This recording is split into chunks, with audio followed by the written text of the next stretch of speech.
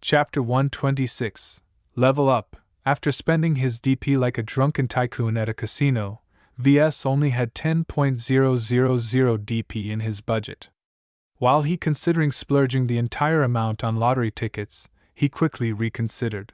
My luck is rather inconsistent. I don't want to take any chances at this moment. He opened the system store page and called up his wish list. At this moment, Ves mainly sought to keep the Mech Designer System a secret. With enough credits, he could buy all manner of fancy gadgets.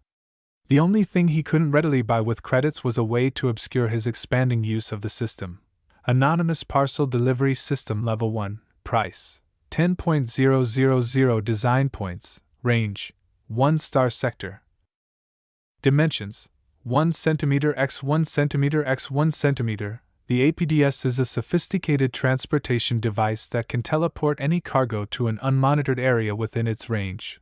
The description left much to be desired, but Ves got the gist, especially with his enhanced intelligence. The small device was somehow capable of instantly teleporting any object placed inside its tiny interior across many light years. The capacity of the box was tiny. It only had enough space to teleport a data chip, one of Lucky's gems or his nail clippings. It also drained a lot of power every time it initiated a teleport. Ves mainly considered purchasing the APDS due to its ability for him to remain anonymous when he traded something sensitive. Like Lucky's gems. He still had to come up with a way to remain untraceable when he communicated with his clients, so until then he had no use for this item. Let's look at something else. Small anonymizing stamp, capacity 1 cubic cm, price 10.000 design points. This specialized stamp can permanently mark any object with a special ink. The stamp has the ability to hide the special characteristics of object that receives a stamp. The SAS is only capable of affecting an object with a maximum volume of 1 cubic centimeter, anonymizing ink small, amount, 1 single-use cartridge, price 100 design points. This ink can be used by any compatible stamp or device to anonymize an object, thereby hiding their special characteristics. Enough ink is supplied to apply one small stamp. The stamp and its separately supplied ink could completely obscure any object smaller than a single cubic centimeter. This meant it could obscure the origins of one of Lucky's gems as well as a normal-sized datapad. The parameters only cares about the volume. This technically meant he could stamp a stick as lengthy as a shuttle as long as it was very thin and very narrow. The stamp worked as long as the object offered a large enough surface area. Let's go with these stamps, he decided after a moment's consideration. The items down the list are also useful, but right now it's important to cover my tracks going forward. If I still want to make use of Lucky's gems, I have to obscure their effects. As long as Ves applied a tiny stamp, no one would suspect the activation button of the mech to affect the machine in a mysterious way. The only downside to using the stamp was that he had to spend 100 DP for every stamp. It turned each physical mech sale a net loss in terms of DP. He tapped his lips and weighed the costs. I can still earn back the points when I design another virtual mech. It's more important for me to raise the performance of my premium mechs. The higher their specs, the more my fame will spread. I'll limit the use of Lucky's gems to gold and ruby label mechs. The mass production mechs fabricated by Carlos did not deserve to be graced with a special gem. A cheap synthesized gemstone will do. Ves bought the stamp and a single cartridge of ink. He stuffed them both into the pocket of his anti-grav clothes for now. I should add secure storage to my shopping list. After Ves finished his shopping, he went back to work. First, he returned to the Clifford Society's virtual portal and entered the Star Library. He scanned the most advanced apprentice-level books and grabbed a generous selection. He then proceeded to read them rapidly.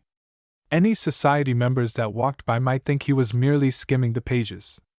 In truth, with his improved cognitive abilities, he was able to understand most of the theory fairly quickly. During his reading marathon, his comm discreetly beeped. Dietrich finally sent over the 35 million credits from the sale of the blackmail material they found at the abandoned base. Took you long enough, he said. He first sent the promised 25 million credits to SAS. This left him with a total savings of 32 million credits. It's not much of a stash, but I've got enough to spend on some additional books. In order to accelerate his learning, Ves resorted to the open market to get his hands on journeyman-level books. The books available for sale in the public might not be as good as the ones in the Moon Library, but at least he didn't have to spend his valuable merits.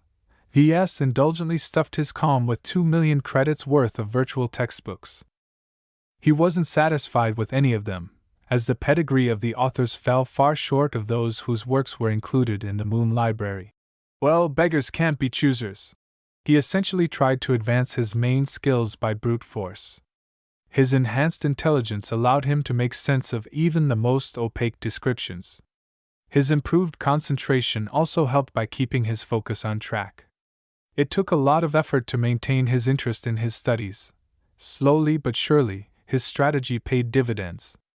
By combining quality apprentice-level books from the Star Library with the awful journeyman-level books from the Galactic Net, he eventually broke through.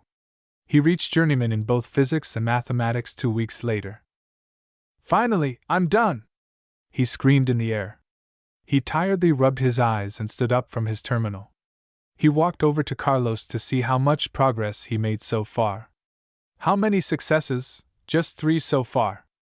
He shook his head as he kept his focus level on the assembler. Trying to stuff the mess of cables and components into a limited space without breaking anything always eluded Carlos so far. "This mech is just too damn finicky with its internals. The 3 intact mechs I've fabricated so far are complete flukes." Funding his first employee's fabrication spree also took a toll on Ves. He expected Carlos to master the process now that more than a month went by. What he saw instead was Carlos tripping over the last hurdle over and over. Ves stretched out his palm. "Okay, this clearly isn't working. Just stop. I'm sorry, Ves. I thought I could master it, but this darn design is too insane. You should see the original Caesar Augustus. That one is at least 50% harder to put together. In any case, there's no use for you to work on either designs. They're too advanced and too complex. Then what should I do next?" Obviously, Ves didn't want Carlos to sit on his thumbs waiting for him to finish his redesign. "Go ahead and practice on my virtual mechs for now. You need to get the hang of fabricating all kinds of mechs. Start with my 1-star designs like the Simple Nomad and work your way up to my 3-star Young Blood.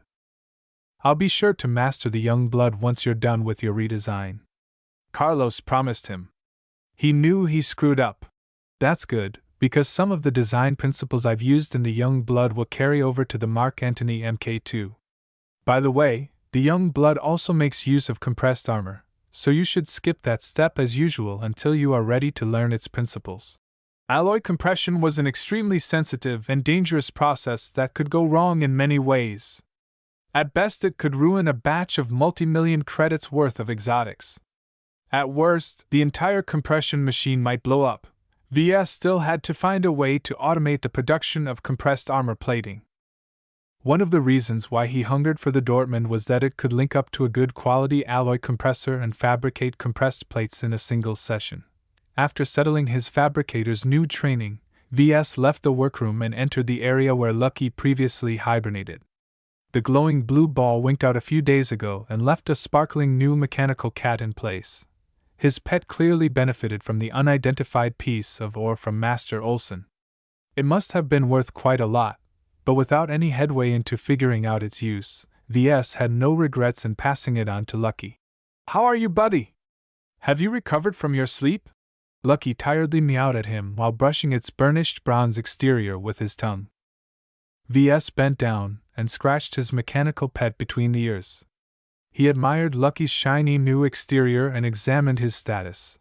Pet status, name, Lucky, owner, Ves Larkinson, rank, gold, exclusive, level 2, skills, gem excretion 2, energy claws I. Lucky already gained the ability to claw through armor from a previous gift. His cat did not gain anything special this time when it consumed the ore. Instead, his cat leveled up. Ves understood that as an upgrade to its core functionality. The cat grew a little tougher, faster, and maybe smarter. His exclusive gem excretion ability also advanced. Any gems that Lucky excreted from now turned into real treasures, compared to the pitiful gems that Ves had stuffed in a safe. The newer gems should be twice as strong. Ves already looked forward to what Lucky might produce. He already had his anonymizer stamp in hand. It's getting dangerous these days. Don't go excreting your gems into the woods without me next time. Let me raise my privacy shield first before you do your business. Lucky lightly smacked his hand with his paw, as if expressing his dissatisfaction. Don't be like that, Lucky. I already have a huge shipment of tasty ores in my storage room. That certainly perked up the cat. Lucky rose from his bed and raced out of the living room in a hasty scramble. Ves scratched his head. Did his cat even know how to open the locks? He followed after his overeager pet and opened one of the drawers for him. He only withdrew a modest chunk of minerals for his cat. He didn't want to see his cat grow fat. Take your time, Lucky. I've got plenty of stock ready for you to devour. He cooed, already thinking about the small mountain of gems his pet could excrete. Having taken care of Lucky's dinner, Ves left the living room and exited the workshop. Underneath the ever-present clouds, a highly automated construction force fortified the perimeter. The bots already removed the flimsy electric fence. Sonia Lablin's workers already measured out an expanded square of fortified walls. Large glowing pillars of light marked the locations where they planned to place the turrets. Ves approached the construction foreman.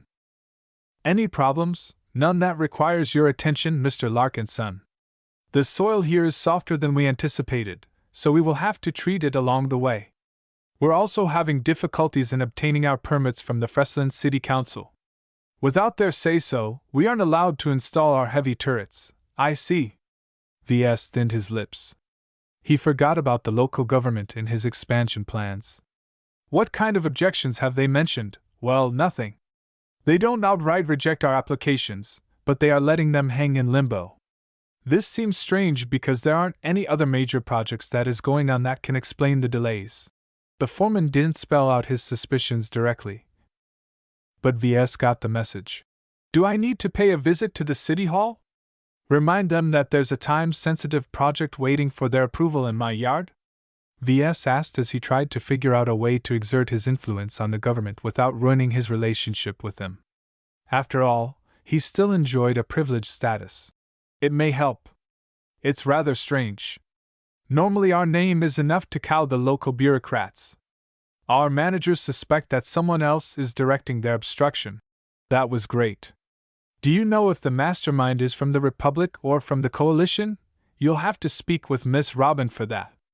My guess is that it's a foreigner who's stuck their hands into the pot. Okay, thank you for informing me. Ves said and tipped his head to the helpful foreman. I'll dig into this immediately. Thank you, Mr. Larkinson. The longer this goes on, the more it will cost. Ves grumbled a bit. Who thought that with his status, a local still dared to mess around? He could forgive a politician or a bureaucrat who opposed him for a good reason, but this naked obstructionism benefited no one but the shadow behind the scenes. Chapter 127, Permit. The bright Republic governed a suburban planet like Cloudy Curtain with a light touch. The planet lacked any form of large-scale industry and their system had no asteroids worth mining. In such a dirt ball of a planet, the Republic generally took a hands-off approach. As long as nobody entertained traitors, foreigners or aliens, the government could care less what you did. That was the theory at least. Ves stormed past the construction site and entered his workshop with stomping steps. His visit to Fresland's City Hall accomplished nothing. With a little digging, he found out the director of planning handled the city's permit applications. Ves wanted to meet with Director Balkai, but after an hour of fruitless arguing he couldn't even get past the secretary. I don't need this problem, Ves muttered as he sank down on his couch. A sated-looking Lucky sauntered over to his lap and sank down in a cute little slump. Ves absently stroked the cat's smooth, bronze-colored back. If you were facing a stuffy director, what would you do? Lucky merely continued to swish his tail in utter bliss. Okay, I get it. You're too lazy to address the problem. Sadly for Ves, he couldn't bury his head in the sand. If he let Director Barker have his way, Who knew if he came the next morning with a notice that forbid commercial activity? He had to draw a line in the sand. I can't do anything alone, but I've got friends who can help. He came up with 3 different parties who might lend a hand. First, he could contact Horatio for assistance. The current situation reeked of coalition influence. If he involved Master Olson's faction early, the other party might back off. The only problem with this option was that he might be calling in the big guns to address a trivial issue. Horatio might lend a hand anyway, but then Ves cemented his reputation as a useless designer who couldn't take care of his own messes. Best leave Horatio as a final option. My current situation hasn't gone so far to warrant his intervention. Next, he could turn to the Larkinsons. His uncle Ark commanded a lot of respect in the Mech Corps while his grandfather Benjamin worked in the Ministry of Defense. Both of them wielded a substantial amount of influence in the military affairs of the Bright Republic. These connections also became a shackle to the family. Ves knew that his family members always tried to stay away from overt politicking. They might have strong opinions when it came to the disposition of the Mech Corps, but outside of that they kept their mouths shut. If Ves called in his family, he might inadvertently throw them into a political minefield. I'm sure they can help, but I'm not sure whether my opponents already prepared a nasty surprise for us. That left Walter's Whalers. The local mercenary gang recently returned to Cloudy Curtain in a triumphant mood. Mr. Walter himself led the expedition himself and salvaged every nut and bolt from the abandoned base that Ves and Dietrich stumbled upon. The Whalers beat off several curious mercenary corps who wanted in on the action. The Whalers returned home a little battered but with very few casualties. All of the scrap had already been sold to a few interested parties from Bentheim. Mr. Walter currently sat on a mountain of credits worth roughly 500 million credits. As the person responsible for making their enormous haul possible, Ves could easily ask a favor from Dietrich and the Whalers. As the locals, the Whalers were best suited to liaise with the local government. That was if Ves ignored the contentious relationship between the two. The Whalers also had a tendency to act unbridled and without tact. They might even punch the living daylights out of Director Balkai. None of these options sounded good. Ves belatedly realized that if he wanted to grow his business, he had to secure his political flank. If he continued to ignore the bureaucrats and politicians in charge of administering the planet, his company remained vulnerable to their predations. I need a political advisor. Ves never really paid much attention to the local politics. Cloudy Curtain always seemed to be governed by the same set of parties. The coalitions that ruled the local city councils and the planetary government changed every few years. He didn't have much more of an understanding than that, so he rather wanted to dump this mess into someone else's lap. Ves knew his limitations, since he had to solve this problem quickly. Ves did not bother posting his job offer on the galactic net. Instead, he first studied the affiliations of Freslin's city council. Looks simple enough, Ves remarked as he read through the brief biographies of the mayor and the directors. Mayor Davidovich is a member of the White Doves while Director Balkai represents the Greens. The White Doves advocate for keeping Cloudy Curtain as boring and static as possible. They drew most of their support from elderly migrants from Bentheim who hated the hustle and bustle of the busy port system. The Greens, on the other hand, formed a core interest group of the deeply rooted locals. They wanted to preserve the unique and tranquil environment of Cloudy Curtain and detested any form of heavy development. Of all the groups who could stand up to them, Ves favored the pioneers. They advocated for a prosperous and well-developed Cloudy Curtain where everyone's living standards reached the level of the Republic's upper-tier planets. The pioneers also fought a generations-long battle against the stodgy two parties who wanted to keep Cloudy Curtain impoverished. Despite their support for growth, they primarily stood up for the poorest who still lived in crumbling apartments and second-hand shuttles converted to mobile homes. As a backwater, Cloudy Curtain lacked the economic development to ensure everyone enjoyed the services they were entitled to. The only reason why the pioneers hadn't taken control of the government was that the Greens and the White Doves enjoyed entrenched support from the wealthiest segment of the population. It all sounded stupid to him. He only gathered enough information to know that he had to find someone who could help him establish a relationship with the pioneers. Fortunately, as a local, VS was familiar with the local hangouts. He knew just the place to go. The Heritage Cafe pretended to bring a slice of Rittersburg to downtown Freslin. Placed conveniently next to Freslin University's campus, they drew a regular crowd of up-and-coming youths who dreamed of making it big.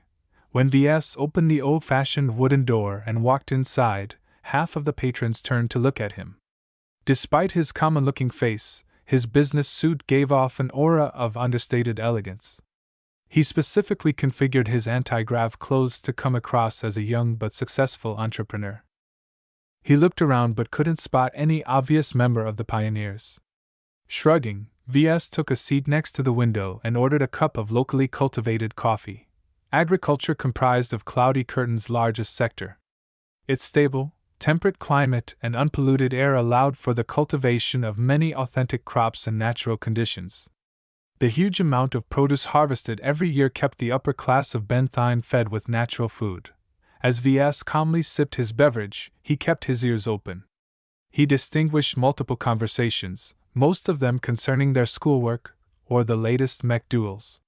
He eventually honed in on a specific conversation between a girl and her boyfriend. He grabbed his cup and walked over to the pair. "Hello, I couldn't help but overhear your conversation. Are the two of you related to the pioneers? I'm a committee member of the youth division," the woman proudly said. "Don't mind my man here.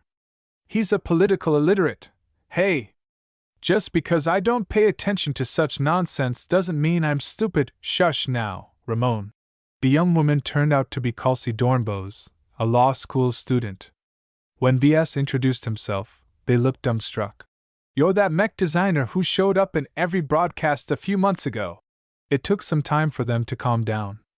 Once VS explained his problems and why he sought the woman out, Kelsey frowned a bit. "If there's evidence that Director Balkai is taking his marching orders from the coalition, then he could be charged for treason. In practice, stuff like that is notoriously difficult to prove. You have to be aware that Freslin City Council is not in favor of increased industrialization. They can truthfully say that they are enacting their existing policies. They aren't rejecting my application outright. They are delaying it endlessly. That means that they still have scruples. If they deny you a permit, then they'll be leaving a record that others can use to whack them over the head. You're one of our planet's most prominent new citizens. It doesn't look good for them if they appear to be picking a fight with you." Kelsey possessed a good awareness of what went on in these circles. VS wanted to make use of such an astute and knowledgeable person. "Are you willing to work for me? Excuse me?"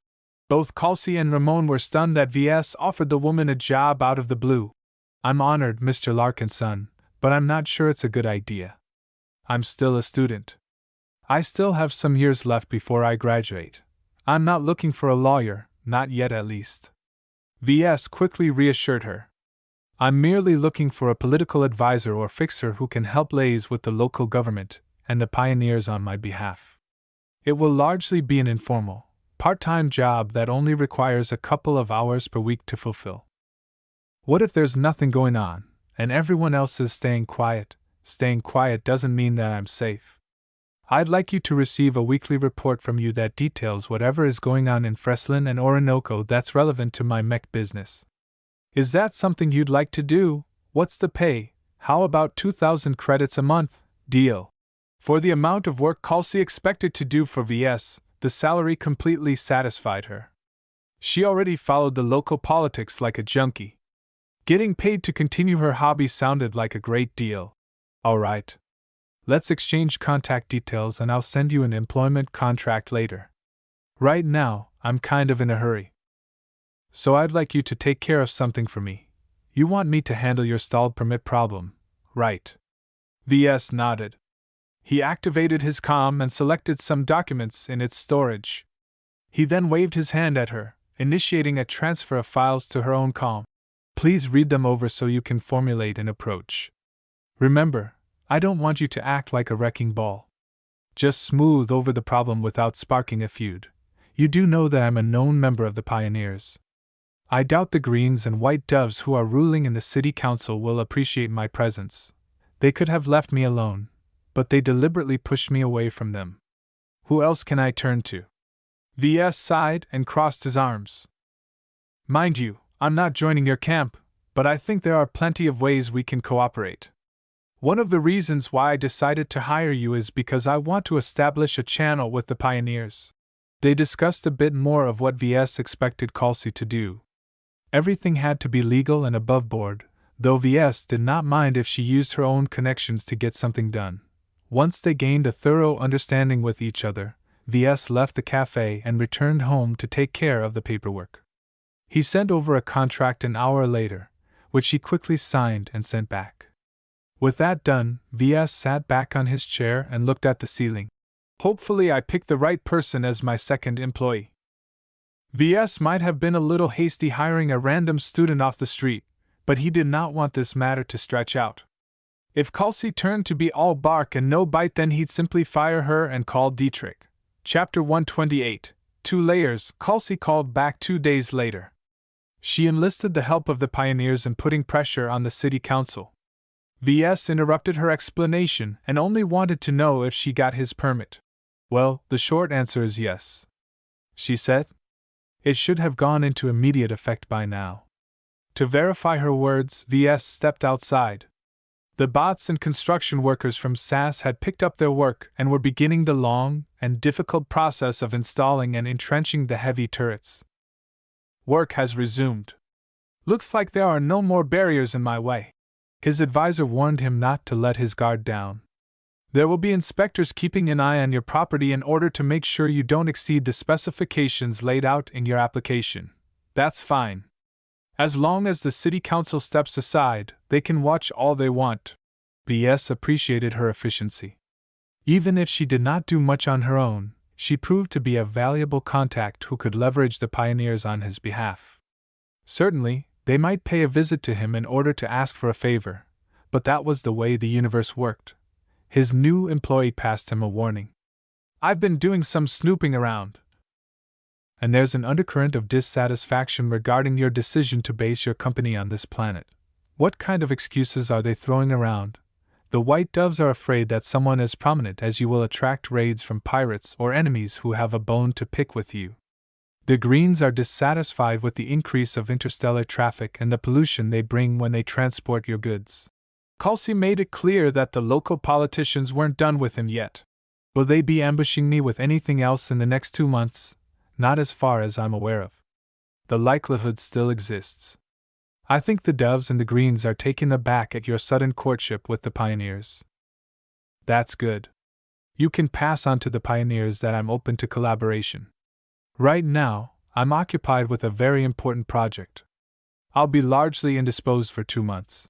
After passing on a couple of instructions to his new advisor, he ended the call. He smiled and stretched his arms. Now that there are no more distractions, it's about time I start with redesigning the Mark Antony. He loved Mark Antony. As his first commercial design, he fabricated 2 physical mechs and sold them to 2 different customers. Those mechs were still in use today, causing VS to feel a strange form of parental pride. I brought those mechs to life with my own 2 hands. They are my children in a sense. His sentiments made him reluctant to change the design. Such an act proved he lacked faith in his own work and that he found it necessary to correct its shortcomings. This mental barrier pushed VS to keep finding excuses. Still, if he continued to procrastinate, then what was the point of taking this profession? I can't aim for perfection all the time. There's a time when I have to draw the line and say it's enough. VS did not have the luxury to indulge in endless study and indolent diversions. He had to run a business. No matter how many virtual mechs he designed, the real universe only cared about physical mechs. Let's get to work. First, I'll have to draw up a schedule. He opened his terminal and split his redesign project into several chunks. First, he planned to spend an entire day to developing and refining a focused intent. He dedicated 3 entire weeks to revamping the mech's entire internal structure. After that, he allocated 2 weeks to revamping and optimizing the mech's armor. The week after that consisted of tweaking and optimizing the remaining self-contained components such as the engines, power reactor, cockpit as well as the weapons. Once he finished going through all of the components, he planned to subject his design to a barrage of tests for the next 2 weeks. Looks like a decent schedule. VS nodded to himself as he drew back. Hopefully, 3 weeks is enough to finish the enormous task of creating an entirely new internal structure. VS recently gained the Structural Pathway Configuration 2 subskill for this task. Still, he never specialized in electrical engineering, and only managed to reach apprentice level through the system. He did not wish to delay this project any further in order to spend a month in trying to raise it again. He shook his head and redirected his thoughts to establishing a strong image for the Mark Antony Mk2. In hindsight, VS realized he constructed a rather chaotic image for the Mark Antony. After untangling the jumbled mess he initially composed, he realized he combined 3 separate images into one. The first image consisted of the appearance of an ancient Roman legionnaire. He started with the standard knight form from the Caesar Augustus and adjusted its appearance to look like a Roman soldier. The most significant change was that he took the base model's kite shield and added enough bulk to turn it into a hefty tower shield. The Roman legionnaire contributed strongly to the defense portion of the image. The inspiration invoked a trust in the shield, a sense of martial discipline, and a grit that never faltered. The next image related to the names of the variant and its base model. Jason Kozlowski originally named his mech the Caesar Augustus due to its prominence in taking up an inspirational leadership role on the battlefield. VS kept to the theme by taking the name of the Roman emperor's defeated rival Mark Antony. As an image, the name evoked a strong sense of daring and the willingness to seize opportunities. This fit with the style of a cavalry general, whose formations changed the course battle with a well-timed charge. The last component had to do with the mech's intended role. As an advanced mech and a hybrid knight, the mech served as a pivotal linchpin in the battlefield. It combined the defensive stance of a knight with the offensive tendencies of an aggressive frontline leader. He slipped in the last image unintentionally. VS tentatively concluded he added this last one in due to his exuberance in creating his first production design. The hybrid knight acted as the glue that bonded the 2 previous images together in a coherent whole.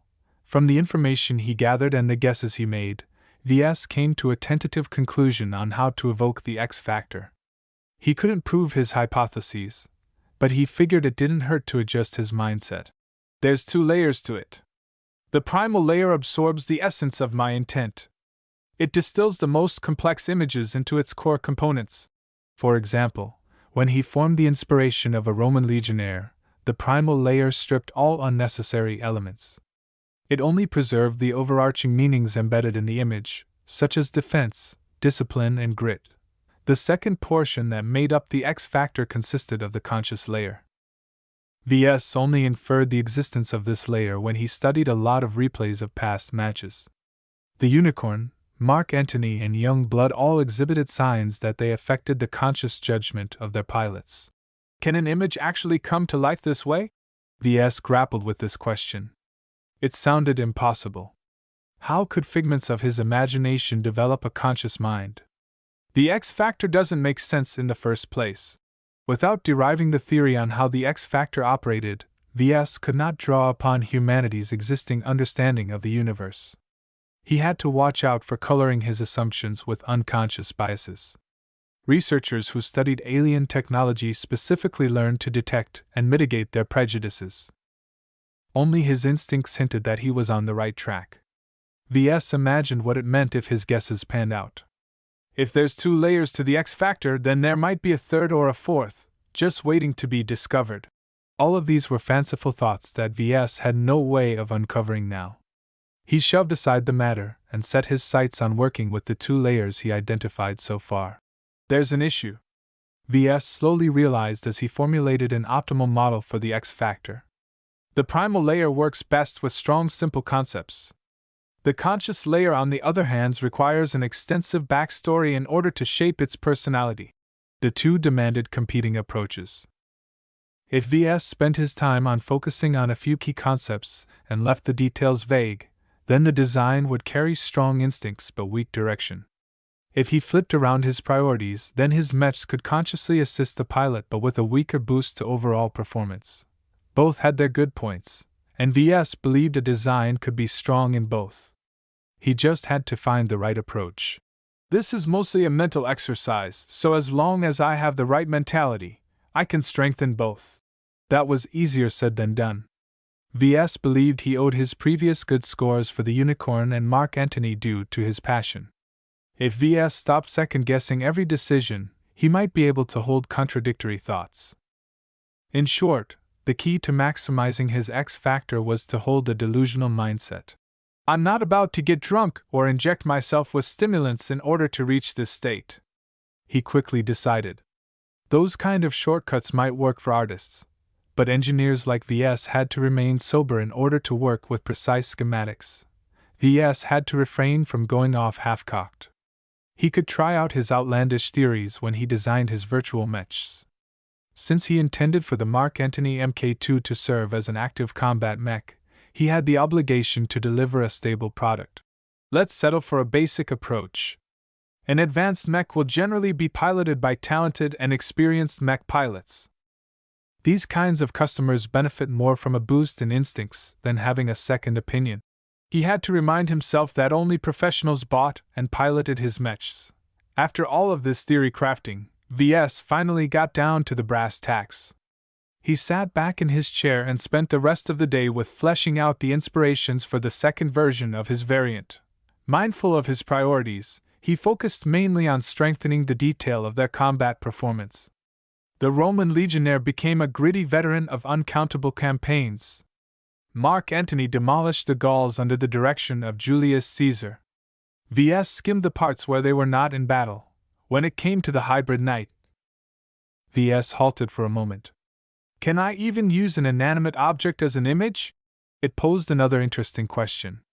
Without trying it, Ves had no idea if it was possible. According to his previous hypotheses, using a shield as an inspiration showered the primal layer with defense-oriented instincts optimized for shield handling. Using a mech to inspire another mech sounded strange. Ves had the feeling the notion resembled asking whether the chicken or the egg came first.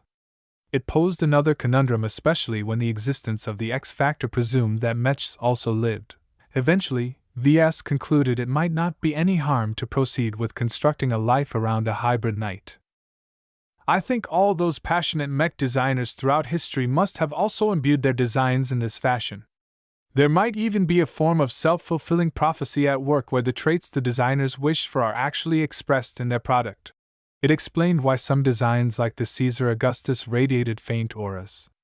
The mech designers in question remained ignorant to the X factor, so they never picked it up like Ves, who at least reached incompetent at metaphysics. I can probably advance it to apprentice once I test out all of hypotheses, Ves remarked, aware of the possibility of treading new ground. In the entire galaxy, perhaps only the creator of the Mech Designer System had walked this path. Ves treated the matter of constructing an image around the hybrid knight carefully. He incorporated both elements of defense and offense, but his main focus laid in increasing the synergy between the mech and the pilot. Both were indispensable. If Ves had to pick a single concept to embody his thoughts on the matter, then it was trust. The pilot trusted his machine to perform at its best, and to never falter. The mech trusted his pilot to steer it right and treat it with respect. Now that Ves polished the images into shape, he began the arduous task of holding them in his mind. His enhanced concentration worked overtime trying to keep the images distinct in his mind. He wrangled the three sources of inspiration into place and condensed them into a beam of focused intent. He managed to hold this strenuous state for an hour, but no more. Ves had to rest his mind so that he could piece together his frayed concentration. That took at least 10 to 15 minutes. Looks like I'll be taking regular breaks once I start with the next phases. Chapter 129, Architecture. Patricia set down her data pad that displayed the Herald's interview with Ves. She sat back on her perch overlooking a peaceful garden at a private island on Lemar. The woman glanced at the projection of a familiar mech as it endured a ferocious missile bombardment.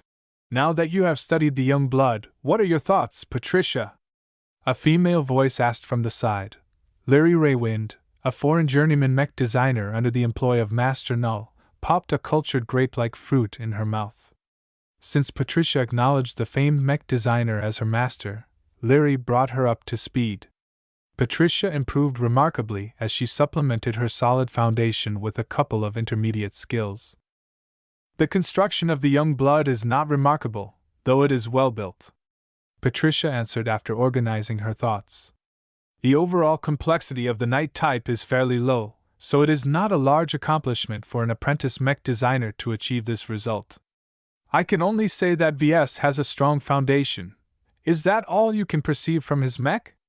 If it is merely a good construction, then it shouldn't be generating the modest amount of buzz in the news. The weapon is solid but nothing special. The augments have been improved, but only marginally. The armor's contours have changed and the internal structure is a lot more flexible. Any pilot who steps into the young blood's cockpit will appreciate the vastly improved handling. These are factual statements that any decent mech designer can make when they compare spec sheets. Lyri admonished her junior while she shook her head in disappointment. You are a talented mech designer, but you are still too sheltered. Don't look at the design with your brain. Instead, look at it with your heart. Patricia looked befuddled. Her elegant eyebrows furrowed as she set aside all the numbers and statistics and focused solely on the projection of the virtual mech in battle. She did not know the mech pilot on display, but thought that he or she performed like a natural on the battlefield. Was she looking at a professional? No. The pilot's skill fell short. Instead, the mech moved fluently and decisively. Patricia did not spot the characteristic pauses and second-guessing of a pilot of this caliber.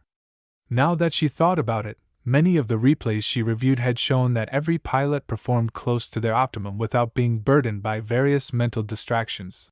Is there something funny going on with the neural interface? No, Lyri responded. I've checked the design myself.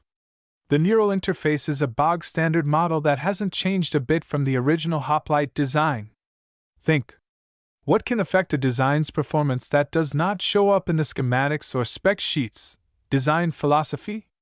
That's impossible. He's only an apprentice. Far from the level where a design philosophy should manifest, the human race is endlessly varied. There are many exceptions to the rule. We lump in everything unexplainable into a concept called design philosophy because only few of us are able to exhibit phenomena beyond our understanding. Master Olson has a good eye for her to spot such a gem in the wild. Normally, novices and apprentices have only vaguely heard about design philosophy. From their basic textbooks, design philosophy embodied a mech designer's understanding of mech design and signified their unique insights that no one else could imitate. In truth, design philosophy embodied much more than simple understanding. Patricia knew a little more about the concept. Only those who developed their design philosophy past a certain point broke through to senior and master mech designers. All others stopped their advancement once they reached the limits of journeyman. Don't be discouraged, Patricia. Design philosophy comes with experience and learning. One must first learn to crawl before they can learn to walk. At what stage is Ves right now? I'd say he's actually running the 100-meter sprint right now. There's no way he can keep this up without damaging his foundations. Then we should warn him. Patricia yelled and brought up her calm. Lyri cut the air with the palm, shutting off all signal traffic on the island. Stop! Why? Do you think his master is unaware? A lesson only hits home when it hurts. When little Ves inevitably falls and trips, Master Olson will be there to pick up the pieces. Despite her concern, Patricia had no right to interfere. Every mech designer had to seek their own truths and find their own path to greatness. Back in Cloudy Curtain, Ves prepared to resume his efforts to revamp his outdated production design. This next step is going to be a pain. The second phase of his redesign project consisted of revamping the internal structure or architecture of the Mark Antony. Ves did not intend to replace any of the existing components stuffed inside the mechs, though they were also the source of the problem. The Caesar Augustus used some of the best current-gen component available for licensing. The engine, power reactor, weapons and more performed quite well compared to the competition. However, performance often correlated with size, so they all took up more space than average. For a medium mech trying to stay within its weight class, this created an awful situation. What VS learned from his newly gained structural pathway configuration sub-skill helped him understand the issue at hand. He got a sense of what the base model tried to accomplish. Mech designers learned fairly early in their studies that they were brought up to design war machines. These mechs not only had to perform at their optimum when fully maintained, they also had to endure various debilitating conditions. If a mech got its arm cut off, its systems adjusted by enacting some form of damage control. For example, the mech adjusted its balance and cut off any feeds and systems designed to interact with the missing arm. If a shot snapped an important power feed to the arms, then the mech adjusted by routing power through an alternate path. These backup lines may not be able to bear the full load, but it at least ensured the limb maintained a basic amount of functionality. Both mech pilots and mech designers consider redundancy important. An easy but misleading way to determine a mech's overall redundancy was to look at their redundancy factor. Expressed in percentages, the RF summarized how much damage a mech could take before it started to lose performance. Any mech certified by the Mech Trade Association had to meet a minimum standard of redundancy. Heavy mechs always reached a minimum of 100% RF. This proved that all of its basic systems could be run on a parallel internal structure with no loss of functionality. This took up a lot of a heavy mech's internal space, but since they often acted as punching bags, pilots always wanted more. Medium mechs only had to meet a 50% RF. The mech's critical systems, such as its basic feeds between the power reactor, cockpit, engines, had fully functional backups that could take over the transfer of power and data. Less essential systems had to make do without these redundancies. Light mechs always had to do more with less, so a 25% RF already strained an average light mech. These kinds of paperweight mechs relied entirely on speed and evasion, so it did not have much use for redundancy in the first place. A single heavy hit could easily wipe out the main feed and all of its backup feeds at the same time. Other factors also mattered when it came to mitigating damage, the most important of which was compartmentalization. When a particular section of a mech sustained a hit, ideally the damage only affected that portion. A well-designed internal structure contained the spillovers from both the source of the damage and any cascading faults such as follow-up explosions. Same as redundancy, an MTA-certified mech also had to meet a minimum standard of compartmentalization, expressed in CF. Unlike RF that for some heavy mechs reached as high as 300%, CF only had reached a theoretical maximum of 100%. The MTA mandated a CF of 10% for light mechs, 15% for medium mechs and 50% for heavy mechs. Regardless of CF and RF, the MTA mandated minimum only barely met the needs of mech pilots. Those who wished to purchase a more secure mech always sought out mechs with significantly higher margins of safety. What Jason Kozlowski decided to do when he ran out of internal space astounded VS. Instead of addressing the root of the problem by replacing his core components with more compact versions, he started cutting into his CF and RF. Between the two, Jason evidently valued redundancy more. He tried to keep as much redundancy intact as possible by optimizing his design's internal architecture for space. He basically removed a lot of internal dividers and active suppression systems that localized the damage. He also filled up the buffer space with more junk, causing many cables and feeds to squeeze together. What a self-obsessed idiot! VS quietly cursed.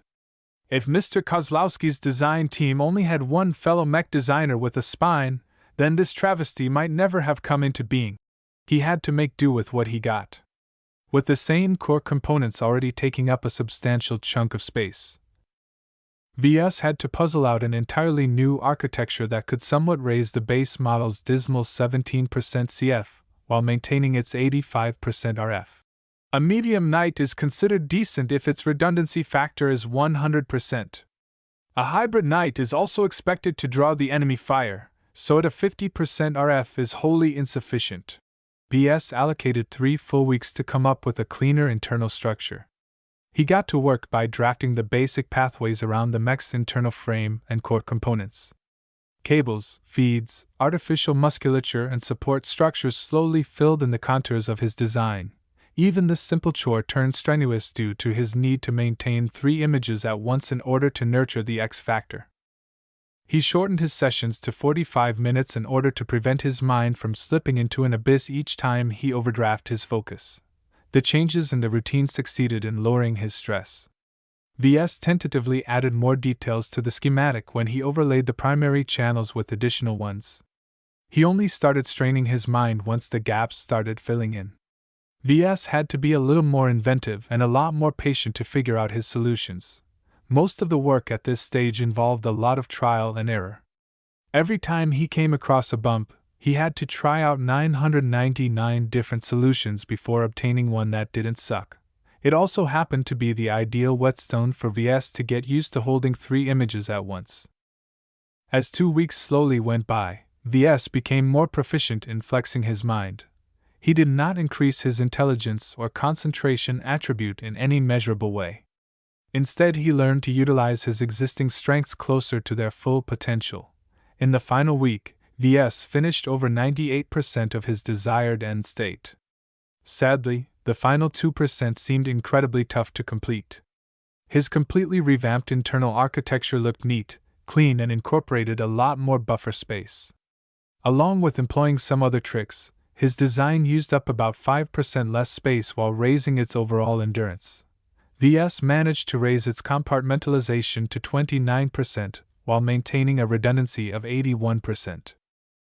The vastly increased CF ensured that any damage his mech sustained remained limited to the affected portion.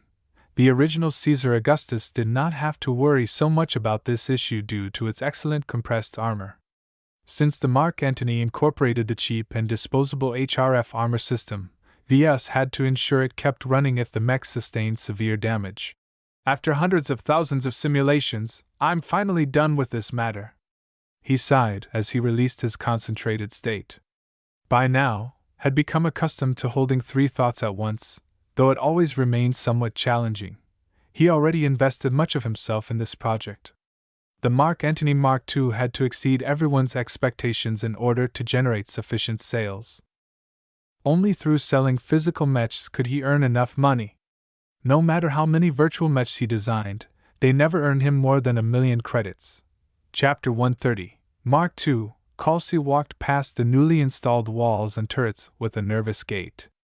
No one stayed calm when they had to face those ferocious defenses. Various bots patrolled the grounds, making sure to inspect the college girl when they hovered close. After receiving a final inspection from a uniformed security officer, she finally got to enter her new employer's workshop. Compared to the deadly gleaming turrets, the interior appeared much more down to earth.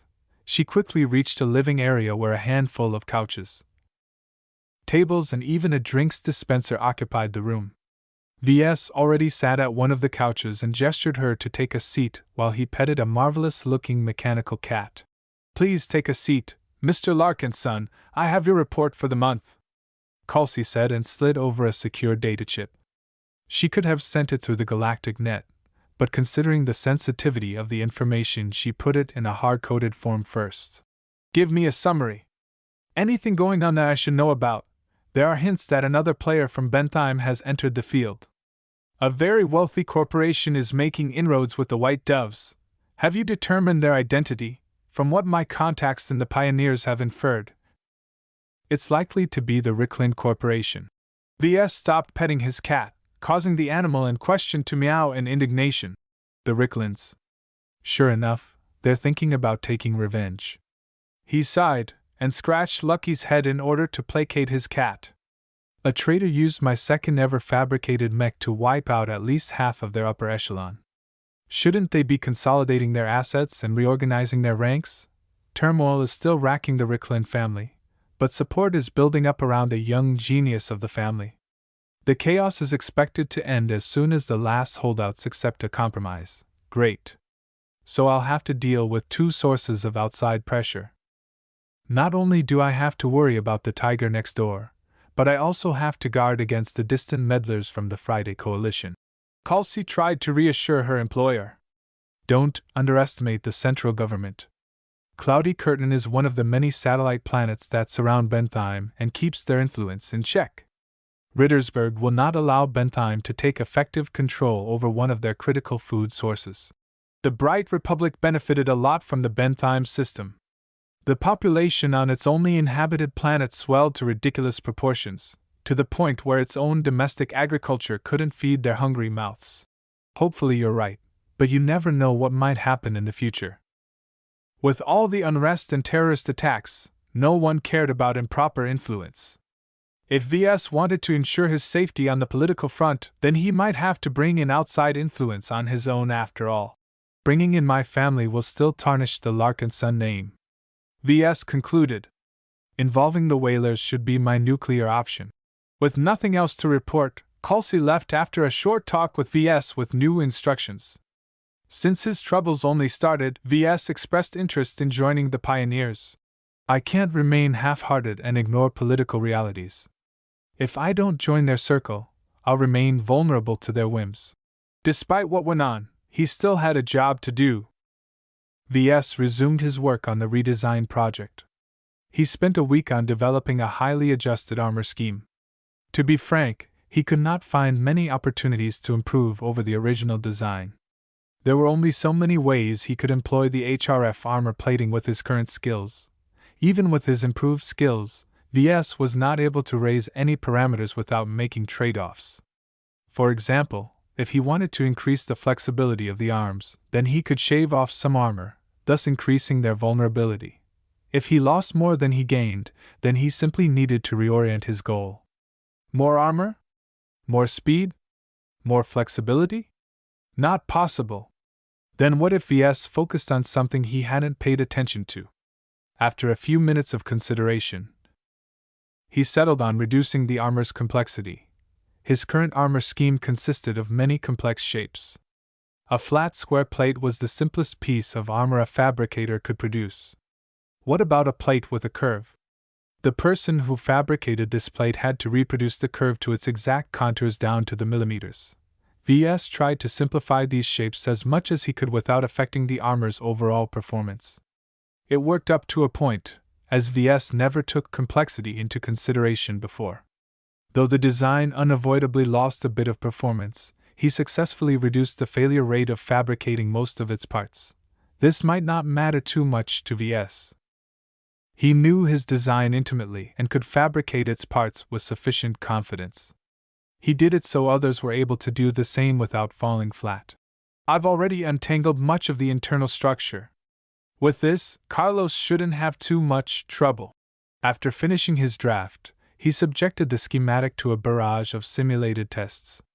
The reduced complexity opened vulnerabilities in his design that slightly lowered the armor's ability to withstand certain kinds of damage. VS easily patched most of the holes. Only some needed more attentive care as VS had to reintroduce some complexity. When VS finally reached the end of the armor phase, he sighed and relaxed his concentration.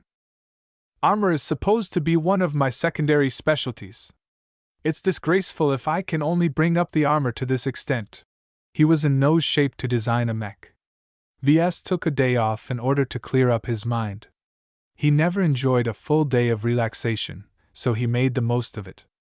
While Carlos diligently mastered the last of his virtual designs, VS played around with Lucky and browsed the news. Much of the news revolved around the recent chaos and the steps the Merc Corps took to respond. They increased their procurement and called in some of their reserves. Everyone knew this was just the prelude. This is the time when mechs are selling like hotcakes. I have to push my product out as fast as possible if I don't want to miss out. The next day, VS returned to his work with a renewed sense of urgency. He spent the next week making adjustments to the self-contained parts. Due to his lack of expertise, he only brushed through most critical components like the engine or power reactor. Instead, he spent an entire day on customizing the cockpit. VS wanted to stimulate a better response to the X factor by setting the right mood. He changed the shape of the chair and adjusted the displays. He also carved the entire metal compartment with ancient-looking sculptures that alluded to the inspirations for the design. If nothing else, his customers might appreciate the luxury. With that done, he turned his attention to the mace and shield. His new melee weapon optimization subskill allowed him to recognize that he made a lot of mistakes with the weapon. He deleted the mace and brought back the CA-1's original sword. I can't use the same sword shape that's optimized for compressed alloys when I'm actually using an uncompressed alloy. Ves drastically modified the basic sword shape until he made it shorter but thicker. Without access to a compressor or better performing alloys, he had to resort to various tricks in order to make the most out of the uncompressed HRF alloy. After finishing the sword, he touched up the shield. He introduced a moderate amount of complexity by applying some creative layers, but other than that it remained a simple rectangular slab of metal. He tweaked the other weapon systems as last. He adjusted the contours of the missile launchers so that they meshed a little better with the shoulders. The wrist laser cannons required a lot more work. With his newly acquired directed energy weapon optimization subskill, he recognized various vulnerabilities. The laser cannons faced a major issue. The HRF's heat capacity simply couldn't compare to the original armor system. Ves had to thicken the wrists in order to prevent the wrists from overheating too quickly. It took 2 entire days to graft new heat channels in order to spread out the excessive heat generated from a rapid-fire rate. At the end of the phase, Ves dedicated the last hours to optimizing the festive cloud generator. He reduced the size and energy consumption of the joke component in order to minimize its impact to the mech's performance. He also distinguished the vapor crest on the head by running the distinctive pressurized mist through some lights. I'm finally done with this phase. All the components are in place. Up next is comprehensive testing. After more than a month of redesigning, the revamped Mark Antony looked substantially more refined. The subsequent simulations subjected his new design in various brutal conditions. Ves extensively employed the system's models in order to find every possible fault. The holistic tests exposed various stress factors that in some cases crippled the mech. Ves had to tread carefully from this step onwards. He encountered many instances where one fix led to another issue. Sometimes he had to revamp an entire section in order to address the root of the problem. 2 whole weeks of simulation, and it's still not enough, he declared after an enormous amount of repetitive testing. By now he only caught minor glitches that only really came into effect in extremely rare conditions. Without a better proficiency in modeling, Ves reached the limits of what he could expose. He had reached the end of the road. Ves not only invested 8 whole weeks into designing the Mark Antony Mark II, he did it while maintaining 3 separate images in his mind. Ves looked forward to the evaluation. He squirreled to his toilet and set up the privacy shield before bringing up the system. Tell me, system, what's your verdict? Design evaluation, CA1C2 Mark Antony Mark II.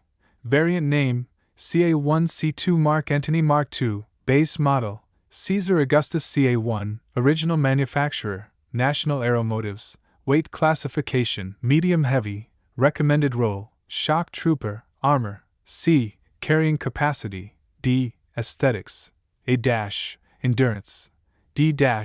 Energy efficiency, C-. Flexibility, E. Firepower, B-. Integrity, B. Mobility, C-. Spotting, C-. X factor, C. Deviance, 62%, performance improvement, -23%, cost efficiency, 62%, overall evaluation, an acceptable variant of the Caesar Augustus. Though very lacking in its armor compared to the base model, it has achieved an admirable amount of cost savings over the original model. The second version of this variant has turned it into a commercially viable design. No rewards are issued when updating an existing design. Yes! I did it! He celebrated. Not much had changed at first glance, but Ves instantly recognized the differences. The deceptively unexciting evaluation hit a lot of surprising bombs. First, he successfully raised the X Factor's rating. From C to C, it indicated that holding 3 images at once and using a mech to inspire his design did not result in catastrophic errors. It's still a pain to repeat this method without improving my concentration. I'm also unsure if I'm heading in the right direction. If I increase the amount of inspirations, it becomes increasingly difficult to meld together. At some point the X factor will simply scatter. No matter the case, Ves uncovered a lot of avenues for further research. Previously, his total lack of understanding prevented him from doing any focused research. Now, he was brimming with questions. Integrity also received a major improvement. After all the work Ves had done to increase the Mark Antony's compartmentalization, he deserved the compliment. His design could finally tough it out in the field. Even if its armor got breached, the Mark II could still fight on. Though Ves didn't recommend such a reckless act, the third surprise came from the final two ratings. His various optimizations reduced the material needs to fabricating the mech. Most of the cost savings came from developing an improved internal structure. Reducing the complexity of the armor also helped out by reducing the frequency of producing faulty parts. In the end, it came down to performance. The Mark Antony Mark II thoroughly eclipsed the base model except for armor. Ves still found it a pity to miss out on compressed armor. Still, my mech is a solid performer now. It might not compare to a genuine advanced mech, but it's still a decent bargain, since the costs hadn't grown at all. Ves could go in two different directions with regards to pricing. If he raised the asking price, he could earn a lot more credits per sale. If he kept the price the same, then he'd surely be able to generate a lot more sales for his improved mech.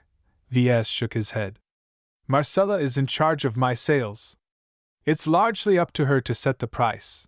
Now that he finished the arduous task of designing the Mark II, Ves deserved a well-earned rest. He basically took no notice of the outside world for 8 straight weeks.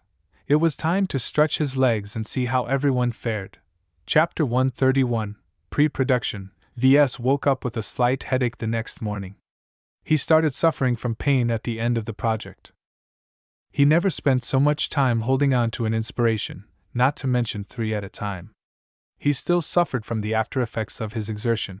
It's worth it if I can obtain AC rating for my design, he muttered as he popped a pill inside his mouth to clear his head. The medicine actually didn't help much, as if the pain originated from something other than a purely physical reaction. Nonetheless, Ves expected the strain to fade now that he had no need to concentrate for hours on end. After finishing his morning ritual, he entered the workroom to see Carlos up at work. Yesterday, Ves checked in with Carlos and became satisfied with his progress.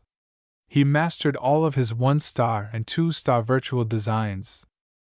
Only the young blood gave him a bit of trouble, but a success rate of 90% proved that he hadn't slacked off.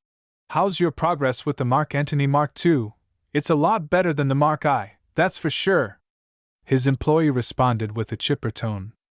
The internals are still a lot harder to assemble, but at least I don't have to be a plumber to untangle all of the messes. That's good.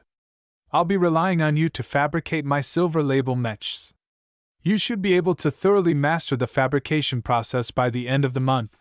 I don't have the confidence to achieve a success rate of 95%, but I should be able to get close to 90% in a month. Carlos honestly informed Ves.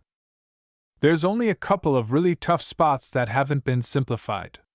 I think I'll need at least 3 months of practice to get over these bumps. That's fine. The Mark Antony Mark II is still a difficult design, and you're still settling in your job. I'm making a lot of allowances for you, so you better shape up. When Ves occasionally inspected the logs, he found out that Carlos religiously spent his evenings playing around with the designer software.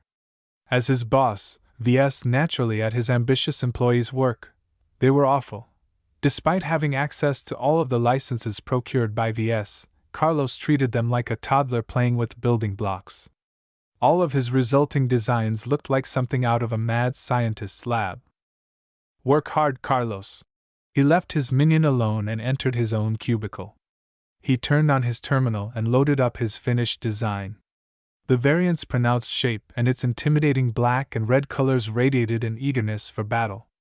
The golden frills and the dynamic vapor crest both gave the mech an aura of leadership. In short, the Mark Antony Mark II aimed squarely at the middle segment of the mech market. Hopefully he already generated enough buzz to attract a couple of orders upon releasing the design. Ves called Marcella now that his design was ready for sale. Her tired face popped up from the projection. I haven't heard from you in a long time. Have you finally completed your work? I finished my design. For a moment, his mech broker thought she heard wrong. Are you referring to your update to the Mark Antony? I haven't been fooling around with any virtual designs. It's true. The Mark Antony Mark II is officially done. I've been dying to hear that. I already put the word out, you see. Once you release the specs, I'm sure I can make them bite. When Ves sent over his design along with a detailed spec sheet, Marcella eagerly skimmed the documents. Good! You've improved upon your mech's performance without raising costs. That's just what I needed. He could already imagine her diabolical plot. She'd pass off the Mark II as a more expensive design even if the fabrication costs hadn't budged. Ves didn't mind such plans, as a higher profit margin benefited him the most. With his current assets, he could forget about mass production. So what's our sales strategy? Ves eagerly asked. My production facilities have stayed idle for too many months. I'd like to end the standard year with some accomplishments under my belt. Hold your horses, Ves. While a product like yours is almost good enough to compete with the mainstream models, it's best to avoid widespread publicity for now. Why so? We previously introduced the young blood by holding an interview, and that worked all right. It's exactly due to your previous high-profile release that we should take a gradual approach. You've already built up your name recognition. What you lack is a solid track record. If you want to present yourself as a competent mech designer, then you have to avoid the perception that you're showboating. After a brief explanation, Ves understood his broker's arguments. Essentially, if he showed up in the news without offering something solid, the public might start treating him like a celebrity. He could still benefit from such a status if Ves only harbored limited ambitions. Yet ever since he obtained the system, he set his sights on the pinnacle of mech design. If he wanted to be taken seriously, then he had to let his products do the talking. Alright, if you think it's best to keep a lower profile, then I'm fine with that. Do you have a plan? I know you want to get your hands dirty, so let me ask you something. Can you fabricate a single mech without receiving an advance? Right now? Despite bleeding money lately, Ves still maintained a reserve of about 28 million credits. While I have the necessary funds, I'm not comfortable with dipping into my savings. Marcella grinned at him. It will be worth it. Didn't I mention that I'd built up some hype for your product? Let me gather a small circle of willing buyers and host a private party. You can make your case when we introduce your design. Is it all right for me to be present? I'm still rather young, don't worry. As long as we demand outrageous prices, the market is willing to make allowances for your product. Even if the Mark II falls short in certain areas, there's nothing wrong with its price-to-performance ratio. She had a point. Even as last-gen Mech started losing value, the Caesar Augustus still sold for 60 million credits. As for Ves, he could fabricate a single Mark II for 18 million credits. That was pretty good for a variant that only performed 23% worse than its overpriced base model. We can auction off your first production as a limited edition model. We can build up a waiting list if we label the next couple of mechs as exclusive collector's edition models. The collectors will love it. I'm not a fan of catering to this kind of crowd, Ves quickly replied. He detested those who treated mech as toys instead of war machines. Let's just keep it simple. There's a reason why I've only established 3 different labels. I don't want to muddle up my catalog. While he trusted Marcella to make the right choices, she always aimed to maximize profits. This time, Ves reined her in because he did not wish to go overboard. He also bowed out of the party. Are you sure you don't want to be present? Your presence will add a face to your design. Even if you fail to win them over this time, you can still cultivate some connections that might help you out in the long run. I'm not a marketing expert like you. My presence won't add too much to your party. As Ves made it clear he disliked attending these sort of functions, Marcella agreed to host a party on her own as soon as Ves shipped his first mech. After ending the call, he stretched his fingers and rubbed his head. My headache is still lingering. Hopefully it will be gone by the time I start fabricating the first Mark II. Ves reluctantly ordered a batch of materials from the MTA's open market for around 18 million credits. He noticed that he paid a little more this time for the same amount of goods. Prices have risen.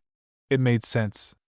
Everyone smelled a war, so the manufacturers started running their production lines around the clock. The mech industry devoured more resources than before. This cut into the excess supply that the mining corporations routinely dumped in the open market. The big manufacturers benefited from long-term supply contracts, so they had nothing to worry about. Only the little guys like Ves who had to resort to paying the full market price started feeling the pinch. If prices rise by a third, I won't be able to make a profit. The upward trend in prices doused his enthusiasm. Ves suddenly realized his business was dangerously exposed to every fluctuation in the resource market. It's not worth it to engage in options right now. When my business grows, I'll expand my overhead and hire a financial wizard. Right now, Ves wanted to fulfill a couple of important goals before the end of the standard year. The Larkinsons always returned to their ancestral home in Rittersburg to celebrate the new year. Of course, most of the Larkinsons who served in the military were unable to ask for leave in these tumultuous times. Ves expected this year's gathering to be a more subdued affair.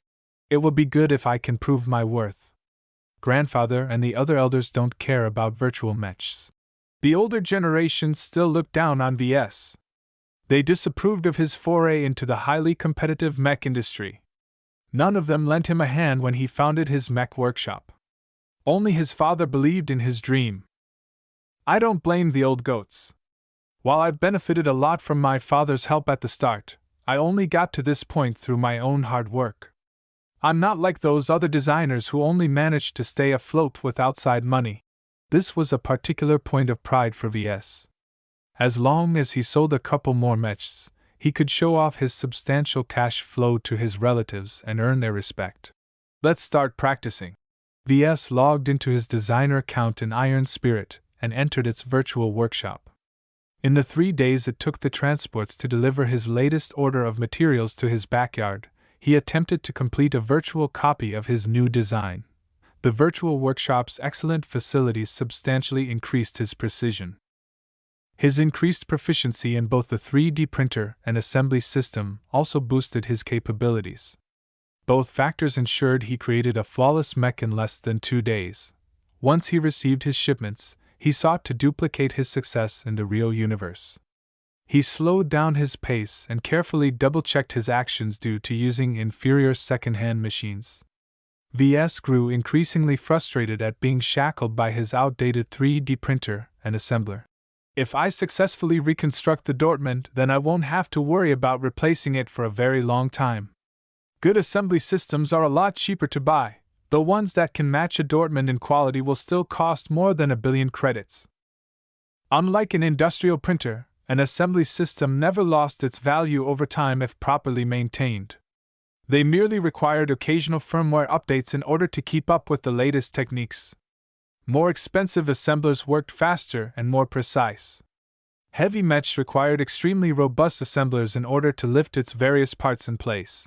In any case, Ves encountered plenty of tight spots, but he resolved without issue. He worked as conservative as possible and took 5 days to complete the mech. The Mark II's revamped internal architecture allowed Ves to keep up his pace as he purposely eliminated the knots that confounded him in the previous version. The fabrication process ended when the assembler finished applying coating to the entire frame. Ves looked up at his creation while holding Lucky and smiled. It's almost perfect. I only need to climb inside the cockpit to install a golden label and a gem. Still, Ves had the feeling that his model lacked something essential. Something that stamped the machine as his own personal creation. When he compared his freshly fabricated mech to other models, he quickly realized what it lacked. It was time for him to design a logo for his brand. Ves looked down at Lucky and scratched his head. What do you say about lending your likeness to my logo? The mechanical cat meowed, more in response to his scratches than his question. I'll be sure to stylize the symbol. I don't know if your product series actually exists in the galaxy. The last thing I want is to step on someone's copyright. Frankly, Ves hardly believed another copy of Lucky existed in the galaxy. His gem excretion skill alone defied his understanding of the universe. Chapter 132 Viable Mech. In the end, Ves took a few hours to draft his logo. While his artwork might not satisfy any critics, it looked sufficiently distinct. It looked like a curling bronze cat resting atop a cartoonish rainbow cloud. VS had to admit the design lacked the traditional kind of maturity that most serious arms manufacturers favored. "I hope you don't mind lending your likeness to my brand." Lucky continued to paw at the projection of his finished work. He uploaded the design to the assembler system and allowed it to paint over his newly designed logo to the mech's left chest. VS took a major step in his career now that he implemented a logo.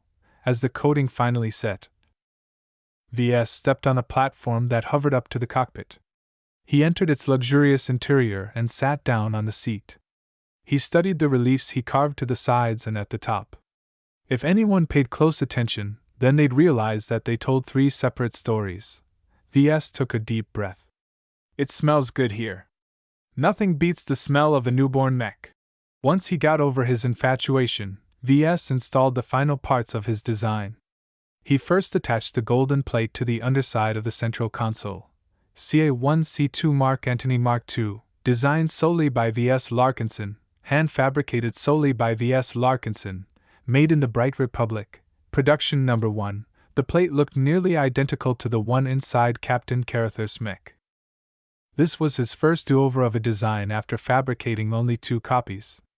VS found it a sad state of affairs to update a design after achieving so few sales. "The Mark I is officially history now. How times fly." He installed one of Lucky's gems before he exited the cockpit. Before he set it in its place, he first retrieved his system-bought anonymizer stamp. After applying the exclusive ink, he carefully stamped a brilliant piece of honey-like citron. In order to make sure the stamp actually did what the system claimed, he took out his handheld multiscanner. After carefully subjecting the gem to a host of scans, the machine stubbornly insisted that VS held nothing but a shiny rock. "Huh! It works! As expected of the system." The Mech Designer System might be greedy and capricious, but it never lied.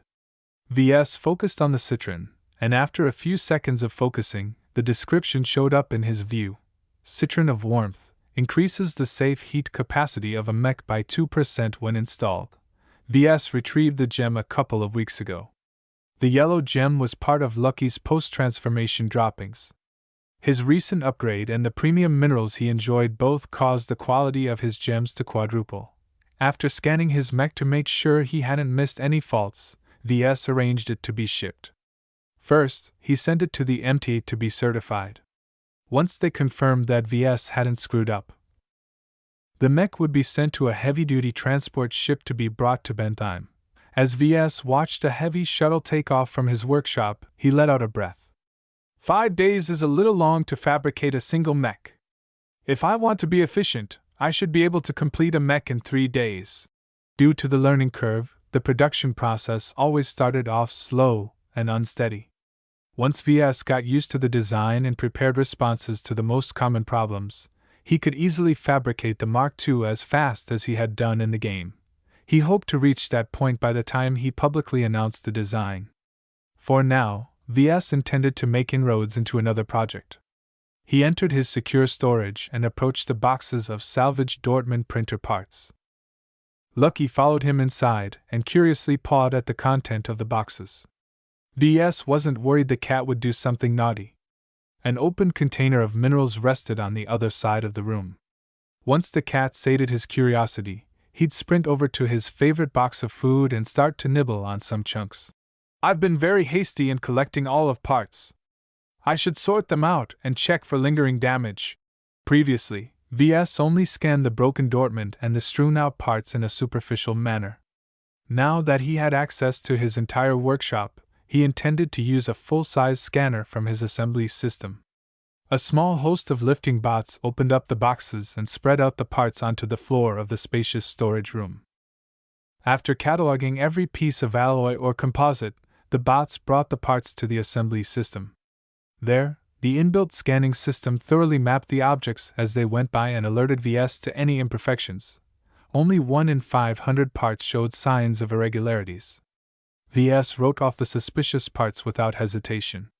He put them into a mid-sized container and sent them to a recycling facility to be broken down to their base components. Since he had to remake the components, he might as well use the materials he had on hand. Some of the exotics incorporated in the sophisticated machine could not even be found in the open market. Still, Ves did not entirely trust his scanners. They worked fine when measuring the exterior, but some materials were so dense that the scanners failed to penetrate past a couple of millimeters. Besides borrowing the MTA's state-of-the-art machines, Ves decided to use something else. He carefully retrieved an archaic-looking lantern from a locked compartment. He received the mystical object from some random draw rewarded by the system. He inspected it carefully. Lantern of imperfection. Light the lantern and shine it against a mech or component to reveal structural flaws. The revealed flaws are only visible to the holder of the lantern. The lamp contains enough oil to burn for 5 hours. System: will the lantern work if I shine it on something other than a mech?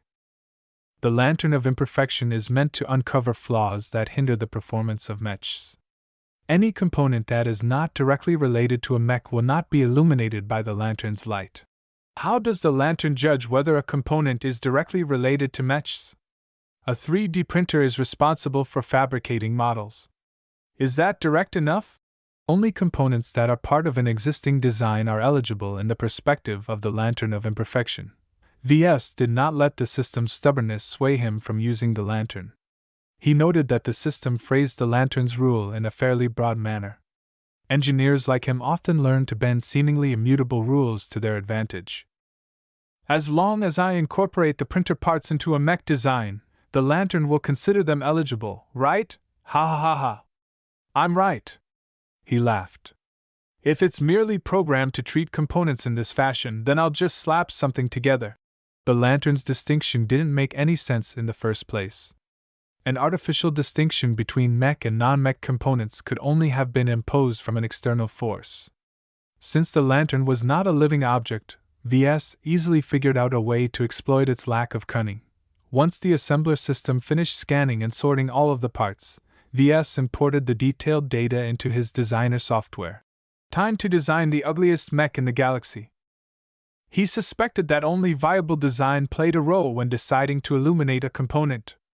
This meant that Ves had to put some effort into making sure his Frankenstein monster could actually walk and shoot.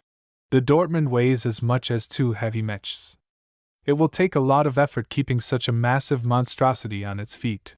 Replacing the feet with wheels or treads didn't work, as Ves had to stick to the definition of a mech. Since he didn't have to actually fabricate the mech, Ves chose to start from the default Caesar Augustus frame since it used the best materials. First, he stripped the limbs and expanded the torso. He added a crude hollow section to the underside and filled it up with redundant power reactors and engines. He then duplicated the default legs by about a dozen times before adding them to the expanded portion. It took a few hours to rig the artificial muscles that transferred motive power from the engines to the legs.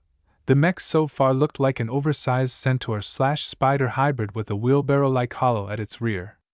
He started to build an elaborate lattice around the mech and gradually started to attach the lighter Dortmund parts to them. They hung from the lattices like leaves on a tree. Once Ves used up all of the small-scale parts, he started to using up the heavier components. He welded them together and stacked them up inside the hollow he left out. It made the monster mech look like an old-fashioned truck with legs. To top off his mech, he added a single laser cannon to a random surface. He quickly finalized the design and handed it over to the system. Here's my latest design. I call it the piece of junk on 12 legs. Design evaluation, piece of junk on 12 legs. Model name, piece of junk on 12 legs. Original manufacturer, Ves Larkinson. Weight classification, ultra heavy. Recommended role, target practice, armor, F-. Carrying capacity, A. Aesthetics, F-. Endurance, F-. Energy efficiency, F-. Flexibility, F-. Firepower, F. Integrity, F-. Mobility, F-. Spotting, F-. X factor, F. Cost efficiency, F-. Project involvement, 100%. Original component. Composition, 3%. Overall evaluation. The piece of junk on 12 legs barely meets the definition of a mech. This walking disaster fails in every possible role except for holding up its own prodigious weight. You have received no design points for failing to design a practical mech. The system must have been having a seizure when it marked his design. Ves had to suppress his grin. The piece of junk could barely move, let alone stand in place without collapsing in on itself. Still, as long as it held up for a minute, he succeeded in making a viable mech. Ves returned to the sorted pile of printer parts and brought out the lantern. After carefully igniting the wick, the lantern released a brilliant golden glow that nearly blinded him for a moment. The brightness dimmed into a gentle glow. Whenever the orange light encountered one of the components laying on the ground, it flared and sought to sink in deep. Ves merely held up the lantern and waited for something to happen. He spotted a couple of signs 10 minutes later. Part of a large alloy sheet started glowing red. They looked like tiny hairline fractures. Their presence proved that he successfully fooled the lantern's programming. This is great! With the help of the lantern, Ves took out any remaining parts that glowed suspiciously. If he neglected the lantern, he might have gone ahead and pieced together a Dortmund that could one day collapse in a heap of junk. He practically saved his own hide with this precautionary move. In the end, Ves had to recycle around 1 in 200 parts. This was much more than he expected. The prevalence of microfractures and other faults forced him to halt his current schedule. He wanted to make some headway in the reconstruction project before he started fulfilling orders for the Mark II, but now it appeared he underestimated the required steps. I can replace most of the parts at home, but these high-grade processors are a different matter.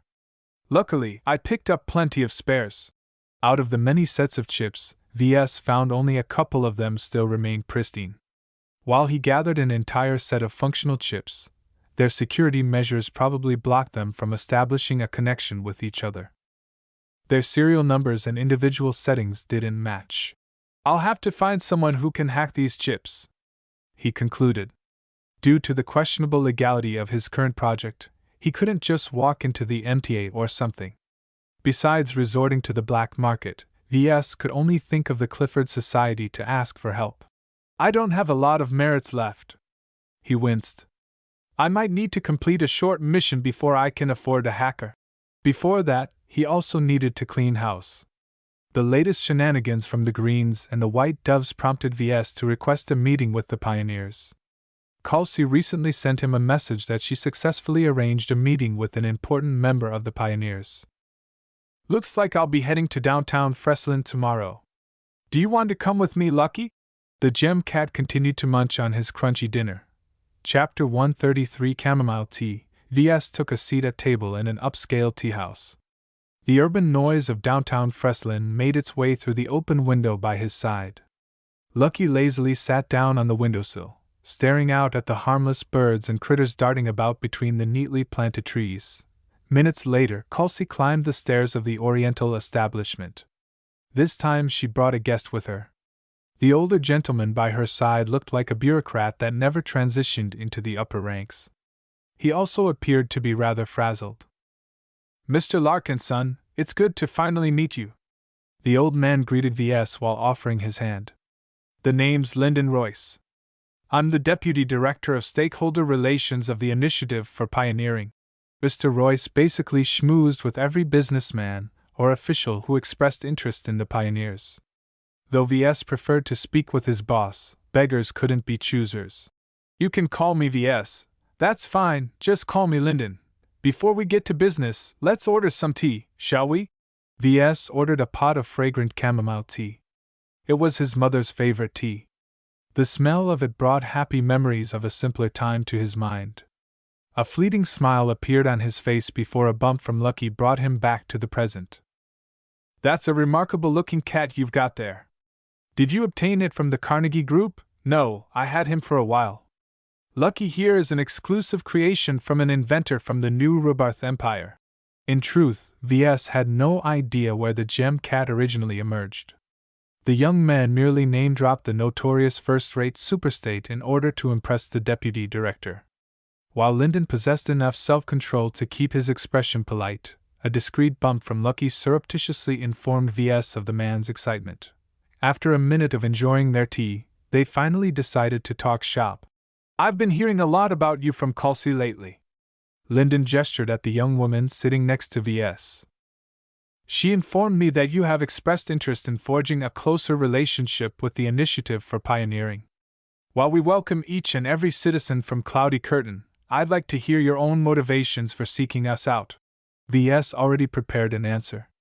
"My mech business is about to enter a rapid growth trajectory.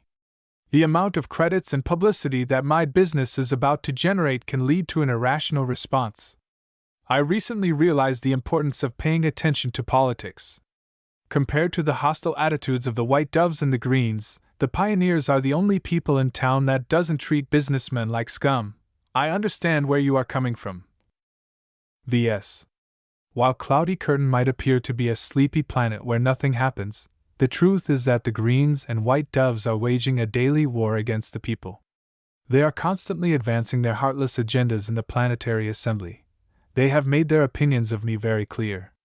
While they have laid low for now, I don't doubt they are cooking something up to make it impossible for me to run my business in my home planet. Lyndon nodded and poured another cup of chamomile tea from the pot. There are signs that their coalition is about to advance a tax reform bill in the Assembly in order to address the persistent budget deficits. From what we've heard, the bill is proposing to raise taxes on arms manufacturing and heavy industry to up to 50%. What? Ves almost spilled his tea. 50% is even higher than Bentheim's rate. The tax hikes won't fill up the holes in the annual budget at all. Instead, it will drive away every entrepreneur with a working brain. Without a healthy presence of business and commerce, Cloudy Curtain will slide further into backwardness. For a political neophyte, you are very astute in your predictions. Ves couldn't help that his increased intelligence dredged up what he learned in business class. Anyone can figure out the situation if they follow the news. Even if our planet's development doesn't matter to me, the tax rates still affect my business directly. It's impossible for me to make a living with such a murderous tax rate hanging over my head. Lyndon expressed his sympathies for Ves and elaborated on his own thoughts. Our planet has been settled for several hundred years, but what have we done since then? Our population has remained stagnant at only 20 million while vast swathes of land remain unused. I'm familiar with the facts. Our population growth has remained stagnant because our best and brightest always emigrate to better pastures. After a brief discussion about the backwardness of their home planet, Lyndon finally cut to the chase. "It is great to hear your thoughts. We truly think alike," the old man complimented before adopting a stern face. "Unfortunately, due to political concerns, it is not convenient for us to accept you into our fold." The refusal surprised Ves. After all, they had much in common. "Is there a problem?" "There is. We've recently came across evidence that you have been keeping company with a rather unsavory element in our society. Walter's Whalers." "Exactly." This time, Lyndon's expression changed into a frown. "Perhaps you are not aware of the customs. That can be forgiven. Nevertheless, you should know that interacting with such gangs will only bring you momentary benefits. The Whalers will inevitably fall and be displaced by another gang. Your fate as a collaborator might also not be good. It is not your business to judge my relationship with the Whalers. They are the only power on this planet besides the MTA with a substantial mech force. As a mech designer and mech manufacturer, it is a given that we enter a mutually beneficial relationship. Walter's Whalers might be uncouth bastards, but they treated Ves with respect. Mr. Larkinson, I believe you are severely underestimating the risks involved with associating with the Whalers. Your opponents are aware of your relations and are afraid that you will take advantage of it. In fact, the Greens and the White Doves have already made some preparations if the situation devolves into open conflict." "That is quite a warning you gave me," Ves replied as he tried to figure out the deputy director's goal. "It is a pity that my bond with the Whalers is solid. It's impossible for me to break my relations with them, especially since they are the only friends I have who I can trust to lend a hand if my workshop is in danger. The worth of a mech workshop on their home planet trumped all other considerations. A genuine mech designer offered a lot of possible services to the whalers, such as customizing their mechs or designing custom ones that fit their personal needs. Eventually, Lyndon backed down from his insistence and instead retrieved a secure data pad from his suit. He turned it on and placed it on the table next to the teapot. "What's this?" Ves asked as he grabbed the pad and scrolled through the contents. From what he saw, the pad contained a lot of documents and survey data of a couple of remote farms situated near the equator of the planet. Lyndon clasped his hands and smirked. "Did you know that the greens and the white doves are the inheritors of the original pacifists who colonized our planet? They used to own the majority shares of the colony back when it was still a private business venture. They chose to settle on this planet because it offers the ideal environment to cultivate their own brand of luxury crops. So they're the ones behind the massive cloud rice farms? No wonder the Planetary Assembly favors agriculture so much. The greens and the doves are only interested in lining their own pockets. One of the most famous products Cloudy Curtain developed was a genetically modified type of highly nutritious rice. The seeds originated from the New Rubarth Empire, and ever since the founders of the Bright Republic settled in the Komodo Star sector, they tried and failed to cultivate this notoriously sensitive crop. Only after another round of modification could the crops be tentatively grown in Cloudy Curtain's temperate and stable climate. The two consortiums that grew and sold the puffy, delicious and nutritious rice branded it as cloud rice. It was the planet's #1 export, eclipsing many other specialty crops. When Ves stumbled upon a giant hole in the survey data, he stopped. "Is there something special in the Combs region? The Raleigh Consortium and the Leuven Consortium are the sole farming concerns with the rights to cultivate cloud rice. The Raleighs favor the greens while the Leuvens are funding the white doves. They used to be one big family before they suddenly split a mere decade after settling the planet. You're not answering my question," Ves complained. "What does this have to do with the survey data and the Combs region? I am trying to provide you with some essential context, my friend, but very well, let's skip the history lesson. All you need to know is that despite their common roots, the Raleighs and Leuvens are also rivals who are locked in a subtle struggle for dominance. So you could say that the consortiums and the groups that they are backing are frenemies. That is quite an apt description." Lyndon nodded. "Thus, you can imagine our surprise when we found out that the company that operates in the restricted Combs region is actually a joint venture between the two consortiums." That raised an eyebrow from Ves. For the two political and economic rivals to cooperate on a farming venture of all things indicated that the region hid something important. Ves looked at the earliest historical survey maps and noted that the Combs region centered around a dormant volcano. The area around this volcano must be an exceptionally fertile plot of land. So what are you getting at, don't you see? The Combs region is of vital importance to the two consortiums. It might very well be the reason why their ancestors colonized this planet in the first place. The news that the original pacifists might have settled on a barren planet like Cloudy Curtain due to a single fertile plot roused his interest. The farming consortiums must be cultivating something much more valuable than cloud rice. This is interesting and all, but why are you telling me this? I am merely a mech designer. The farming sector has nothing to do with me. Perhaps you are correct, but consider the situation. Walter's whalers routinely extort the local businesses. They even claim a cut from the incredible profitable export cloud rice. What do you suppose might happen if some of their mechs decided to stroll into the Combs region? Lucky stopped the swish of his tail and stared at Lyndon with a focused intensity. Ves quickly stroked his back in order to forestall any aggression. "Mr. Royce, you've given me a very dangerous suggestion. Is there some reason why you've mentioned it to me instead of acting on your own intelligence?" The deputy director shrugged. "What can I say? The pioneers are not an armed gang of thugs. We don't have the habit of acting like a bunch of hooligans with mechs. More importantly, the whalers are a remarkably cohesive group. Say what you will about Mr. Walter, but he has a natural talent for leadership. It is impossible for any of us to engage in a dialogue with their cadre due to their disdain for politicians. You could leave an anonymous tip. They might not act on the information if it comes from a suspicious source." Ves rapped his fingers against the table and considered the situation. The pioneers refused to let him join their little club due to his undeniable connections to a mercenary gang. Then they passed him a request to leverage those same connections to deliver a punch to the most important supporters of their political rivals. Ves didn't need Lucky to tell him that the deputy director reeked of hypocrisy. "I'm certain an incident will benefit the pioneers." Lyndon gave him a smile. "What's good for the pioneers will also be shared to allies such as you.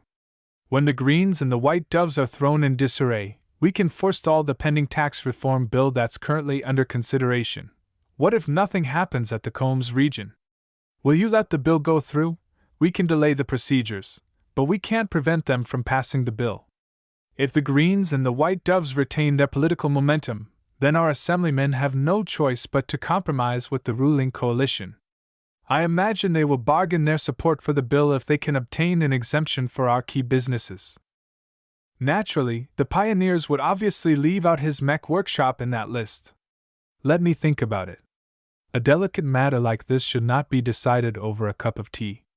Can I keep this data pad? Feel free to keep it or show it around to your friends." Lyndon waved his hand and stood up. "I'm certain that it will make for interesting reading to anyone with an interest in farming." The deputy director chuckled as he left the tea house. Chapter 134 Status Quo. Ves turned his gaze towards Kelsey, who kept her mouth shut throughout the entire conversation. "I did not expect this meeting to turn out this way. Sorry, Ves. I really thought they'd welcome you with open arms." "It's not your fault. The pioneers have a point. It's too unseemly to approach the pioneers when I'm already cozying up to Walter's whalers. If he had to make a choice, then he'd pick the thugs with mechs over politicians who schemed against their own mothers." The conversation with Lyndon Royce thoroughly disillusioned Ves to politics. "What do you suggest I do?" To her credit, Kelsey did not immediately shill for the pioneers. "No matter what you decide, you should assume that any incidents will be traced back to you. It's not a good idea to antagonize any influence." That was nice of her to say, but Ves couldn't afford to sit around and let the tax reform bill be signed into law. If the pioneers treated him with sincerity, then Ves did not mind inducing Dietrich and his friends to poke around the Combs region. Instead, Director Lyndon came to him with a false mask and a vague offer of reciprocity that may not even be fulfilled. "What do you think about the deputy director, Lucky? Is he a good person?" The gem cat hissed and kept his posture low. After Lucky leveled up, his intelligence received a substantial boost. Ves found out that Lucky became very proficient in reading other people's body language. Even if the cat did not understand what people said, Lucky could still determine whether a person lied. According to Lucky's current posture, Director Lyndon harbored suspicious intentions. Ves tried to figure out what the pioneers really wanted. The Combs region farms might hide something incredible, of that Ves did not doubt. Yet what could they gain if another supercrop got exposed? If pioneers only wanted to use him, then Ves could imagine the sequence of events. Not only would an incident expose the consortium's secret project, it could also spark an open conflict between the ruling coalition and the gang. Such a fight might not be as one-sided as everyone thought. As the descendants of the original settlers, the Rowleys and Levans must have spent a fortune entrenching their strategic assets. No matter who won, only the pioneers stood ready to receive the benefits. Ves closed his eyes and tried to calm his mind. The last thing he needed was to make an impulsive decision. First, he established his goal. "I want to operate my business without excessive interference from bureaucrats and politicians who have a bone to pick with me." The Greens and the White Doves were obviously hostile to him. The pioneers could best be described as a neutral bystander who was looking to pick up a bargain. They obviously had no intention of giving Ves a hand without getting something in return. Why did he have to enter this murky swamp and be forced to make deals with politicians? Kelsey, who still sat silently by his side, spoke up at that moment. "Mr. Larkinson, the problem that you are facing is coming from two fronts. First, your presence is clashing against the domestic interests of the White Doves and to a lesser extent the Greens. Perhaps on a good day the Greens can be bought off, but the Doves are intrinsically opposed to you. Yes, I know that. Then you should be aware that they normally don't move so quick with trying to push a tax reform bill through the Assembly. What you should really be focusing on is trying to stop the source of the latest initiatives. Ves buried his face in one of his hands. You mean the power behind the scenes? If it's a power from the coalition, then it's a group I can touch. Perhaps not alone. But don't you have a big shot at Limar behind your back? Why don't you ring her up and ask her to take care of whoever is trying to ruin your day? His political advisor had a point. He obviously couldn't fight back against the foreign influence. As long as they remained, they could instigate many possible groups to turn against him. He wouldn't put it past them to make a deal with the pioneers. Ves hated the thought of giving up and crying to Horatio for help. When he stayed at Limar, Ves got the impression that they prized independence. Even if the deck was stacked against him, a mech designer should always be resourceful enough to find a solution on his own. He failed. Despite his recent fame, his actual power amounted next to nothing. If Ves still happened to be a regular mech designer without any backing, his enemies might have already wiped him out. Kelsey, yes? Please prepare all the evidence you've gathered about the foreign influence that is meddling behind the scenes. It doesn't matter if you've only heard rumors, just include all of them in a single report. Be as accurate as possible and don't try to embellish the information in any way. Can you do that for me? No problem, sir. I'll get right to it once I return to my apartment. The girl quickly left the tea house while Ves finished his last cup of tea. He stroked Lucky's back as he lamented his helplessness in the face of absolute power. Ves needed to find a way to close the power gap. In the end, I'm still too young. I've only started designing mechs a half year ago. That's not enough time for me to accumulate a lot of wealth and influence. The Mech Designer System fueled his perverse growth. This allowed him to skip many inconveniences such as procuring his starting production licenses. The downside to this was that he lacked the time to build up a solid network of friends and backers who he could trust. He shook his head. It's out of my hands now. Ves left the tea house and brought Lucky back to his workshop. After a day of waiting, Kelsey sent him a collection of files that detailed her investigation. He took the files and logged into the Clifford Society's virtual portal. He didn't bother descending down to the mountain range. Instead, he placed a call to Horatio and asked if he could come to the society for a talk. Master Olson's assistant appeared in front of Ves in a flash. Good day, Ves. From your tone, you seem to be in a spot of trouble. Tell me what is bothering you. It's like this. He started to explain his circumstances while handing over Kelsey's report. Ves made sure to mention that while he did not manage to obtain any solid proof, the instigators likely possessed more power than he could handle by himself. Horatio pursed his lips and gave Ves a measuring look. It will take some time to corroborate your findings. I can tell you right now that we will step in if it turns out someone from the coalition is targeting you. There are certain rules that coalition partners have to abide to. It's bad news for everyone if someone breaks the rules. Maybe the instigators are hoping they can take advantage of the galaxy-wide unrest. That is a foolish decision. Our resources aren't strained to the point where we can neglect the safety of our fellow mech designers. Don't forget that you have been chosen by Carmen to inherit some of her legacy. After Horatio finished giving him some assurances, he disappeared in a wink. Ves stretched his arms and looked down upon the mountain range like a god. The illusion of looking down upon the material world buoyed his spirits a little. One day, I will float among the clouds and own all that is within my grasp. He exited the society and resumed tinkering with the Dortmund parts. He carefully cleaned and polished some of the more worn-out parts and brought them to their prime condition. Once the recyclers sent back the salvaged materials, Ves could proceed to supplement the missing parts. The processors are still a huge problem. I'm not a cyber specialist. Unless I divert lots of DP into bringing up my cyber skills, I'll have to hire someone else to do the job. 3 days later, Horatio called him on his comm after putting up his privacy shield. He accepted the call. You were correct to bring this matter to our attention. Horatio started, and sent him back some files that detailed their own findings. The Gage dynasty recklessly extended their reach within our sphere of influence. The haste in their actions made it obvious that it was not a sanctioned operation. Ves skimmed over the documents, and recognized the most prominent name. I knew it! That bastard Carter never let me out of his sights. He remembered how the most dominant mech designer in the entire competition lost in a humiliating fashion. Carter's assigned pilot completely dominated Lovejoy's swordsman mech with a ridiculous flying heavy mech. Instead of going for the kill, the enemy pilot showed off, leaving his mech open to a desperate sword throw that eventually brought the lumbering machine down. There's no cause for worry. Vs. Carmen has personally rebuked the dynasty and forced them to withdraw their agents in your republic. Our own agents are still keeping watch on you. A master has to maintain their dignity. So long as you remain Carmen's apprentice, we will not allow her enemies to lay a hand on you. Vs took note of Horatio's careful wording. So you won't be taking care of my domestic opposition then.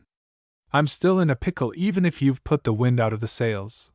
A mech designer who remains vulnerable to the whims of others is not worth investing in. Prove your own value by showing us your resilience. What if I don't make it? You are hardly facing a life-threatening crisis.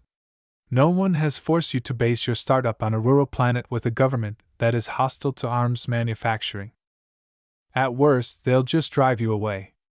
Isn't there a nearby port system with a healthy mech industry? Perhaps you should consider moving early.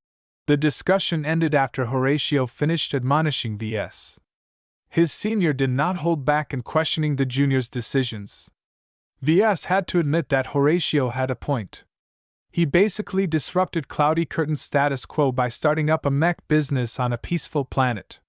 That didn't mean that Vs was ready to throw in the towel. Bentheim is too much of a snake pit. Without any reliable backing, all the gangs, cartels and ruthless competitors will gobble me up. At least I have Dietrich will pick up my calls if I remain on this planet. Though Vs appreciated Horatio's help, he still believed he made the right choices. He always dreamed about growing his business into a major mech manufacturer from the home planet of his father. After going through Horatio's intelligence documents, Vs picked a couple of pages and sent them on to Kelsey. He followed up with a short message telling her to come up with a plan to stop the tax reform bill from passing in the assembly. Hopefully she could come up with something smarter than taking Director Royce's offer of instigating an incident at the mysterious Combs region. Even if the consortiums are cooking something up, it's none of my business. He should really be focusing on his upcoming projects. Vs expected a call from Marcella any time now. In the meantime, he resumed polishing the Dortmund parts. If Vs wanted to obtain more power, then he had to expand his capabilities. Restoring an industrial printer to full readiness vastly increased his production scale. If he supplemented his expansion with a compressor and a CTM, he'd be able to run 2 production lines around the clock. The money will really start rolling in if I can get to that point. That was difficult. Not only did he have to procure a couple of expensive machines, he also had to expand his workforce and train another fabricator. Not to mention that he relied on Marcella to keep the orders coming. The Mark II I fabricated last week should already be unveiled today. Vs recalled as he looked at the calendar. I wonder how her private gathering will go. Chapter 135 Showcase. Colonel Aries Huntington was an old friend of Marcella Bollinger. They came from the same crowd, and while a war wound forcibly put an end to her piloting career, Aries hung on for 20 more years until his age caught up. Nowadays he fought behind a desk. You've got them wrapped around your finger. Aries casually spoke to Marcella. They both stood on a ramp overlooking an empty training ground. A handful of men waited their turn to pilot the Mark Antony Mark II. A couple of other guests impatiently hopped in the simulator pods in order to experience the virtual version of the novel mech. It couldn't be helped. The first unveiling of the Mark II proceeded in a dramatic fashion as Marcella brought the guests inside a darkened stable and slowly revealed the mech. Its iconic red vapor crest lighted up first. Other lights revealed its masculine contours, which included its heavy shield and its shoulder launchers. Marcella knew her crowd. The Mark II explicitly appealed to the primal part of a human male. Most of her guests were men. The only women present either specialized in piloting knights or represented wealthy individuals who couldn't come in person. Vs has come a long way, Marcella said to her old friend. I always knew the Larkinson family had a talent with mechs. Even if Ves lacked the aptitude, the love for mechs is buried within his bones. Ares snorted at Marcella's fawning tone. Don't pretend you spotted his talent back then. The Larkinson name is overrated. You merely took him on as a client because he got bamboozled into signing that ridiculous 10-year contract. Hey, you're only grumbling because Ark Larkinson stole your posting. Now he's stationed at the border to the Vesians while you are stuck reading data pads in Bentheim. He's too young to command an entire base. I don't care if he's been promoted to colonel, he doesn't have the experience to lead the vanguard. The incident still rankled Ares. He possessed all the right qualifications to be stationed at an important conflict zone, but some golden boy a dozen years short his age snatched his promised posting. Technically, Ares received a higher-ranking posting. But for a veteran of the previous Bright Visual War it might as well be death by torture. Marcella shook her head while rubbing her camouflaged artificial limbs. You're always chomping at the bit to smash their noses. I'd bet HQ passed you on because you're a little too eager to start the war early. I'm a professional. I don't let my personal feelings get in the way of duty. The argument went nowhere, so Marcella shut her mouth. Instead, both of them watched the lumbering Mark II navigate the obstacle course and defeat a handful of flimsy projections of mechs. So what do you think about little Vesey's latest work? The colonel scratched his white-bearded chin as he evaluated the performance of the mech. There's something funny about this model. I can't quite tell what's going on. Whatever it is, it made your guests turn into instant fans. The mech broker cleverly prefaced the first 10 minutes of the gathering with teases and snippets of simulated combat footage. They all highlighted the as-of-yet unannounced mech in its best light. The heavy tower shield, the versatile missile launchers, the deadly short-range laser cannons, they all combined to present an image of indomitability in the face of overwhelming forces. Of course, Marcella conveniently left out the Mark II's less than flattering features, such as its mass-production quality armor system and its flash-in-the-pan endurance. If you want to know what's special about the Mark II, then go watch the duels over there. The projections that showed the virtual Mark IIs in action conveyed every duel and battle scenario in visceral detail. At one side, a pair of Mark IIs stood side by side leading the charge against an enemy fortified position. The hybrid knights used their heavy shields as disposable cover, trading protection for distance. Their shoulder launchers occasionally fired missiles that exploded in a cloud of smoke and sensor-blocking particles. Another projection displayed a tense and even duel. A blue-striped Mark II tried to run circles around a green-striped Mark II and fired back with its wrist lasers. The defending mech easily blocked them with its shield and retaliated by firing a full salvo of homing missiles. While the other mech defended against the sudden barrage, the green-striped mech closed the distance and bashed its shield against its counterpart. The sudden disruption of balance left the blue-striped mech vulnerable to an incoming chop. The lack of momentum caused the sword to leave only a shallow wound that hardly impacted the stricken mech's performance. The anticipation grew among those who waited their turns. While they had all seen better mechs, most of them came with exorbitant price tags. This baby is more responsive than the Caesar Augustus. That's natural. The CA1 is 2 decades old. As long as the price is right, I don't mind ordering one for my son. It's a great mech for the younger generation to let out some steam. Careful with that. The armor of this variant is not as good as the original model. At least the cockpit's ejection system is still just as good. Marcella didn't even have to steer the conversation directly. Her usual style of setting props to influence the mood generated an organic discussion about the Mark II's many merits. She turned to the only guest who hadn't become entranced. So, will you consider purchasing a model or two? Not a chance. Ares huffed. The Larkinson boy is too wet behind the ears to design a mech that can withstand the rigors of a genuine war. The only reason I'm here is because I'm assigned to the Domestic Designer Support Program. As a remote, third-rate state, the Bright Republic often had a hard time keeping grasp on its talents. Most of their most capable mech designers studied abroad at institutions like Limar. Once they graduated, the majority became enamored with living in a sophisticated second-rate state and never returned to the poor and underdeveloped republic. The Mech Corps instituted the support program in order to keep their talents at home. Perhaps you should do your job for once. From what I've gathered, most of the participants of the Fusion Cup have already left the Republic. The support program failed to attract the latest generation of promising mech designers. While it was too much to hope that Edwin McKinney would stick around, even second-tier talents like Michael Dumont and Patricia Schneider had left the Republic. What about the boy? When can we expect his departure? He's a Larkinson, Marcella declared. Every Larkinson I've met are unwaveringly loyal to the Republic. Vesey is no different from his family. The colonel reluctantly nodded. I'll give you that, but he's still too young to play a role. If the boy started his career a few years earlier, I might be convinced to lend him a hand. Right now, he can't compete against the journeyman we're already keeping an eye on, so you'd rather prepare for the war today than invest in the future. Marcella summed up the program's current priority. I can't say I blame you, but you're missing a prime opportunity to build a relationship with a future star. Anyone who caught the attention of a master will surely soar to greater heights. I've seen a lot of kids rise up like rockets traveling up the sky. Most of them fell after running out of juice. Instead of continuing the argument, the two turned back to the crowd. Everyone gained a decent impression of the Mark II, including its flaws. The lack of compressed armor put a limit to the application of the mech.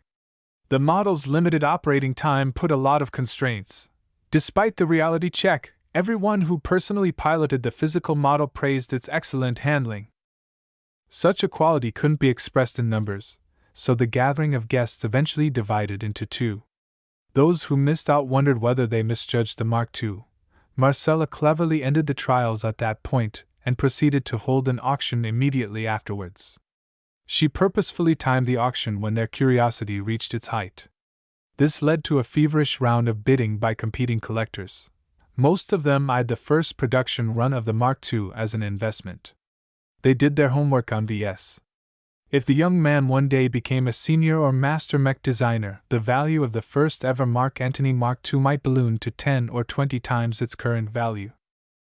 Thus, a feverish round of bidding followed until a logistics magnate bagged the mech for a whopping 42 million credits. Many collectors applauded the profligate fellow even as they thought he spent too much. The hobbyists and professionals among the crowd collected lots of mechs in order to increase the odds of a lucky strike. As long as they controlled their spending, they stood to make a handsome profit. After the collectors had their fill of the auction, Marcella began to peddle the model in earnest. She offered an exclusive price of 32 million credits for a gold label mech, which deterred many of the guests. The mech broker ignored the doubters and worked to lock down orders from the small crowd who fell in love with the Mark II. She pursued a deliberate strategy of maximizing the gold label's profit margin. VS already told her that he lacked the time to fabricate a large number of gold label mechs. Marcella limited the maximum demand for the product by quoting a price. The relatively high price also set a psychological floor to the model's expected value. When Marcella eventually unveiled the silver label model, she could still make a handsome profit even if she charged a couple of million credits less. She expected to earn a lot more revenue by selling lots of silver label mechs. Aries approached Marcella once she finished taking orders. Her assistants already approached her customers in order to hammer out the details. According to the contract she signed with VS, she was allowed to offer additional options such as insurance or repair services. They represented a major source of revenue to Marcella because she didn't have to share the earnings with VS. It was one of the many ways she sneaked an additional benefit past her inexperienced partner. How many suckers have you reeled in? 8, which is quite a good haul. After all, VS is not even a year into his career. Convincing 8 adults to fork over their money for an untested product isn't easy. I suppose your marketing tricks have nothing to do with it, right? Aries cheekily pointed out. Whatever, I've got a shuttle to catch and another meeting to attend.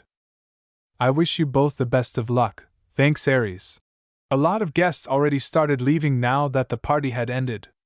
Marcella stuck around to supervise the immediate handover of the first production mech. Both the model and the client deserved special attention. She kept a vigilant eye to the proceedings. Marcella tallied her earning at the end of the day. She made over 60 million credits from her cut alone.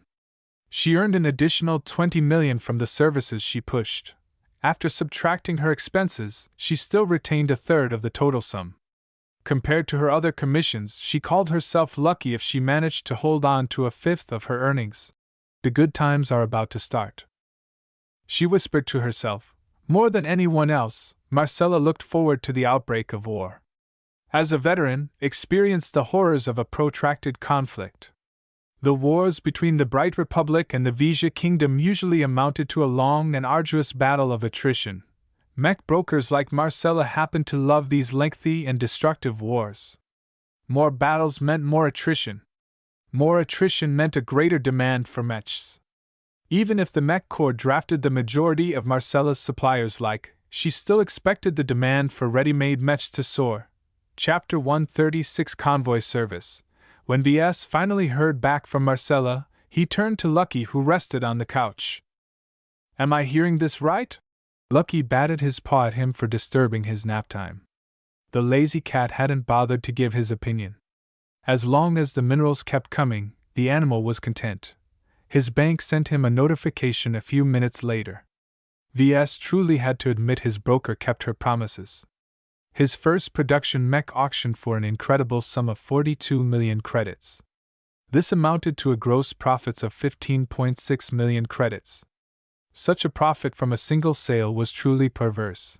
He quickly received confirmation from the system as well by depositing 42 DP into his stagnant pool. It was a drop in the ocean compared to the earnings of his latest virtual mech, but every little bit helped. What amazed Ves even more was that Marcella managed to draw out 8 subsequent orders at the same event. Due to a lack of capital, he demanded his clients to pay a deposit up front in order to afford the resources required to fabricate the mechs. With such an onerous requirement, Marcella still managed to open the wallets of 8 different people. Ves glanced at the list of customers. 6 of them were registered as mercenaries while only 2 appeared to be collectors. This meant that his mechs would certainly be employed in battle. A solid track record helped much to enhance the value of his Mark II. After he finally came down from his excitement, Ves prepared his largest set of orders to date. First, he had to procure around 144 million credits worth of raw materials. If anything happened to this huge batch of resources, he might as well declare bankruptcy.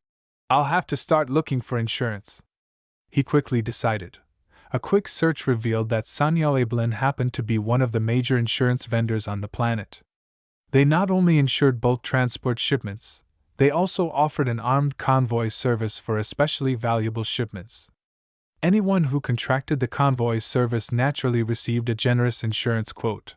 Since he already contracted SAS to secure his workshop, he might as well inquire about their insurance policies. Ves called Robin's calm. She picked up after 2 minutes of waiting. Sorry about that, Mr. Larkinson. I had to finalize a business deal.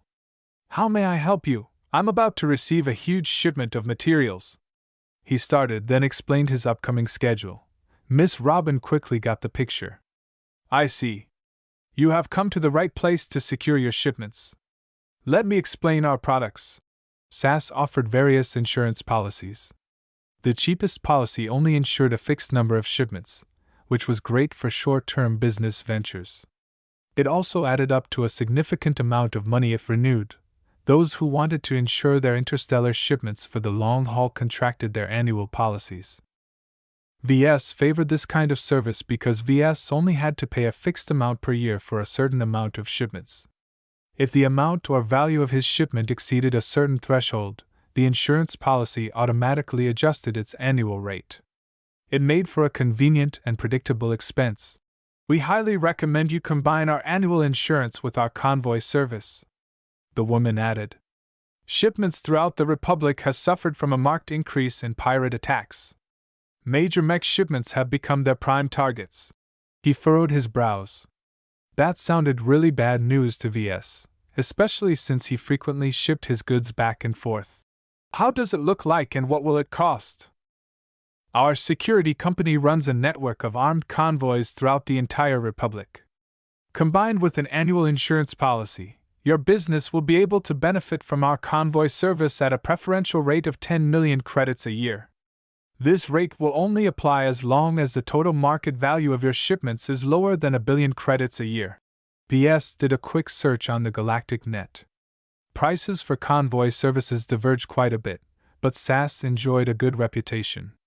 They charged twice as much, and the costs ramped up faster if the trade volume increased, but their impeccable safety record was a testament on how they took their shipments seriously.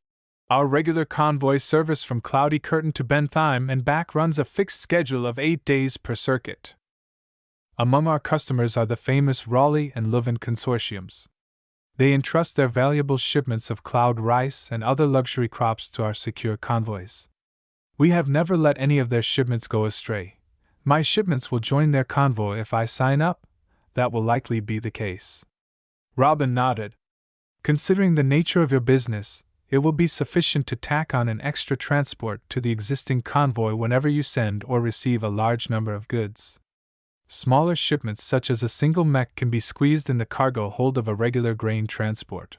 After a round of discussion, Ves decided to sign up for their combined insurance and convoy service package. He had to cough up another 10 million credits in exchange for some peace of mind. Robin actually complimented him for signing on before the company raised its prices due to the increasing frequency of pirate attacks. To be honest, Ves did not fear any pirate attacks. Cloudy Curtain was just a small hop away from Bentheim and thus somewhat fell under the port system's sphere of influence. Any pirate captain that decided to hijack a transport in this area might as well commit suicide. Instead, he wanted to guard against sabotage. The recent troubles with the local politicians as well as the Gage dynasty warned him that it was best to take precautions.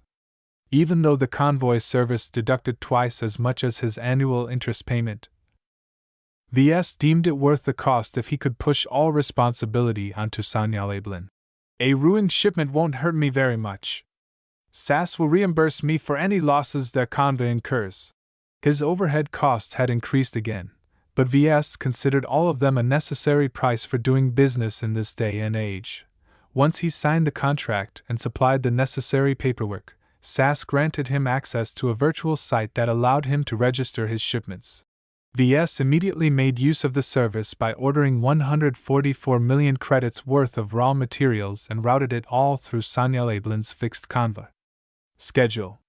The next wave of convoys departed about 2 days later, giving Ves about 5 days of preparation. "Carlos," he called after finishing his arrangements. "Yes, boss. What's your current success rate for the Mark II? I'm still getting stuck on a couple of tight spots. I've been making strides, but I won't be able to master the fabrication process until the end of the month."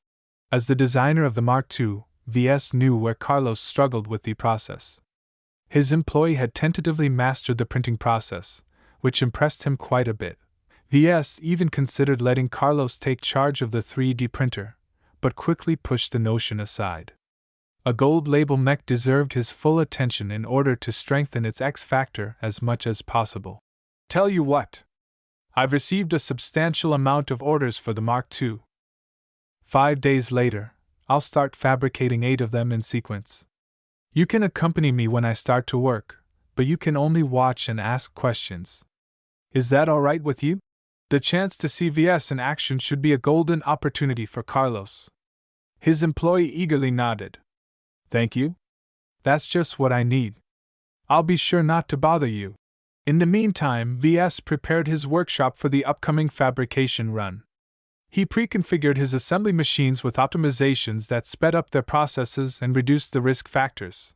He also corresponded with Calcy about the tax reform bill and any other possible threats. According to the student, the Greens retracted their support for its immediate passage. The White Doves were forced to follow suit.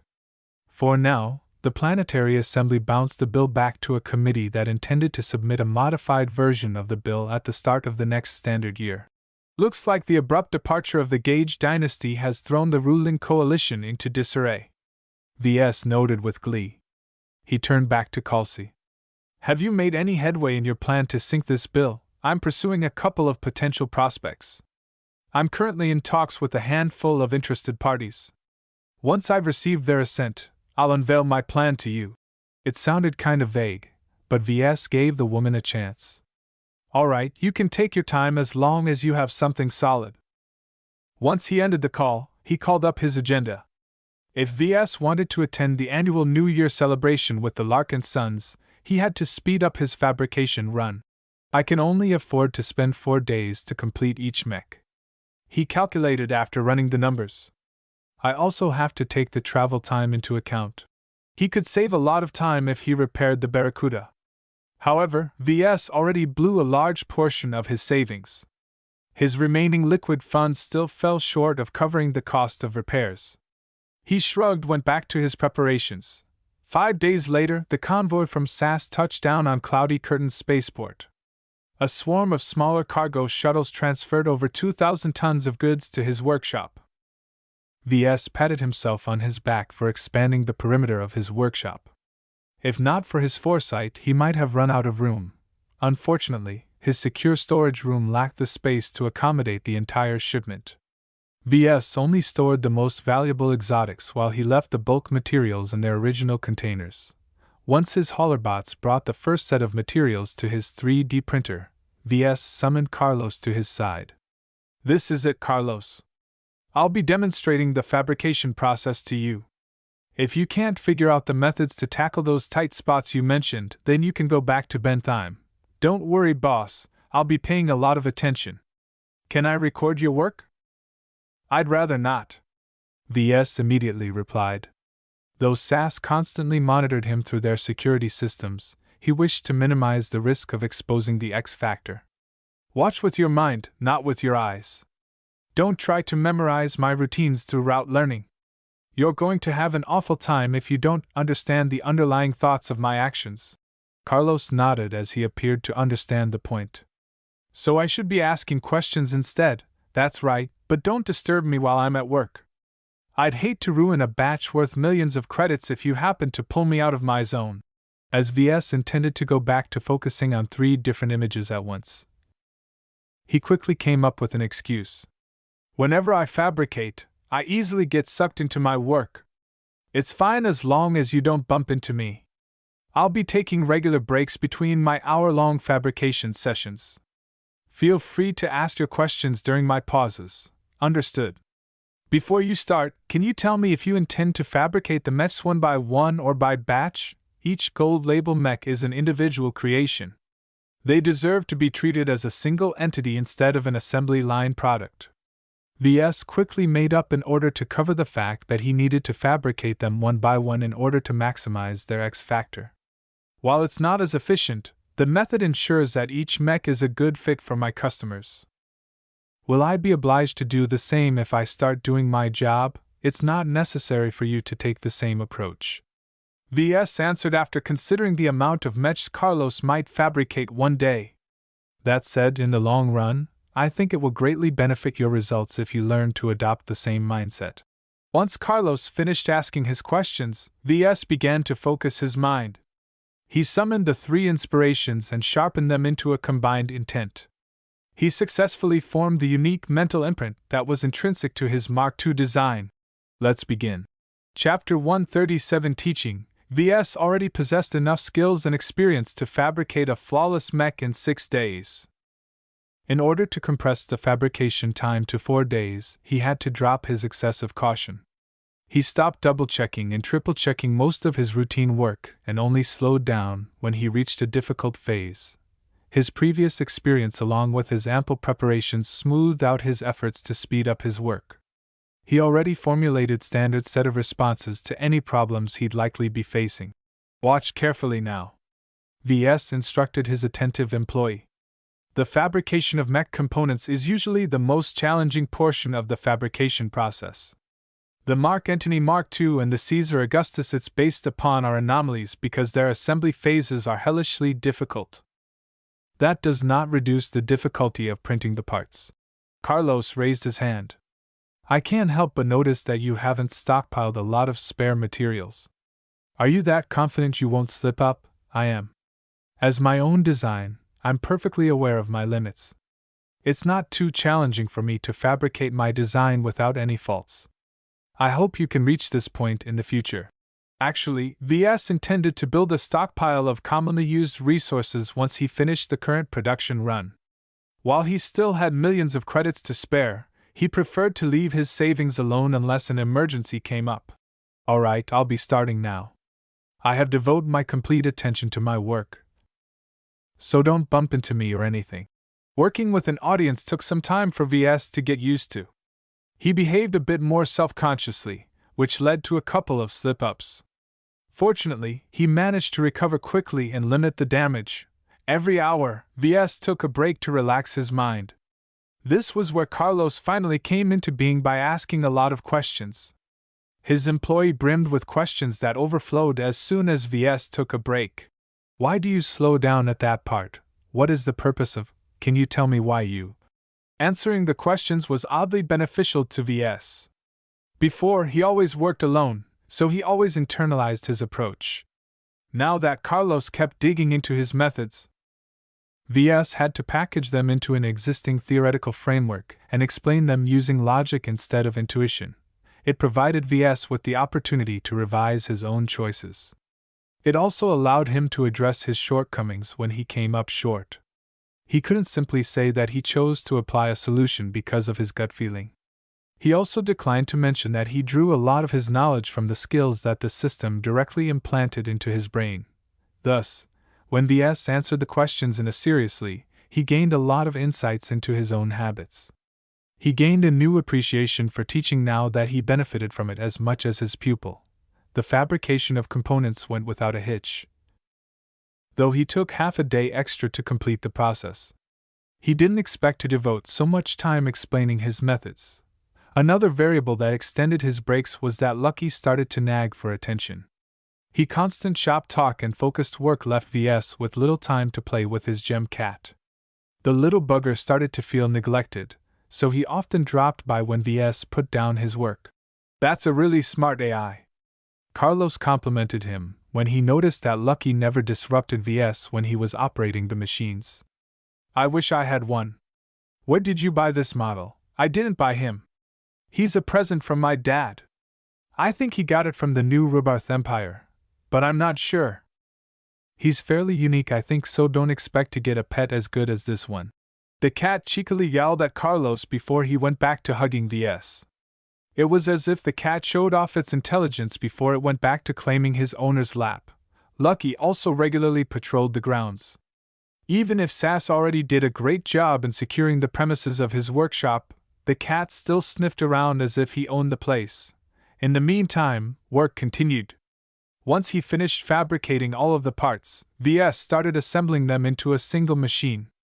The start of it went easy. Even Carlos could put together the internal frame and the core components without a single slip-up. The problem began when VS reached the stage where he had to build up the internals. Even if he completely revised the architecture, the complexity of using 3 different weapon systems, as well as large-sized components, left little space for anything else. It required a delicate touch in order to squeeze some parts in the right places. Nonetheless, VS managed to thread the needle again and again. It helped that he already removed the most problematic needles, leaving only those with wide enough openings. Even Carlos appeared impressed. "The way you work the controls are so smooth. You're not only precise, but you're fast as well. I can watch you repeat that phase 100 times and I still won't get bored. That's the benefit to designing your own mech. You can build it up in a way that suits your skills." The goal of designing your mech should be to maximize the performance while minimizing its complexity. Oftentimes, you have to make a decision between the two.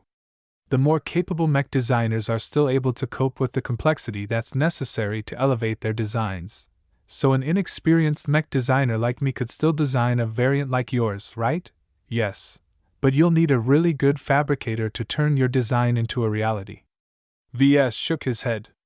It's best not to go beyond your means. A design that is too complex for you to fabricate will likely include a lot of design flaws that aren't obvious at first glance. VS worked a little more briskly this time but failed to keep up with his schedule. He completed the assembly another half-day late, which meant that it took about 5 days to fabricate his second gold label mech. "This really won't do. I need to work faster. Hence, Ves forced his employee to curb his curiosity and only ask a single question per break. This helped a lot by the time he started fabricating the second mech. He worked more briskly now that Carlos spent most of his time observing. Most of the pertinent questions had been answered already anyway. Time flowed like water down the stream. Ves fell into a routine where he discarded almost all of his distractions and focused solely on completing his mechs. Even his interactions with Carlos changed into something of a routine. He gained so much practice in splitting his mind that he could actually hold a conversation with a third of his mind. The realization didn't sink into Ves at the time. While the first model still incorporated a couple of minor flaws, the second one looked much better. By the time he fabricated the third mech, Ves managed to suppress all of the recurring flaws. Anomalies continued to happen, but Ves was able to address them as they occurred. His mastery of the Mark II improved by leaps and bounds. Something has to be said for repetition. Ves noted one day after he completed the fifth model. It doesn't matter how smart you are or how many books you've read. Getting your hands dirty is the best way to round up your ability. Some mech designers believe that they should specialize in drafting up designs. They never bothered to fabricate a mech in person. Perhaps they were forced to do so during their studies, but as soon as they got loose they never touched a fabrication machine for the rest of their lives. Mostly affluent designers subscribed to that philosophy. They considered the fabrication process to be beneath their status. They cheerfully left the job to their minions while they already started cooking up their next designs. In contrast, poor blokes like Carlos had to work beneath their station in order to make a living. While he certainly benefited from mastering the fabrication process, it only offered a single perspective. If Carlos ever wanted to advance his career, he had to supplement his learning on his own. Many tried and failed to excel because they lacked the resources and opportunities to compete against those who enjoyed a head start. That was something Carlos also knew deep down in his heart. As Ves tackled the remaining orders, he started getting headaches again. The pains slowly escalated, causing him to hurry up and rush his production. Fortunately, Carlos satisfied his curiosity by the time Ves built up his seventh mech. He stopped asking questions and merely watched on as Ves worked his magic. The last 3 mechs rolled off the assembler without a hitch. Ves fulfilled all 8 orders with only 1 day behind schedule. He easily managed to hit his goal of taking 4 days to fulfill an order. If not for the headaches, he might have only taken 3 days to complete a mech. Ugh! A human isn't supposed to split his mind all day, he muttered as he sunk down on his couch, unaware that he almost bumped into a dozing Lucky. Oops, sorry about that, buddy. The cat hissed at him and slinked away to find a safer spot to settle down. Ves scratched his head and thought it was almost time for Lucky to deposit another gem in his litter box. Remember, don't do your bathroom business without me. He always made sure to erect the privacy shield when Lucky excreted another gem. Perhaps the security monitors from SAS thought he had a weird fetish for accompanying his gem cat's bathroom breaks. But Ves didn't care. He eagerly intended to elevate his mechs with Lucky's special gems. That reminded Ves of an unpleasant fact. It cost at least 100 DP to mark a gem with his anonymizing stamp. If he only had to stamp once, then he could easily bear the cost. If he had to stamp 8 mechs at a time, then his stagnant DP suddenly received a stagnant reduction. He could choose not to use his gems, but that did not sit well with Ves. It was a waste to ignore Lucky's utility. The cat might also start to grow grumpy if he thought that Ves treated his gems like garbage. 8 mechs stood in a row. All of them gleamed in the lights with their shiny coating and intimidating bulk.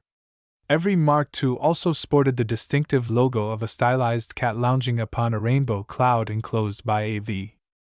Seeing all of them together side by side hammered home to Ves that he had finally become a true mech manufacturer.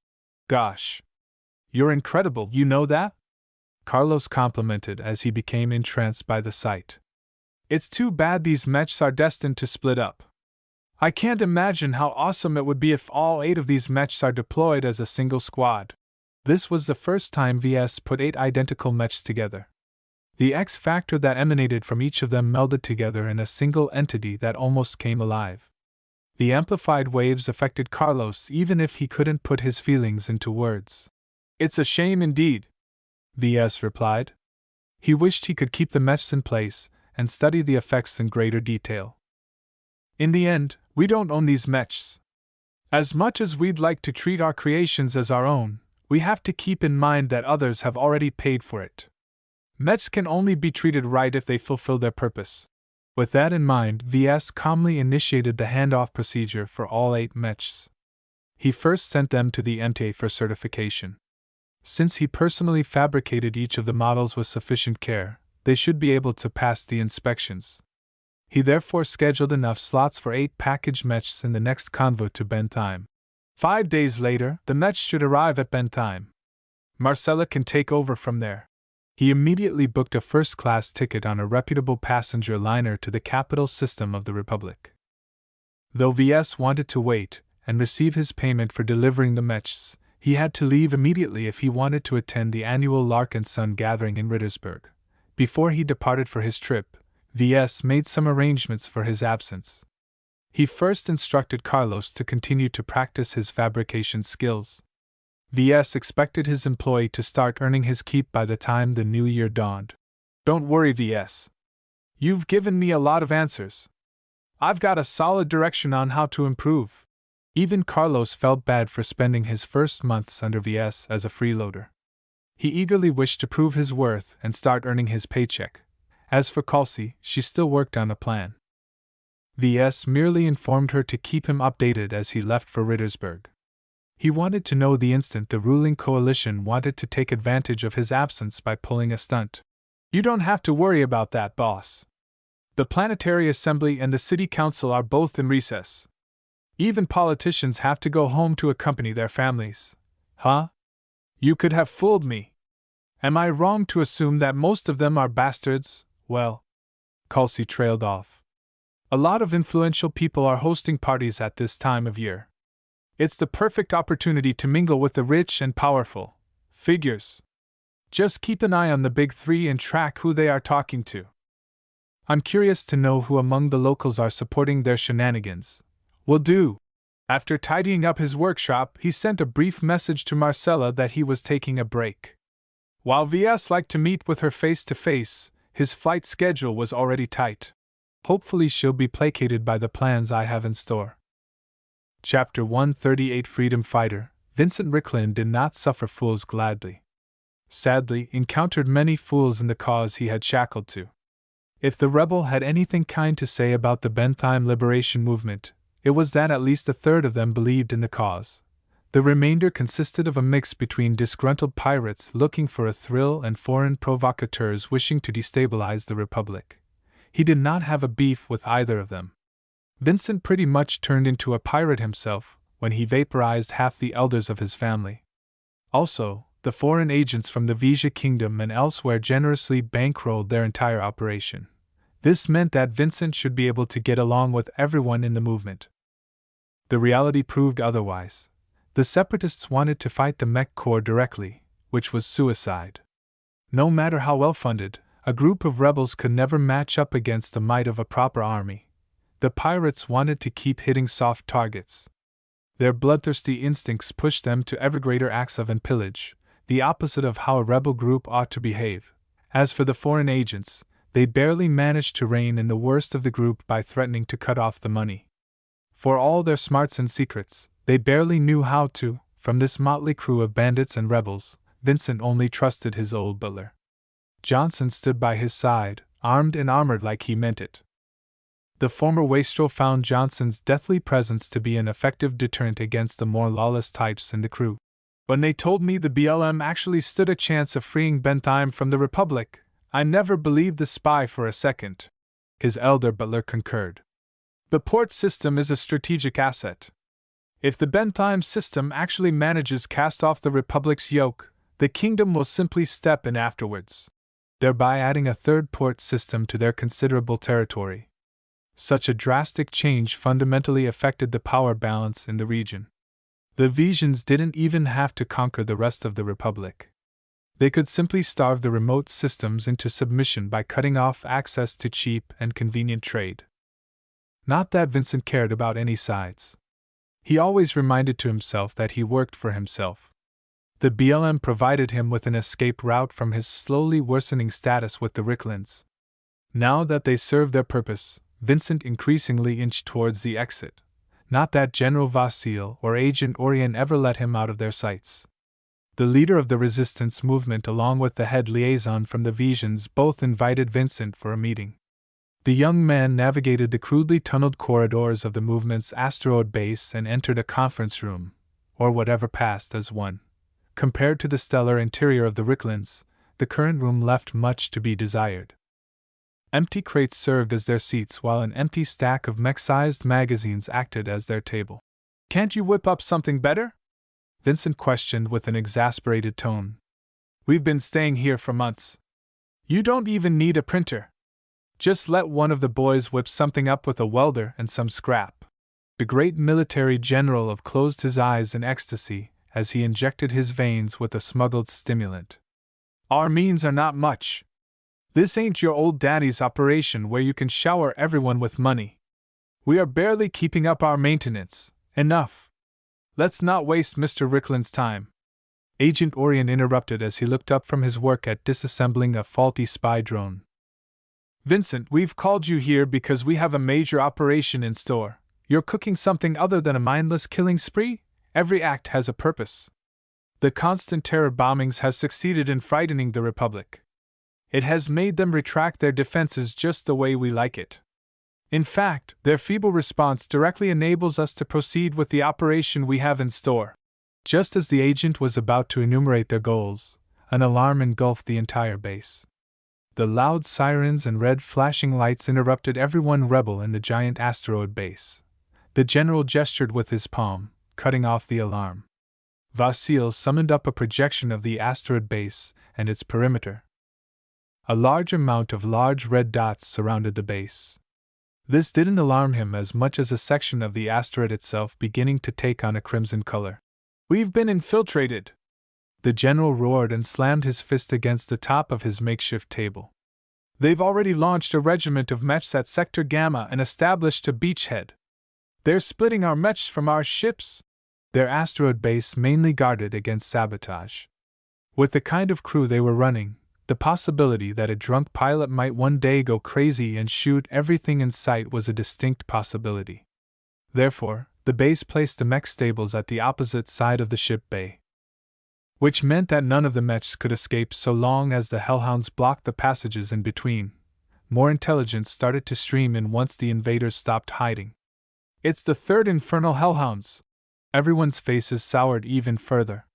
The third was one of the most stubborn and scrappiest regiments of the 2nd Bentheim Division. They embodied the principle of eschewing complicated tricks and schemes in favor of charging over and punching mechs in the face. For them to end up in the middle of their base was a disaster. "The ship bay is holding on for now. Our exterior defensive grid has finally been brought online. No one will be able to approach our base for now. We can hold for an hour, maybe two. Fixed defenses such as turrets and autonomous defense bots could never hold out for long against a large force of mechs." It quickly turned out that the infernal hellhounds brought half a regiment's worth of mercenaries along for the ride. The rowdy mech for hire didn't possess the level of organization of a disciplined unit, but their numbers sorely pressured the defenders. "Vincent." General Vasile called and pointed at a particular intersection. "A squad of mechs is inching towards the power plant. They don't have the numbers to overcome our guards, but I don't want to leave any chances for them to employ a trick. Get back to the stables and gather your subordinates. I want you to intercept these mercs. On it." Vincent acknowledged and ran back to the stables where he and his crew of elites stowed their mechs. He tried to call up his subordinates through his comm, only to encounter nothing but static and junk. Those stupid hellhounds. Since when did they gather enough brain cells to operate a jammer? It's obvious the third is not acting alone. Either some clever mercenaries or another regiment has provided them with support. While Vincent loved springing traps on others, he hated being on the receiving end of one. The corridors started shaking as scores of mechs rampaged inside the only halls large enough to accommodate mech traffic. Whatever's the case, we won't be going anywhere without our mechs. They quickly reached the mech stables. Vincent sighed in relief when he saw that most of his men had already arrived. Johnson quickly shed his armor in order to don a piloting suit, while Vincent started to organize his elites. I'm sure that everyone knows what's going on. The incompetent numbskulls manning the sensor arrays have dropped the ball. Right now, half a regiment of mechs along with a horde of mercenaries are rampaging inside our halls, cutting us off from our ships. Let's fight! Kick those bastards off our rock! Silence! The young man called. Leadership always came naturally to him, and despite his youth, he already earned his crew's respect. The general has given his orders. A band of mercs are crawling towards the power plant. I won't tell you what will happen if our base loses power. Everyone understood the gravity of the situation. Vincent and Johnson quickly boarded their mechs and powered them up. While Johnson piloted a fairly average rifleman provided by the movement, Vincent still clung on to his flamboyant Mark Antony. Months of campaigning had tarnished its armor. Nothing remained of its glorious light scheme. Despite its battered state, most of the damage was cosmetic. Move out! An eclectic mix of 7 mechs followed Vincent's hybrid knight as they traveled to the power plant. They neared one of the hot zones but avoided the thick of it as they slinked off to the deepest part of the asteroid. The sounds of battle and death slowly faded as they traversed the desolate tunnel. Vincent silently cursed as he considered the chances of making it out alive. A noted terrorist and murderer like him expected no clemency from the mech corps. The falling debris and the gradual collapse of the base echoed the state of the resistance movement. A combination of attrition and lack of cohesion slowly broke apart the BLM. Vincent wouldn't be surprised to find out that a couple of traitors emerged from their ranks. How else could their sensors miss the approach of an entire regiment? A light mech in front of Vincent suddenly jerked. Detecting heat signatures in front of us. How many? 6 or 7, I'm not too sure. They're mostly mediums. We outnumber them. That's good. They must have detected our approach as well, so there's no need to sneak around. Stick to a tight formation and unleash hell. With Vincent's sturdy knight at the fore, they stormed inside a large and open cargo hold. Due to the lack of supplies, the hold never filled up to capacity. Only a handful of isolated containers lay forgotten in the cavern. The lack of cover allowed both sides to peek at their opponents. Hello there, Vincent. The pilot of a distinctive mech called out. I've been expecting your arrival for a while now. A mech that sported almost the same contours as Vincent's waited at the other side. The young rebel leader grew alarmed. Who are you? You can call me Captain Carruthers, the bounty hunter. No wonder you've managed to track me down. The infernal hellhounds couldn't find their own tails with their own noses. The two owned the only physical copies of the Mark Antony Mark I. The similarities between the two mechs caused their teammates to halt in confusion. In the meantime, the two mech pilots continued to chat. Does your mech hitch up when you overuse your wrist lasers? Carruthers asked. Yeah, it does. According to the technicians, the overheating easily disrupts the channels that feed into the engine. It's too easy to forget your limits when you keep blasting your lasers. I see you've stuck to the original mace. The codpiece sporting mech hefted its heavy mace and took a heavy swing with it. I've tried out a couple of swords, but I'm no good with them. I prefer the weight of a mace. They brought their mechs to readiness once they finished talking about their mechs. The Phoenix Cry readied its sword while Vincent's tarnished mech held up its heavy tower shield. Boss, I've got them in my sight. Just say the word and I'll pump them full of lasers. Stop. This is between me and him, Vincent declared as his mech gestured them away. Back off and don't get in my way. This rotten merc is only here for me. Both sides understood that a full-blown battle could quickly spin out of control. While the rebels had numbers on their side, the mercs sported pristine mechs. A fight to the death could quickly turn ugly for both sides. Are you ready, kid? Carruthers asked while his mech flourished its sword. Don't call me a kid, old man. Vincent blazed forth with his mech with its launchers disgorging its payload of rockets. While the sudden strike caught the bounty hunter off guard, Carruthers quickly reacted by bracing the Phoenix Cry's shield. Many of the unguided rockets went wide, but at least half of them impacted the shield in a constant stutter of explosions. The rockets packed a lot of punch and easily chewed through half the layers of Carruthers' shield. The pounding mace attack that followed further stressed the remaining layers. Instead of disengaging, the Phoenix Cry pushed forwards and stabbed forward with its sword. Vincent awkwardly blocked the strike with his shield, but his mech suddenly staggered backwards as the Phoenix Cry kicked the slab of metal. As the distance opened up, the two sides started to pepper each other with laser beams. "Why have you sought me out?" Vincent asked between breaths. "Your mech is too ugly, that's why." The captain responded as his mech closed in again for a frontal clash. "I'm sick and tired of my mech being mistaken for yours." The two mechs braced their shields as they collided against each other. The impact rang throughout the entire hall. Chapter 139 Chaotic. As the duel raged on, both sides started to suffer. Vincent's aptitude was quite good. He controlled his mech with enough fluency and precision to outmaneuver his opponent. Carruthers, on the other hand, possessed years of experience. His advantage in years polished his moves until they flowed seamlessly despite their deliberate speed. The contrast between young and old affected their battle in many ways. While Carruthers kept pulling off tricks, Vincent always managed to avoid the damage by taking advantage of his superior reflexes. The two hybrid knights eschewed all their other weapons in favor of their melee weapons. The beams fired from their wrist lasers splashed ineffectually against the shield while Vincent already expended his missile complement. The younger combatant carefully noted how his opponent still hadn't launched any missiles. Vincent was wary of anything the captain's mech might disgorge, so he kept his mech on its toes and never fully committed to a single attack. This caused the battle to drag on in an even matchup where both mechs suffered similar amounts of damage. Vincent gave up on striking his opponent's mech directly and instead worked to bash its damaged shield apart. "You've built up a lot of pent-up anger, I see," Carruthers remarked as his mech accepted the hit but retaliated with a chop that Vincent barely managed to block.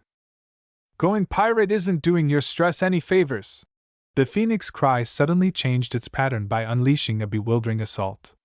Sword after sword struck the battered rebel's mech, with at least half going through the young man's clumsy guard.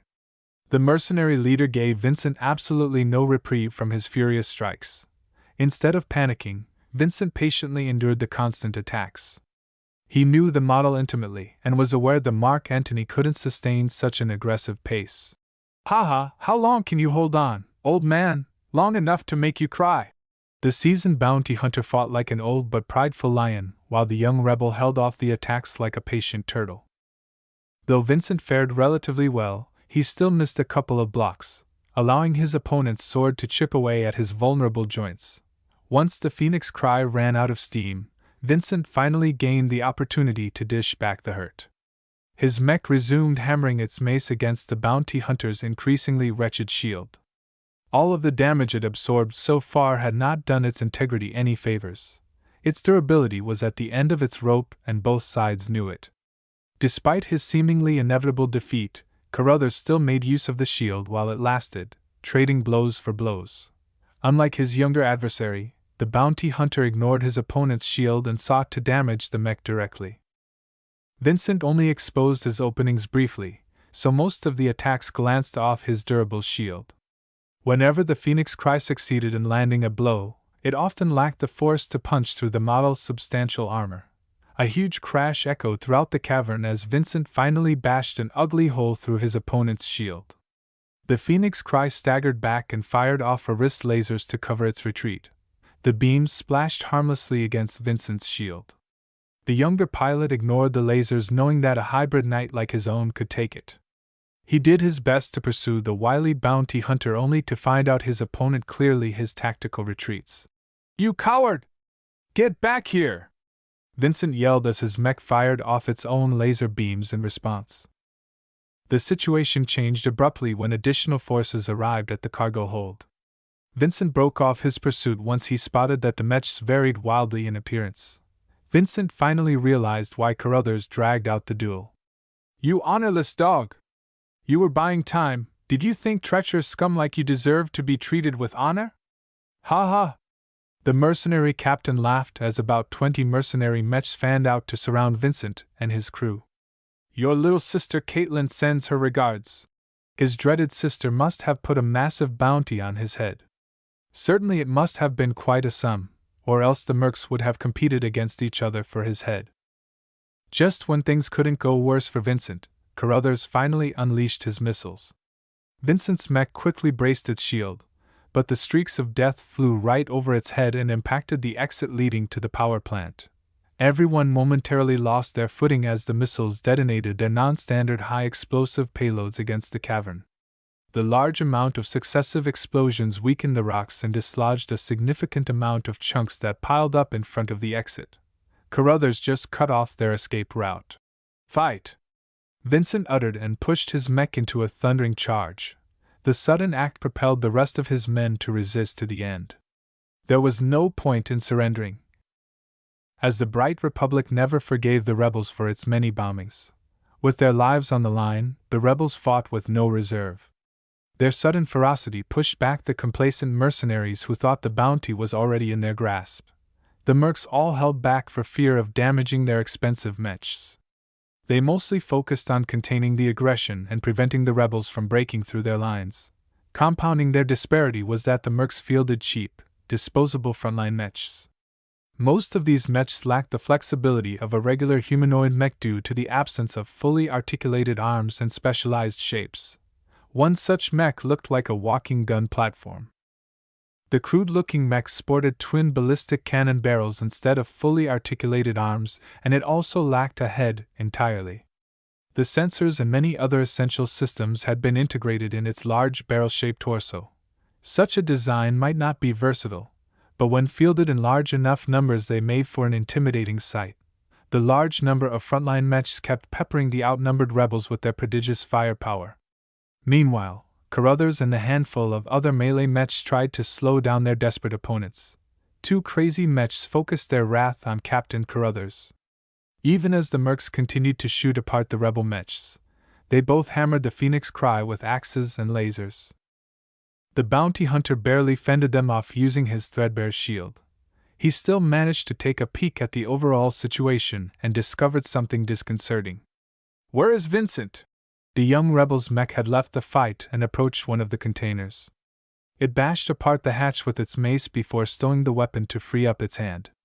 It retrieved a large, reinforced barrel that barely fit in the mech-sized hand. "You think you got me? Think again!"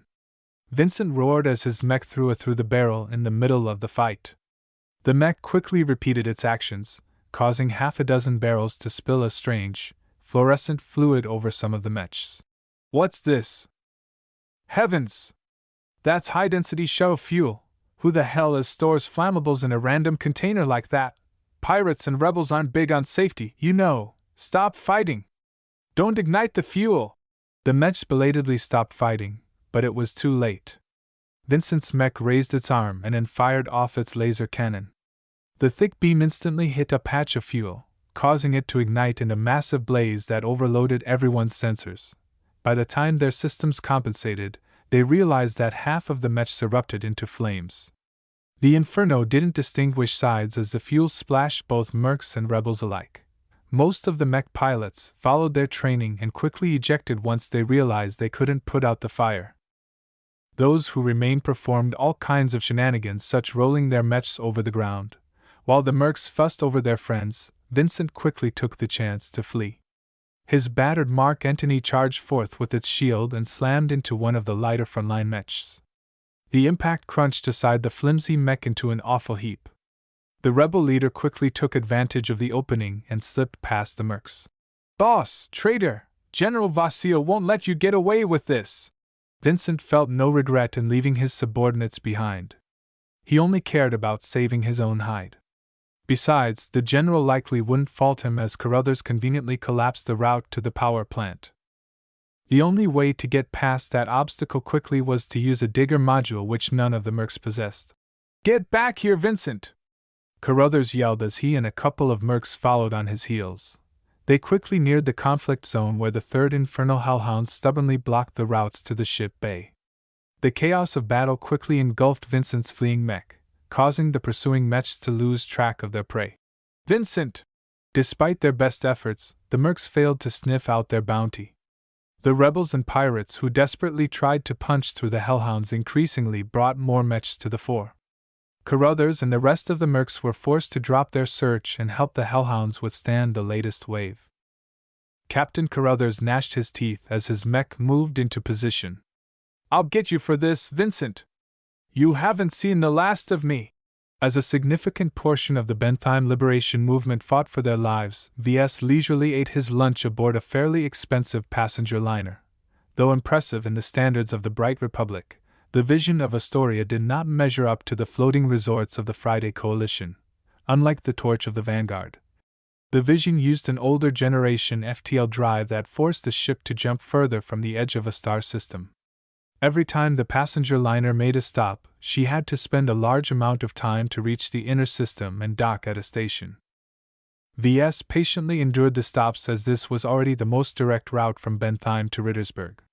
The two core star systems were located at the opposite ends of the Republic's borders. It made for a lengthy and somewhat boring flight. Even Lucky stopped exploring the ship. The lazy gem cat simply sought out Ves and slept on his lap whenever possible.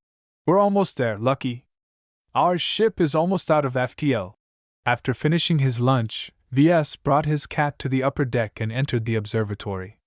Many other passengers had already arrived to take a seat or grab a snack from one of the vendors.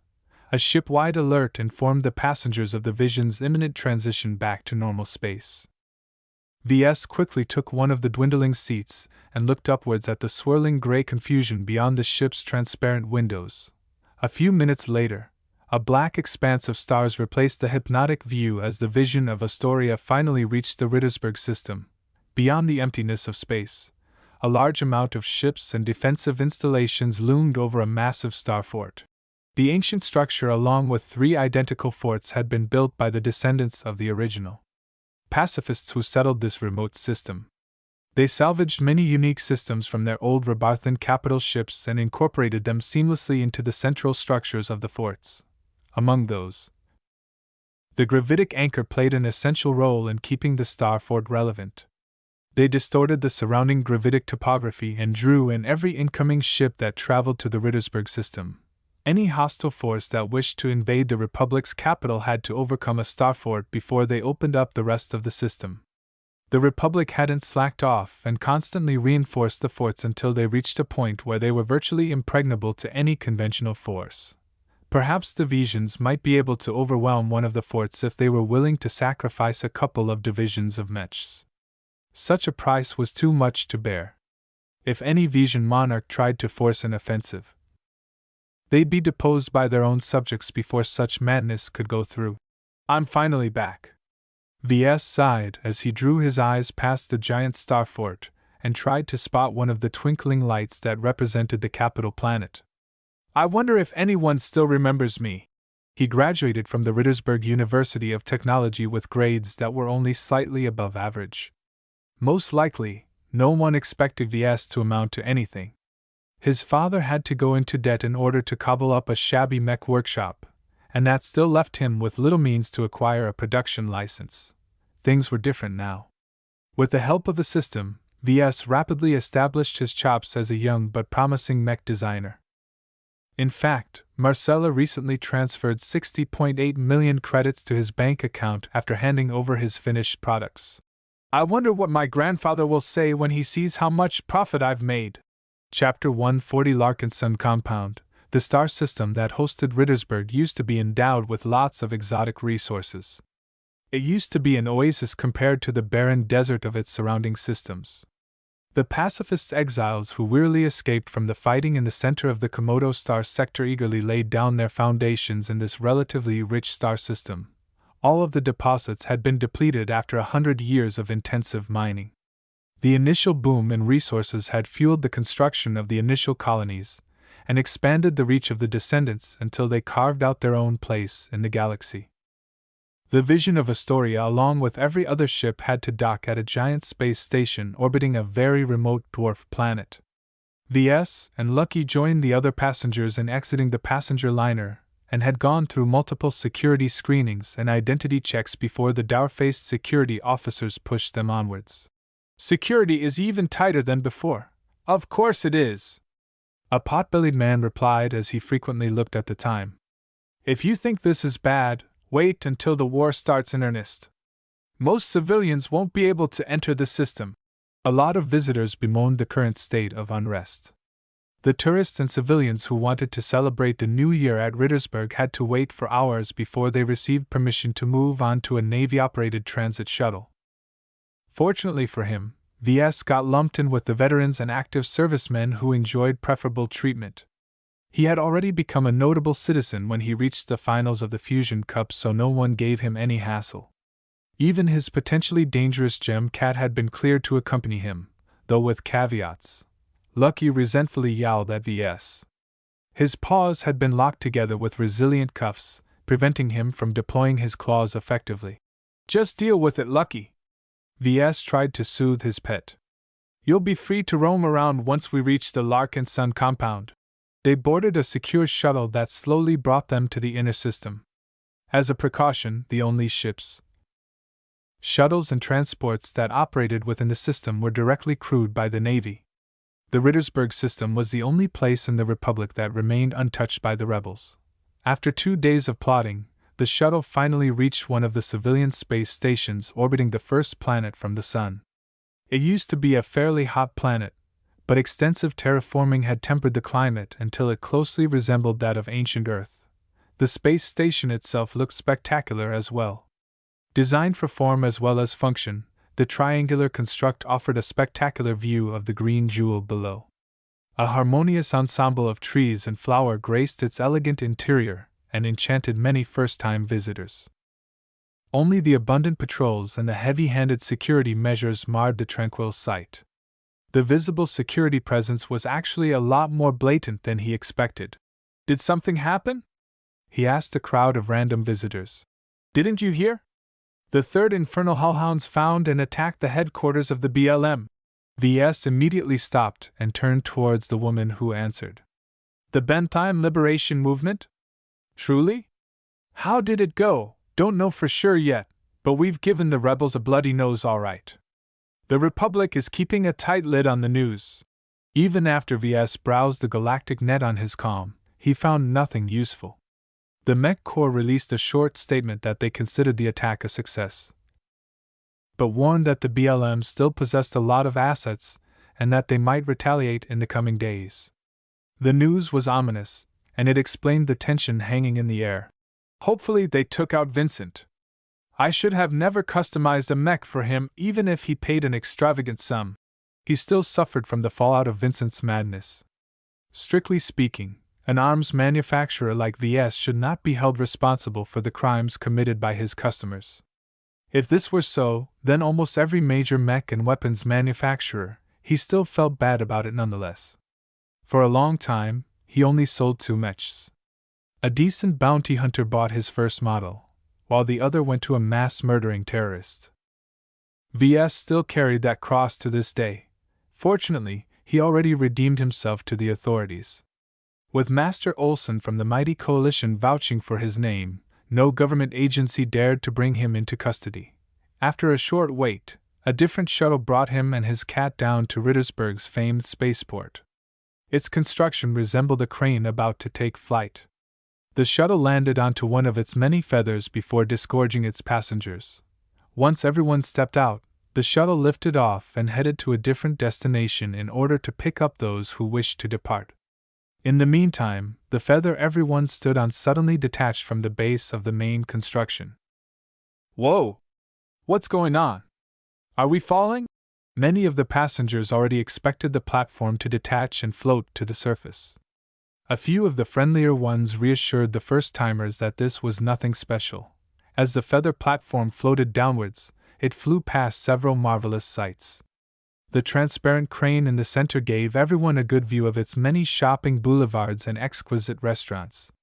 Those who stood on the other side got a good view of the surprisingly low-rise metropolis called Kellner. Only a couple of high-rise structures dominated its carefully designed urban planning. the most notable of which consisted of the massive eternal lighthouse that was supposedly lit by an undying flame. Even at this distance, Ves could see the white marbled structure as clear as day. Once the feather touched down on the ground, everyone picked up their luggage from a nearby hall and hailed an aircar. Ves did the same and boarded a fairly swift but expensive car in order to reach his destination faster. The aircar zipped away and flew away from Kellner. The densely populated city made way for elegant parks and stately-looking manors. Those who earned the right to live in those mansions were all bigshots of the Republic. Some of them even formed an entire dynasty of civil servants who all worked in the same branch of government. After a half-hour flight, the aircar finally reached one of Kellner's satellite cities.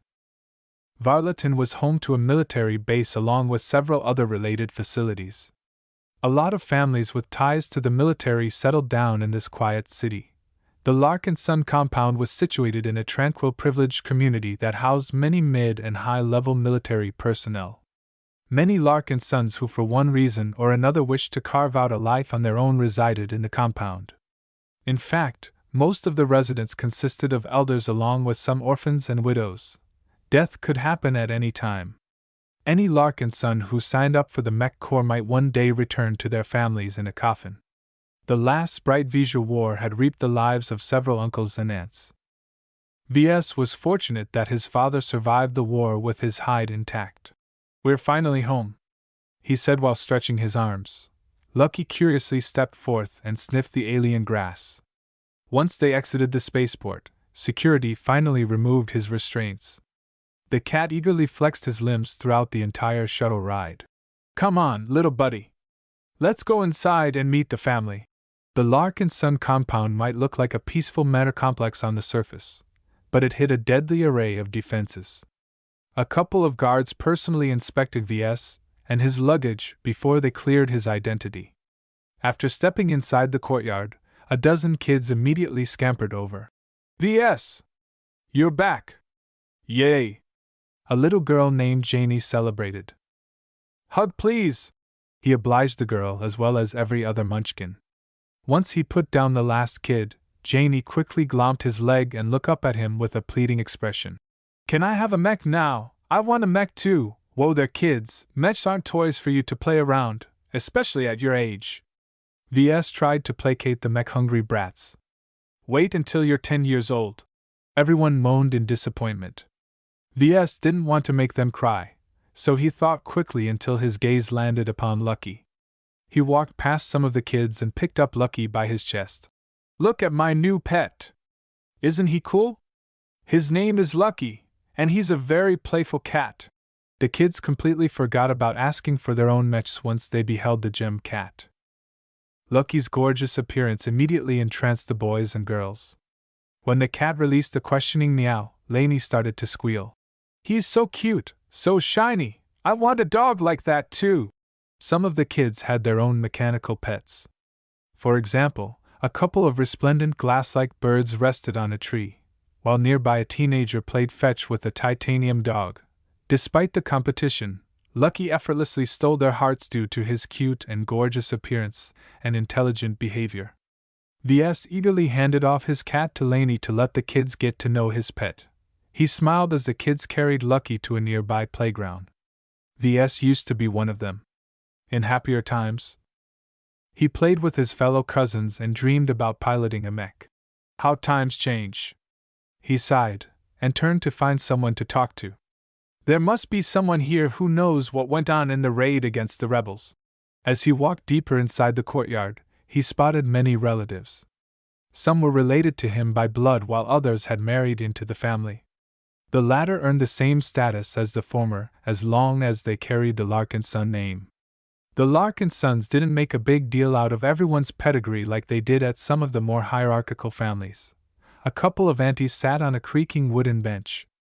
Even as they gossiped, they carefully watched over the children. To the side, a dozen elders leisurely sipped their teas as they exchanged the same old war stories. Most of them looked harmless, but appearances were deceiving. Closer to the central hall, a sizable gathering of teenagers and young adults surrounded a projection of an action-packed mech duel. They cheered and supported their favorite duelists when they appeared on stage. He finally spotted an authoritative-looking man in uniform watching from the porch. Ves briskly strode forth and reached the man as he gazed at the entire courtyard. "Hi, Mazer. It's good to see you, Ves." The man greeted his nephew with a hug. "You've created quite a stir. Imagine your grandfather's face when he picked up his data pad one day and read the Rimlord Star Herald." An interview with the renowned Herald definitely caught us off guard. "You're kind of a big deal now." Ves couldn't suppress his grin. He finally started turning the Larkinsons around. "It's been a challenging journey so far, but I couldn't have done it without my father." The mood turned melancholic once he mentioned his still missing father. Ves Larkinson turned to Ves and stared at him with a measuring gaze. "The patriarch told me they found traces of your father. Wrinkle is keeping very dangerous company these days. We aren't sure of anything, but there are several indications that suggest he's still alive and well. Is Grandpa around?" The minister recalled him to take part in an emergency session. "I bet it's about the recent attack on the BLM. Nasty buggers, all of them. I'm glad we finally stomped on their faces for once." The patriarch of the family was his grandfather Benjamin. Besides taking charge of the entire family, he also worked as an advisor at the Ministry of Defense. His current position brought a lot of prestige to the Larkinsons, though the workload also took a toll on him sometimes. "Don't worry, Ves. The patriarch will be back in time for the celebration. By then you can ask him about your father's whereabouts." Ves really hoped he could hear some good news for once. He really missed his father. Chapter 141 First Nye. His first day back at the Larkinson compound reminded him why family mattered. About 70 different relatives gathered around in a dining hall that could more than 200 people. Many wives, children and elders settled into their seats. Ves was one of few young men of working age present in the gathering. Only a couple of other nephews matches his age. They were mostly mech cadets if they were potentates and regular cadets if they were not. The Larkinsons possessed a fairly strong aptitude for piloting mechs. A military family like theirs with several hundred years of history of piloting mechs built up a very robust foundation in their genes. What distinguished families like theirs from the rest was that the chances of obtaining an acceptable aptitude was very high. Through the use of targeted fertilization techniques and various other methods to induce the right genes, around 70% of all the kids could expect to become a potentate when they reached 10 years old. It made the ones like Ves who failed their aptitude tests feel like they've let down their parents. Some could never get over the shame. Luckily, the Larkinsons were generous and they went out of their way to keep the norms feel welcome. As a mech designer, he sat at a table with all the other norms. Their table might be a little less extravagant, but no one said a word of complaint. The mech pilots who bravely risked their lives deserved their due. And unlike many other people, the Larkinsons who tested positive always served in the mech corps instead of settling for the reserves. Once everyone took their seats, one of the elders stood up. Ves easily recognized his granduncle Owen Larkinson, the brother of the patriarch. The man had a wheezy voice due to some severe scarring that he never bothered to remove for some reason or another. "Ladies and gentlemen, I'm glad to see you've all arrived. We are still expecting a couple of family members, but by and large we will only be celebrating the new year with half of our usual numbers."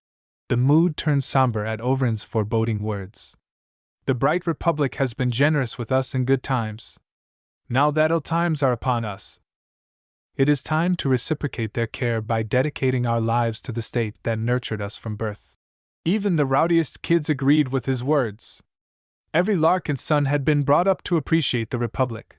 Those who disagreed for one reason or another chose to leave the Larkinsons and take up another family name. This usually occurred when the children of fallen heroes blamed the family and the Republic for driving their parents away from them too soon. This was why the Larkinsons never numbered more than 200 people even after many years of prosperity. Now, we have several announcements to make. First, with the onset of war, I can imagine that some of you might wish to relocate. If you don't mind parting with your friends and neighbors, you can take up residence in our compound. Some of the Larkinsons sighed in relief at the offer. No one expected the prelude to war to be so dangerous. A terrorist attack could happen at any place and any time outside of Rittersburg. Overend continued on with his second announcement. Next, we'd like to bring the young ones to a tour of the capital. Some of you have never stepped foot in Rittersburg before. You'll be missing out on a lot of fun if you've never seen the Eternal Lighthouse, the Republican Assembly, or the founding flag. Some of the 4 to 7-year-old kids cheered with delight.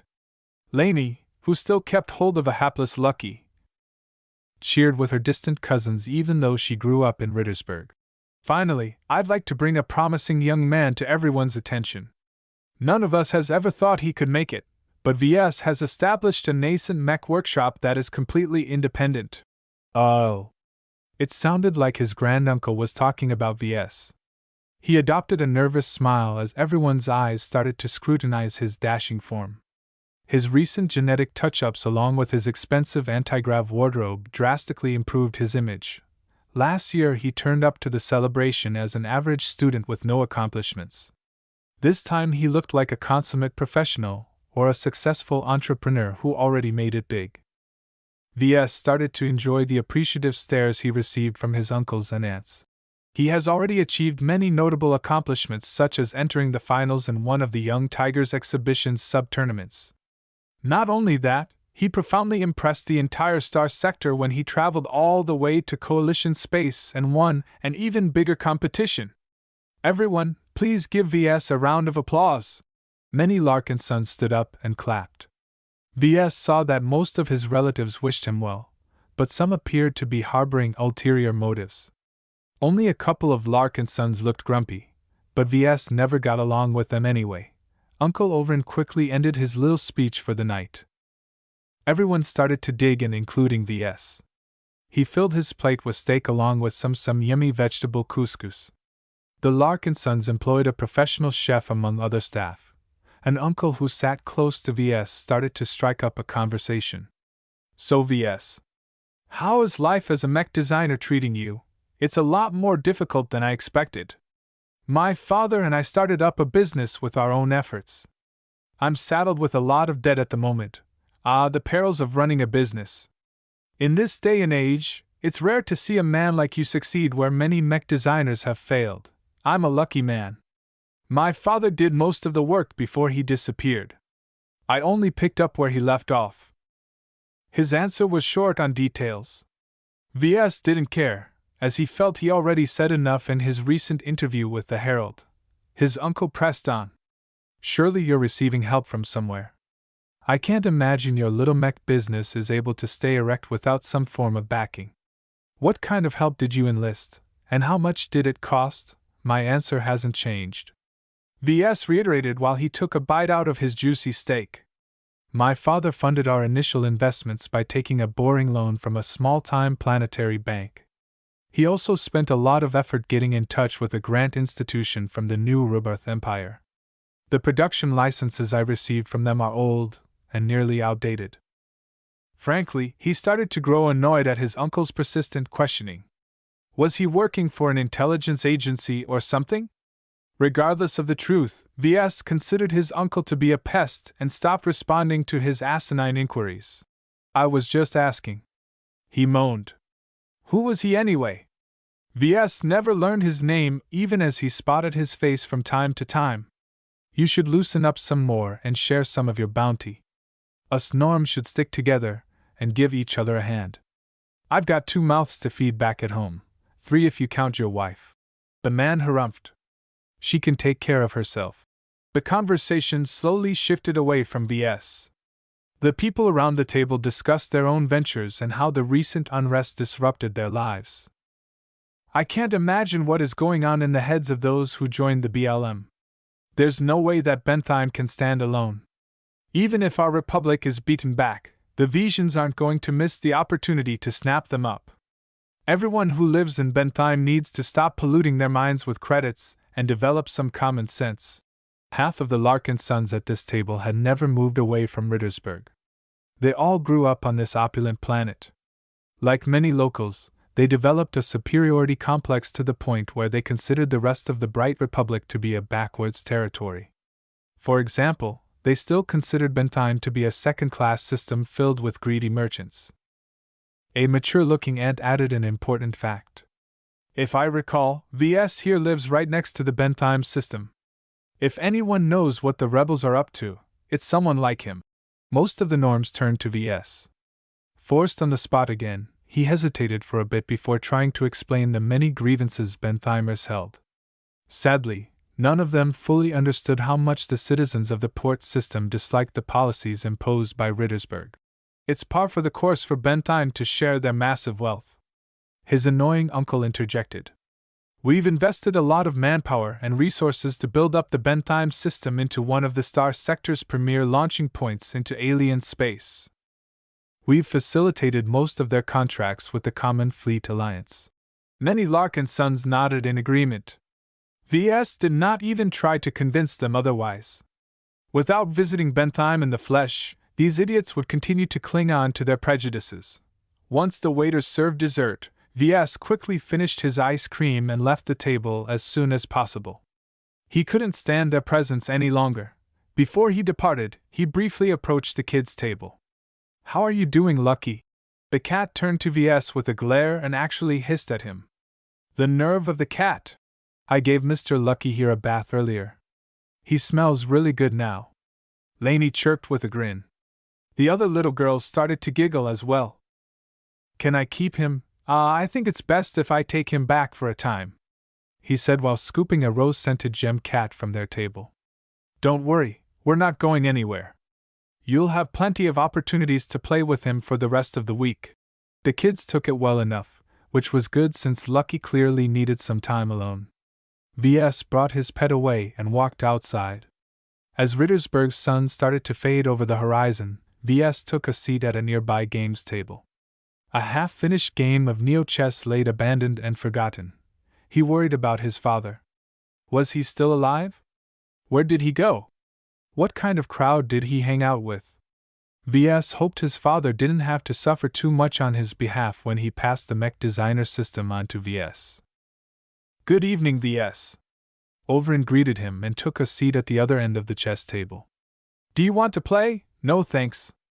I've never spent much time with the classics. It's a shame you missed out. We often teach the game to our young potentates in order to develop their sense of strategy. As a norm, Ves missed out on a lot of things. He used to be jealous of his fellow cousins, but now that he stood on his own, he let go of his resentments. It all seemed petty now that he looked back. Why are you here, Overin? The old man took a deep breath. The elders recently came together to discuss your rise, as it were. Your rapid career advancement took us all by surprise. It made us reconsider our treatment of you. While you are still young, you are already capable of wielding a substantial amount of influence. Overin had a point. His niece Melinda might be a capable mech pilot, but she only earned a modest salary. Ves, on the other hand, earned millions of profits with each single sale. While he still had to worry about the rising cost of raw materials and invest in newer assets, it was undeniably true that mech designers simply earned more. He even suspected that his income soon dwarfed the family's top earners. So what are you suggesting, granduncle? Ah, young ones. So impatient. The old man sighed. All right, let me get to the point. We'd like to invite you to our steering committee. As a budding mover and shaker, you deserve a place among us. Every Larkinson who mattered joined the steering committee. The influential committee decided many things, such as the rules and the budget. They were also in charge of rendering judgment when a Larkinson had gone astray. Furthermore, they also approved marriages when they haven't arranged them already.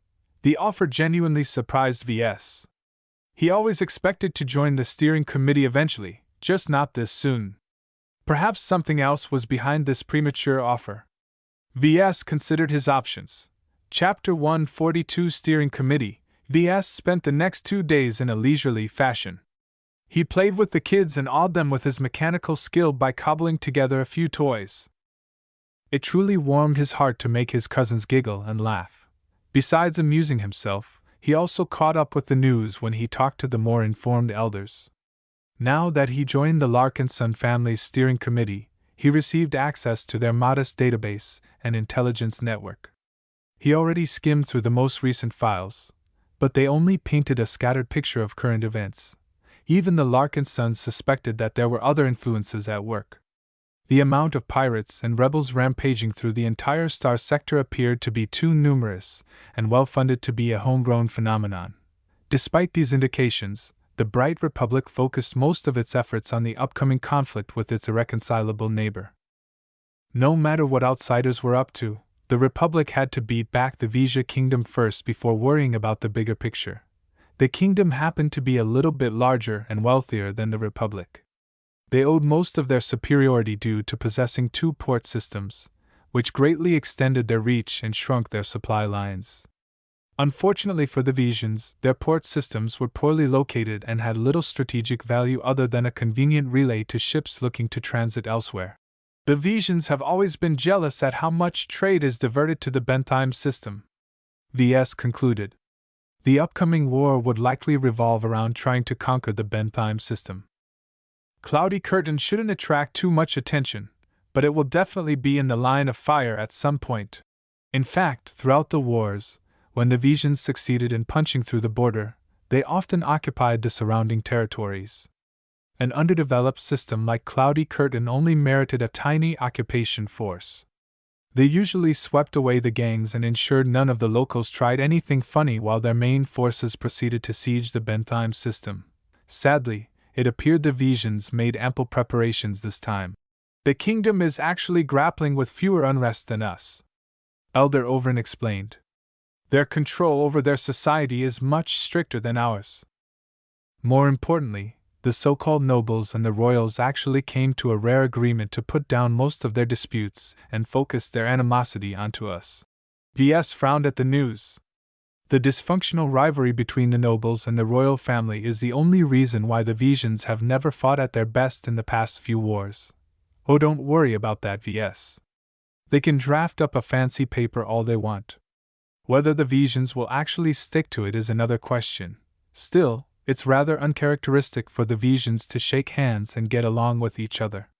The nobles always wanted to depose the royal family and rule their state as a council. The monarchs always wanted to strip the nobles of their private armies. Their interests simply don't align. We have reason to believe the secret agreement is imposed by the same outside force that's been stirring the star sector. Their influence is substantial, but I don't think they fully realize how quickly the Vesian nobles are willing to stab each other in the back. Both of them shared a knowing look. The Vesians were capable of fielding a terrible army, but they always screwed up in terms of leadership. In comparison, the Bright Republic usually exerted competent leadership even if its soldiers weren't as hardened. Whatever the case, we expect the different factions to abide by the agreement for a year at the very least. Your home system is at risk if their offensive breaks through our lines. Are you sure you don't want to relocate your assets? He seriously weighed the choice, but eventually shook his head. I think my father made his home on Cloudy Curtain for a reason. I don't want to let go of what he left behind. Fair enough. You're a Larkinson like the rest of us. I'm glad you're brave, but I'm not certain whether you are expressing it in the right moment. The conversation went nowhere, so VS changed the topic. When will the steering committee convene? The Patriarch will return tomorrow. We'll hold a special session in order to induct you in our ranks. We'll also discuss next year's budget among other administrative decisions. Not a lot of Larkinsons have come this year. Will it be okay to hold a meeting with more than half of the committee in active duty? Oh, it's mostly a matter of routine. Overin waved away the question. Anything that requires a discussion has already been addressed. Besides some technicalities, we've already settled on the major points. It sounded like the latest session before the New Year celebration was just a last-minute check. Now that VS joined their circle, he got to know that the Larkinsons owned a modest business empire on Rittersburg that earned the family about 50 million credits a year. That might not sound like much compared to his own activities, but they were stable businesses. VS knew more than anyone else how volatile and innovative the mech market could be. In contrast, the Larkinson Trust Fund invested in a number of hotels, apartments, and other real estate that always maintained a stable stream of profits. We're starting to bolster our pension fund in preparation for the worst. It's always better to get on top of them instead of catching up to it afterwards. both of them grimaced a bit. The pension fund kept the widows and orphans clothed and fed. If the steering committee proactively put more money in its pot, then that meant they expected that not every Larkinson might survive the war. Ves spent a moment to worry about the lives of those he cared about. Most of the Larkinsons were acquaintances to him, but certain relatives such as Uncle Ark or his cousin Melinda earned a special place in his heart. After another day of fun and relaxation, the entire planet took on a festive cheer.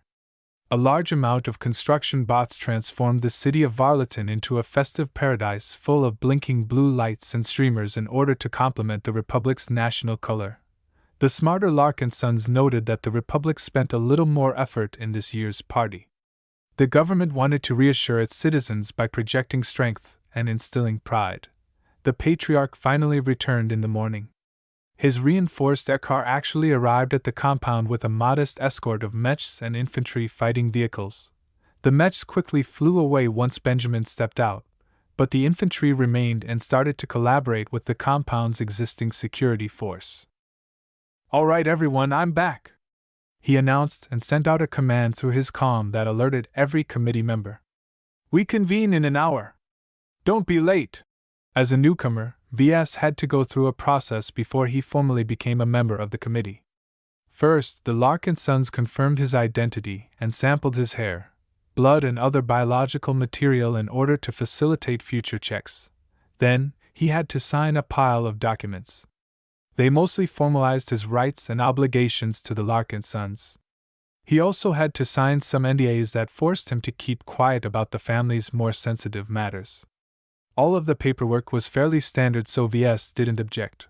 Once they finished the formalities, the committee entered a lengthy square stairway that went deep underground. Ves initially expected to descend a couple of floors, but everyone kept walking down the steps in a monotonous fashion. Only after an estimated 200 meters of walking did they reach an underground hall.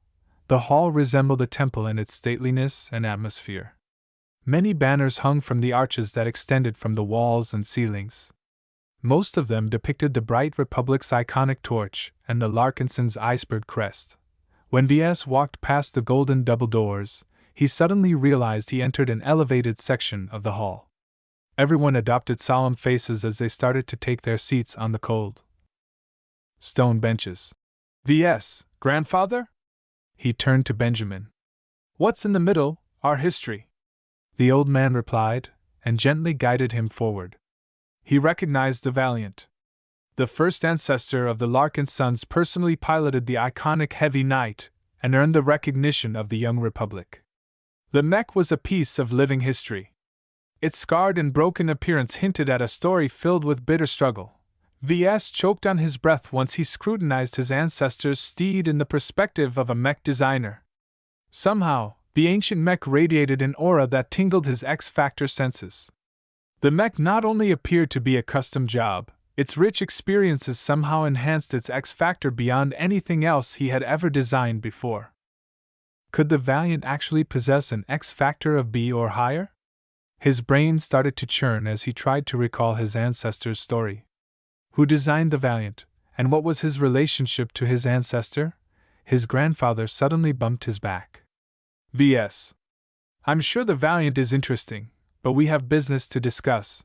I'm sorry. I forgot myself for a moment. It's a magnificent mech. I'm lucky to see it up close." While his grandfather approached the podium at the front, Ves took a seat at the bench closest to the mech. Despite the importance of this gathering, Ves forgot all about the steering committee and focused his entire attention on the incredible mech in front of him. He tried to turn on his comm, only to find out it fizzled out. "Damn. The family is sure being dramatic," he muttered under his breath. The austere underground hall was surrounded by many layers of insulating material that hindered virtually every kind of handheld broadcast equipment. Various other security measures prevented any electronic device from activating and recording the proceedings. Once everyone took their seats, the patriarch banged his fist against a special plate that cut through the chatter. "I hereby announce the start of our annual end-of-year session." His grandfather started to follow through the usual rituals. Every Larkinson, including Ves, offered some tribute to the Larkinson ancestor. They then memorialized the Larkinsons who died in the line of duty. VS noted that the ritual explicitly excluded those who didn't die on the battlefield. Strange. Next, the patriarch addressed their last year's agenda and summarized the results. It turned out the family recently invested a lot of effort into advancing the careers of their younger mech pilots. The committee wanted them to be in the best position to fight the Vesians and come back alive. As VS listened to the various means in which they befriended and even bribed certain officers, he realized how much of an old boys' club the Mech Corps turned out to be. Every commanding officer in charge of a division, regiment, or battalion wielded a wide range of autonomy. Getting onto their good sides ensured they never mistreated the Larkinsons serving in their ranks. After half an hour of dry reports, his grandfather finally raised a subject directly related to VS. "Many of you are already familiar with our very own mech designer," Benjamin said while everyone turned their gazes to VS. This time he bore the scrutiny like a pro. "Some of us have considered a couple of proposals in light of his future potential. VS, tell me your thoughts on the following." His grandfather started off with a bang. "We'd like to purchase some stock in your business activities. If you're not opposed to the measure, we are willing to divert a portion of our trust fund to build up a stake in your venture once you incorporate your business." The proposal completely caught VS by surprise. "How much? I think it's fair for the both of us if you give us a 25% stake for 500 million credits." His heart almost skipped a beat when he heard the sum. Almost every other committee member looked shocked. No one imagined that his grandfather or whoever audited his business valued his small and risky startup at around 2 billion credits. The Larkinsons relied on its massive trust fund built up over centuries to provide for everyone's pensions. 500 million credits represented a substantial chunk of its liquid assets. While many of the Larkinsons thought the price was too high, VS instead thought the opposite. Considering his accelerated career advancement, his future business might become a lot more valuable than a couple of billion credits. As long as he had the system, his future was bright. "I accept," VS quickly decided. Despite the gross undervaluation, he didn't wish to act like a greedy toad like that obnoxious uncle he met a few days ago. He valued his family and wished for them to prosper alongside him. "I haven't set up a corporation yet. It's about time I did. I'll be glad to sell the family a 25% share. You won't regret it." Chapter 143 Whereabouts. Not everyone agreed to throw 500 million credits away on an extremely risky business venture. One of the elders stood up and spread his hands. "I object." VS recognized the skinny form of 3rd Elder Raymond Billingsley Larkinson. His physique resembled V's in that he had never trained his body to endure the rigors of piloting mechs. The elder should be someone who supervised the family's overall finances. "Let him speak." Grandfather Benjamin forcefully spoke, causing everyone to shut their mouths. "Thank you, Patriarch. According to our analysis, while VS has cleared the first hurdle and is able to manufacture mechs, his business is not in an ideal position to sustain his current level of profitability. He is far too young and his assets are already depreciating very hard." Since the 3rd elder dared to talk about his business directly, VS felt obliged to respond. "Elder Raymond, you are overstating the risks and exaggerating the costs. I have worked hard this past 6 months to kickstart my mech business to the point where I am able to sustain a single production line. Last month, I fabricated 8 whole mechs and earned a gross profit of 60 million credits. 60 million credits. The Larkinson Trust Fund had to wait an entire year before it could accumulate such a sum. VS, on the other hand, only required a single month. Every committee member had to suppress their excitement. "You've already peaked," Elder Raymond retorted with a slam of his palm. "Any market analyst is able to predict that you won't be able to sustain your current level of profits. Resource costs are rising and your production licenses are about to become irrelevant in a couple of years. Might I remind everyone that a relatively affordable production license can easily cost around 2 billion credits. 2 billion credits! Many committee members gulped when they heard the sum. The business-savvy people among them confirmed Raymond's assertion. The mech industry is characterized by high risks and high returns. What I mean by that is that you can easily earn a fortune today but get utterly ruined tomorrow. Don't be blinded by his current monthly income. It's merely a snapshot of his peak. With just the meager amount of capital he has on hand, he's unable to ramp up his production and earn enough profit to finance the acquisition of an up-to-date production license. The mood started to turn against the decision to invest in a stake. While Ves actually benefited financially in the long run if he kept hold of every share, he disliked being painted as a foolhardy boy. He had his own pride. Elder Raymond, you have not taken my growth into account. I am apprenticed to a renowned master mech designer from the Coalition. My current level of operations is but a springboard to designing a completely original mech.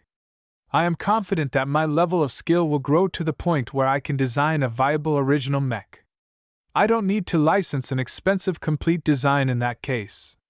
At most, I'll have to license up to 1 billion credits worth of component licenses. His words sounded ambitious. No one ever thought Ves planned to design a completely original mech. Even the most boorish mech pilots among the crowd knew how difficult such a project must be. Mech designers who designed variants were a dime in a dozen. Those who graduated beyond that point and designed a mech without any existing reference points deserved admiration from everyone. If the Larkinsons brought up their own real mech designer, the family might be able to achieve a new level of prominence. Grandfather Benjamin had enough of the back and forth. All right, pipe down, everyone. This is a solemn committee meeting. We are here to decide the future of the Larkinson family. Do not disgrace yourself in front of our ancestors valiant. The thought of showing their shameful sides to the valiant abhorred the devoted Larkinsons. The temperature cooled down through Benjamin's intervention, allowing both Ves and Raymond to cool their minds. We are approaching a decisive moment of history. The patriarch continued in a level tone. Our fates are tied to the Bright Republic, which isn't looking too healthy these days. Anything might happen in the future. In order to provide against contingencies, we need to hedge our bets. Everyone sat still when Benjamin started to paint a grim picture of the future. Ves tried to keep his head sober. He belatedly realized that Benjamin soothed the committee members into accepting the decision to acquire a stake in Ves mech business. Raymond didn't even get a chance to retort. Please raise your hand if you approve the previously raised proposal. Well over 2/3 ultimately raised their hands. Ves noticed that Benjamin bought over almost all of the potentates.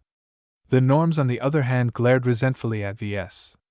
Why did someone like Ves deserve a 500 million credit investment, while their own enterprises barely scraped by? Elder Raymond shook his head. While he still disagreed, he knew where the wind was blowing, so he ceased his protests and quietly backed down. The rest of the meeting turned largely inconsequential to Ves. Instead, he resumed his study of the ancient heavy knight and its extremely potent aura. After all, it wasn't every day he chanced upon a mech that set his X-Factor senses on fire. He eagerly wished the meeting would drag on so that he could make the most of this rare exposure to the historic mech. Once his grandfather ended the session, everyone started to leave the hall. Ves dragged his feet because he still hadn't cracked the secret to the Valiant's abnormally strong X-Factor. He almost wanted to ask his grandfather to pass him some food and water and lock him inside. Surprisingly, Benjamin asked Ves to stay behind, but not because of the Valiant. Instead, his grandfather finally wished to talk about his missing father.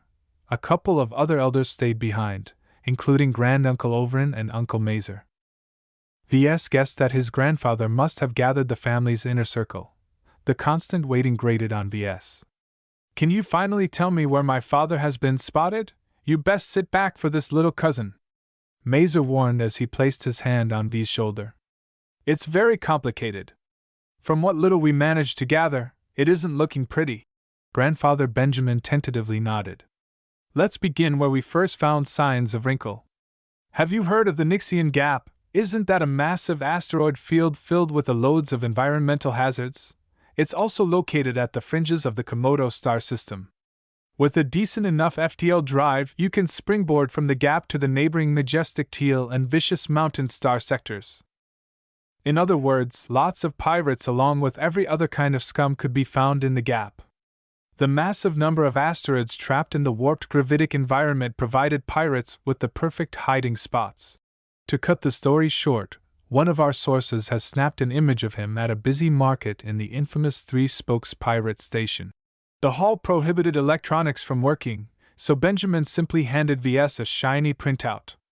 When Ves accepted the page, he stared at a somewhat grainy image of his father in the company of a band of menacing people. Are those pirates? Ves hesitated to ask.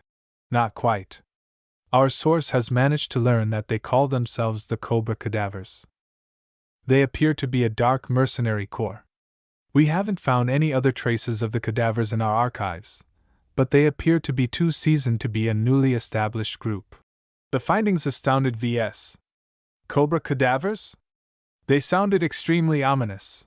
Mayasar, who sat next to Ves, shrugged his shoulders. I almost couldn't believe it either when I first heard about it.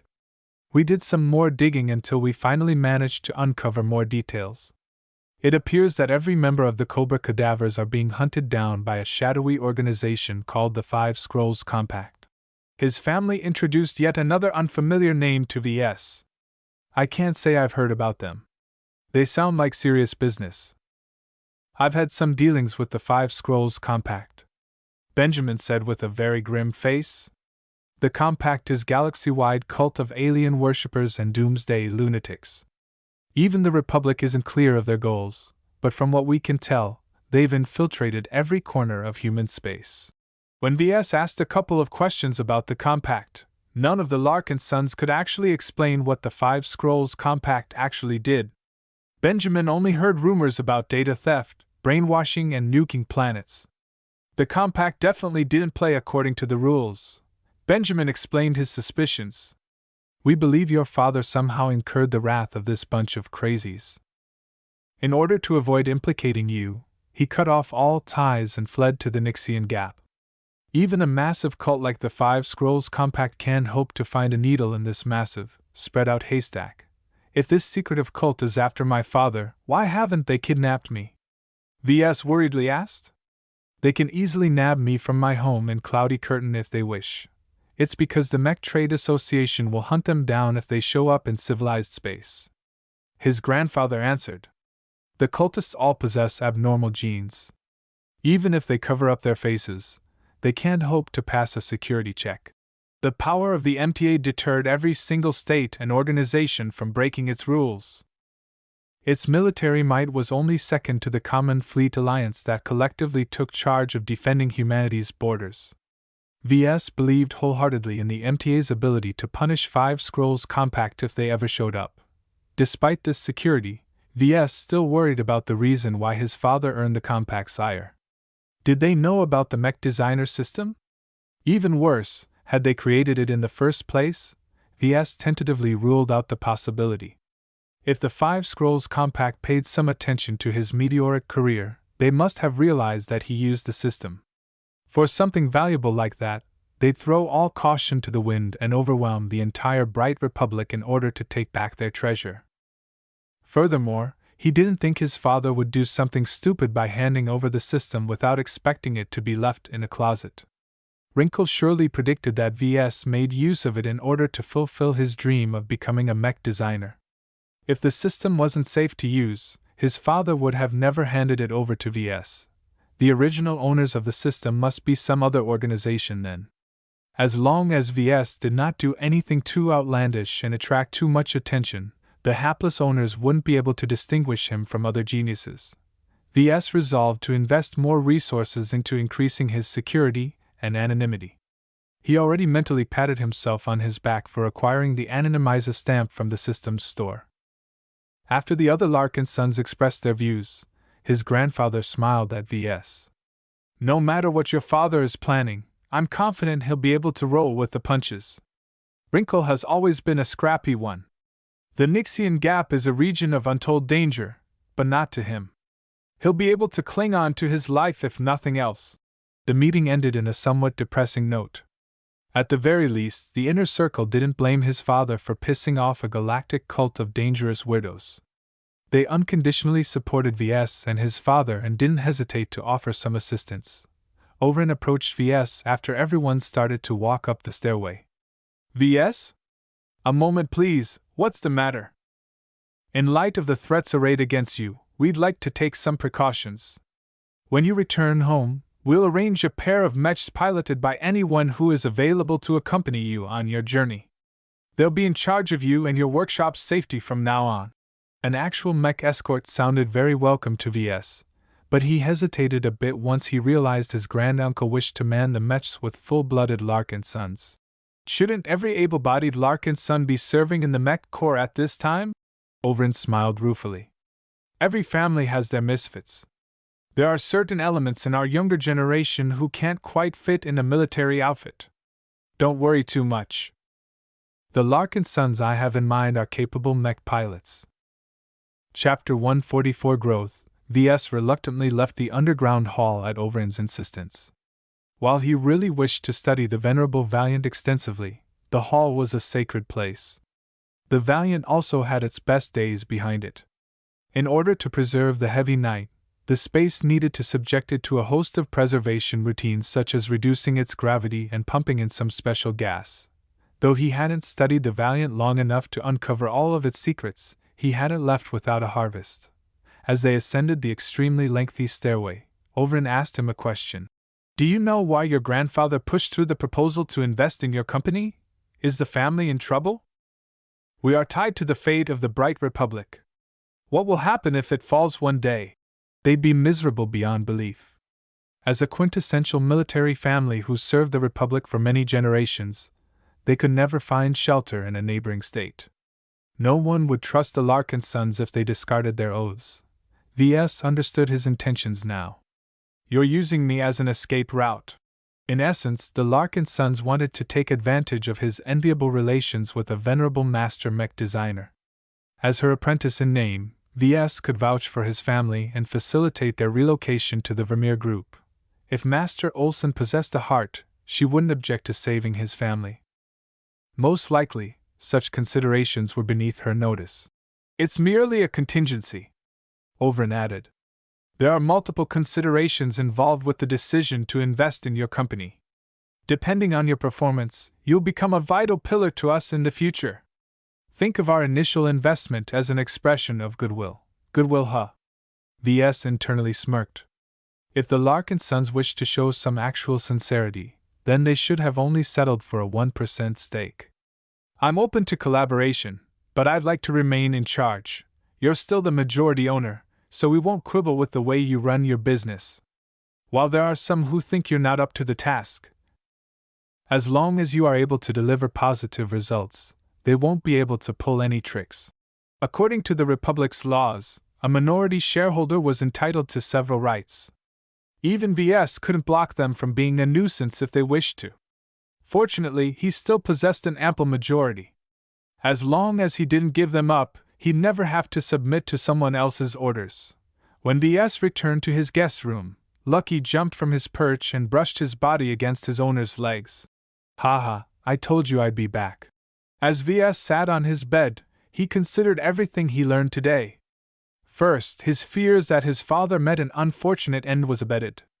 Even if his father had to cut all of his ties and live like a rat, he still retained his life. My father is tougher than anyone. He won't be fazed by the pirates lurking in the Nixian Gap. The Five Scrolls Compact, on the other hand, sounds like real trouble. Any organization that extended its reach across the galaxy had to be a pinnacle organization. If the mighty Mech Trade Association and the Common Fleet Alliance couldn't eliminate the Compact, then VS absolutely couldn't underestimate them. He still wondered why the Compact hadn't threatened him yet. His logic told him that the conflict between the Compact and his father had no relations to the system. Something as miraculous as the system warranted an immediate and overwhelming response once they figured out that VS made use of it. If the Compact wasn't after the system, why were they targeting his father in the first place? I don't have enough information, he concluded. He could speculate all he wanted, but he couldn't act on them without proof. The intelligence we've gathered is also a little sketchy. I can't put too much trust in second or third-hand sources. In order to corroborate what he heard, he opened his comm and visited the Clifford Society's online portal. This time, he didn't bother entering its virtual world. Instead, he opened an online archive and tried to find what the Society knew about the compact. Nothing. Ves couldn't find anything at his level of jurisdiction. His search results happily noted that it found mention of the 5 Scrolls compact in 3 different documents. But he would only be able to read them if he reached the master level. Master level. A master mech designer is not a cabbage that you could find on the road. The insane level of jurisdiction required to read about the compact spoke for itself. This must be an extremely formidable organization that not even the Friday Coalition wished to provoke. The lack of information made any further speculation useless. For now, Ves had to focus on growing his strength. Just because the compact hadn't done anything to Ves didn't mean they might change their mind later on. If some shadowy cult started to threaten his life, he wanted to be ready to fight back. Instead, he used the rest of the day to ponder the puzzle that was the Valiant. How could it surpass his own deliberate efforts to induce the X factor? The mech was several hundred years old. Had its original designer already become aware of this metaphysical element? His search through the galactic net and in the steering committee's internal network yielded little results. The early days of the Bright Republic had been very tough. Many pirates and outside factions frequently preyed on the nascent Republic who still hadn't completely shed its pacifist leanings. They were only able to turn the tide when they started to employ battle-hardened mercenaries. The first-generation Larkinson acquitted himself extremely well as a mercenary, so much so that the Republic rewarded him with land, status, and citizenship. The various archives described his ancestors' feats in excruciating detail. Ves already learned about his performance in battle when his father tutored him when he was still a kid. After half an hour of searching, Ves gave up. These stupid archives! None of the historic documents mentioned anything about where the Larkinson ancestor got his mechs. His fruitless search couldn't find a single mention of the mech designer who painstakingly tailored a custom mech for his ancestor. Someone like that must be a supreme existence, but Ves couldn't proceed without further clues. Ves only had his observations to go on in his quest to unravel the secrets of the Valiant. For now, he only had a single bold guess. When he looked at the Valiant, he got a sense of its history. His memories of what he read about the Larkinson ancestors' performance in battle came to the fore. It was as if the mech became the ancestors' living testament. It all comes down to life. What if every mech started as a blank slate? What if these mechs were influenced by their experiences? His perspective suddenly shifted. If mechs possessed life, then they were also capable of growth. Every life started as a newborn. At this stage they were weak and infirm. If nurtured properly, every life was capable of blooming into an incomparable existence. A life is never static. They start off weak. But who can say they can't grow up to be giants? When Ves compared his gold label mechs to the Valiant, he got a sense that he was comparing a couple of toddlers to an elderly but grizzled veteran. Their strengths simply couldn't compare. It begged the question whether the Valiant started off this strong. He very much doubted it. Its designer might have passed on some metaphysical traits, but most of the Valiant's aura had most likely been acquired later. Did this mean that his own mechs might be capable of growth? Most likely not. He never took growth into account when he passed on his intent to his design. They were designed to be strong at the very start. Ves never imagined that his mechs could strengthen its intrinsic X factor after he fabricated them. He was under the impression that the mechs were fixed at birth. In the end, he blinded himself with his own assumptions. More specifically, he still looked at mechs as if they were machines. Before seeing the Valiant, he subconsciously assumed that he could manufacture a complete life. So long as he manufactured the right inspirations, he could sharpen them into a purposeful intent that complemented his designs. It completely ignored that life was capable of growing from their humble beginnings. Every newborn needed 2 things before it turned into a formidable existence. First, they had to possess a good foundation. An ant remained an ant. Even the most ferocious ant could easily be stomped by a harmless human child. Ves guessed that his current progress in the X factor fell under this category. His recent designs proved that he was capable of achieving a fairly rating according to the system. Nevertheless, he faintly thought that he came across a bottleneck. A moderate rating of C was the best he could achieve so far, so how could he achieve a higher rating? He used to think he only had one avenue available, and that was to keep on strengthening the foundation. While this might ultimately be the correct path, Ves did not have a single clue on how to proceed. He was completely in the dark. Now, he uncovered another path. While it might not lead to his initial destination, it nonetheless enlightened him to another aspect of the X factor. Now that he was aware of the previously hidden growth component, he could start to replicate the phenomenon in his own designs. He repeatedly thanked his ancestor and the valiant mech designer. His trip to Rittersberg had been worth it for this lesson alone. "It's time for dinner!" Ves held on to Lucky and brought him along. "Let's go and celebrate." The entire Larkinson compound turned into a festive location. The holiday cheer infected all of the kids, who eagerly ran around with their little sparkling flags. The cooks served up an extravagant feast for New Year's Eve. The estate even hired some musicians to put on a performance. Later at night, the new year finally dawned. The entire sky lit up as fireworks loudly proclaimed the start of another year. Elaborate projections came into existence. They first displayed the Republican torch before projecting a series of iconic images of the Republic's proudest moments. Lucky meowed in confusion at the noise. He didn't know what to make of all the fireworks. Perhaps he thought the entire planet came under attack. Over time, his mechanical cat calmed down once he saw that no one panicked. A grinning Lainey ran up to Ves and held out her arms. "Can I hold Lucky again?" "Sure," he said, and handed off his cat. The little girl giggled before scampering away with her prize. Ves smiled at her antics. His recent brainstorming caused his thoughts to wander. How would little Lainey's life look like after a decade or two? Would she grow into a demure and stately lady, or would her upbringing shape her into a powerful Amazon mech pilot? There is so much variation in life. No one could predict the future. As Lainey belonged to the Larkinsons, she would surely lack for nothing.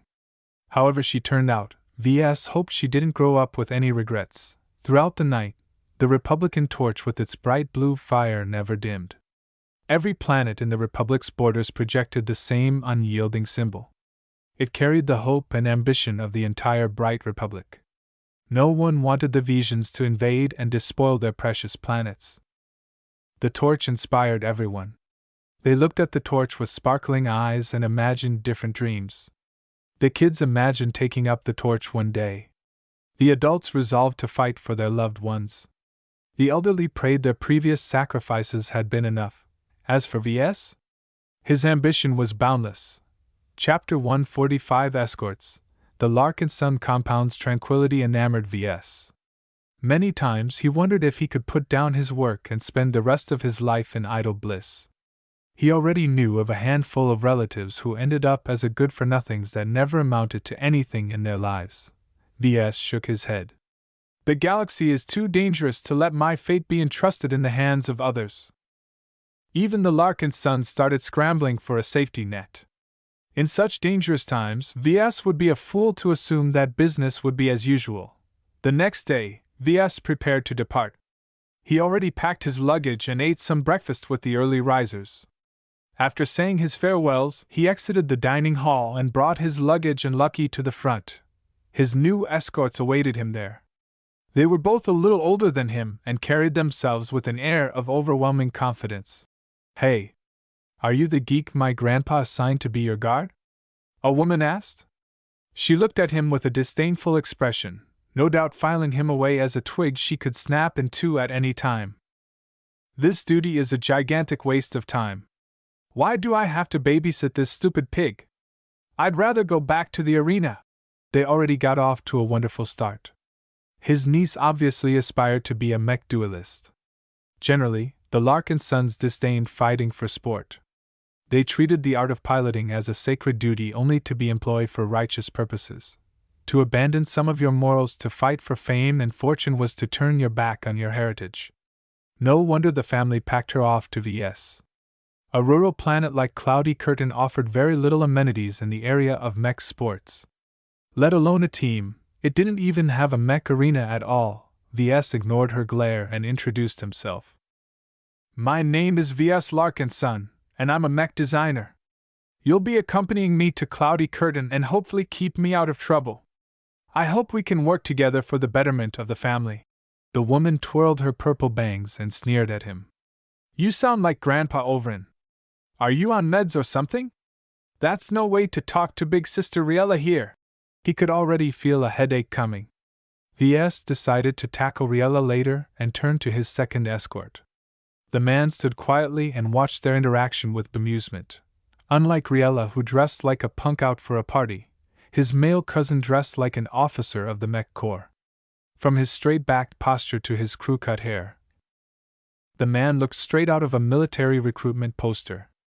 Though he was taller than Riella, his muscles were wiry and compact. He also wore an electronic visor shaded in blue. Melker Larkinson. Mech pilot. The man answered when Ves kept staring at him. I'm just here to fulfill my duty. The visored Larkinson offered little else.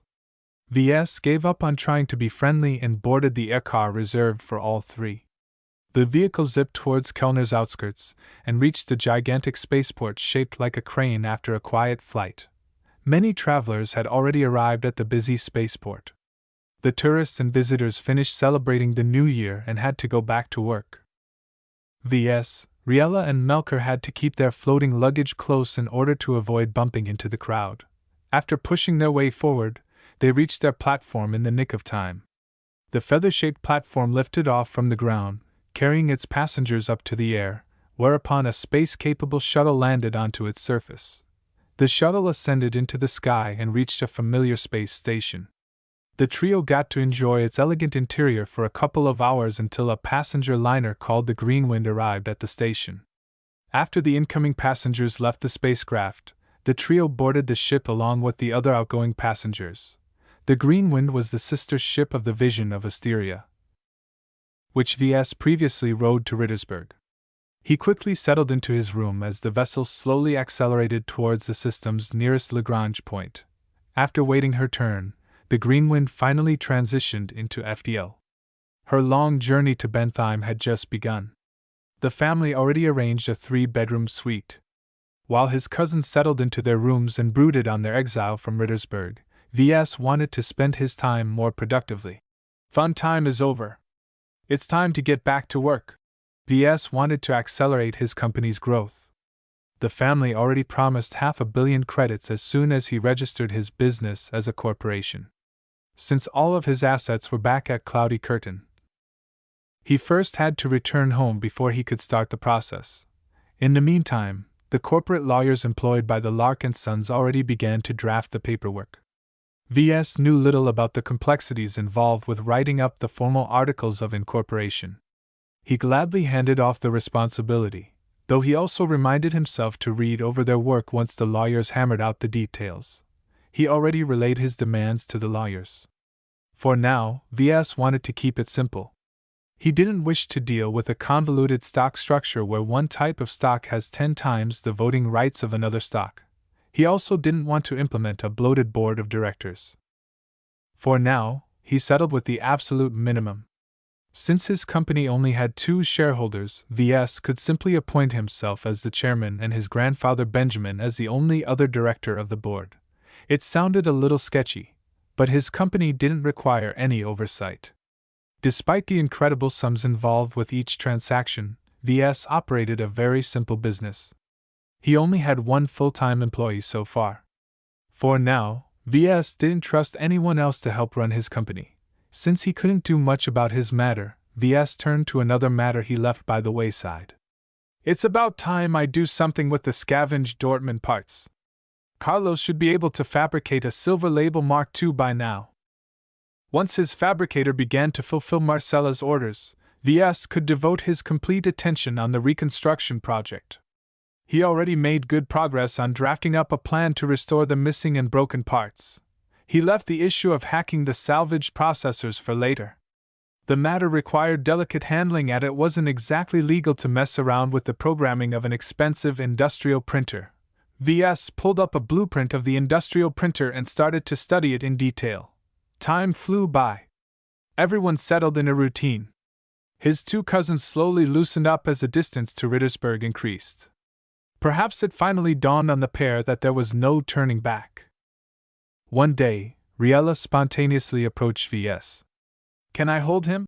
She gestured to Lucky. The cat lounged on his desk next to his work terminal. Even as VS nodded his head, Lucky already jumped in her arms and started acting cute. Even a bitter woman like Riella got charmed by the gem cat's wiles. VS and Melker both scratched their heads when Riella acted identical to their little cousin Lainey.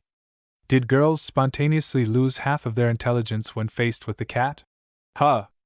I never imagined fake pets like these could be so fun. She smiled.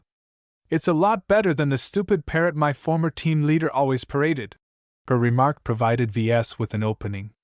So you already competed in the mech games? Yup. Me and 5 of my BFFs formed a team ever since we graduated from the Mech Academy. We called ourselves the Wailing Witches.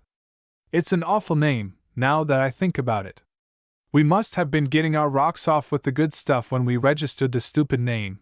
How did you do in the arena? Oh, we did okay. His niece responded as she sat down on a sofa and rested Lucky on her lap. We frequently fought in the amateur circuit and slowly made a name for ourselves. The frequent battles took a toll on our allowances, but we improved by leaps and bounds. Going professional was just around the corner as far as our team was concerned. Obviously, that didn't happen, VS noted. What went wrong? Riella's fury returned. Our bitch of a team leader stabbed us in the back, that's what happened. Verma McCullen used to be the linchpin of our circle of friends. She's actually something of a prodigy at the academy and one of the few who got sent to Rittersburg on a scholarship. She could have made it big in the Mech Corps, you know? But she befriended us instead and helped us climb up the ranks. VS had a good idea what went on now. I take it that Verma couldn't cover the costs of maintaining a competition mech on her own, right? The scholarship girl couldn't even pay the rent to her apartment in Kelso. The rest of us had to beg our families in order to increase our allowance in order to cover her expenses. Didn't you earn enough from the amateur circuit? Don't you know anything about mech sports? Riella rolled her eyes. The only way to break even or make a slight profit is if you pilot a cheap second-hand rust bucket.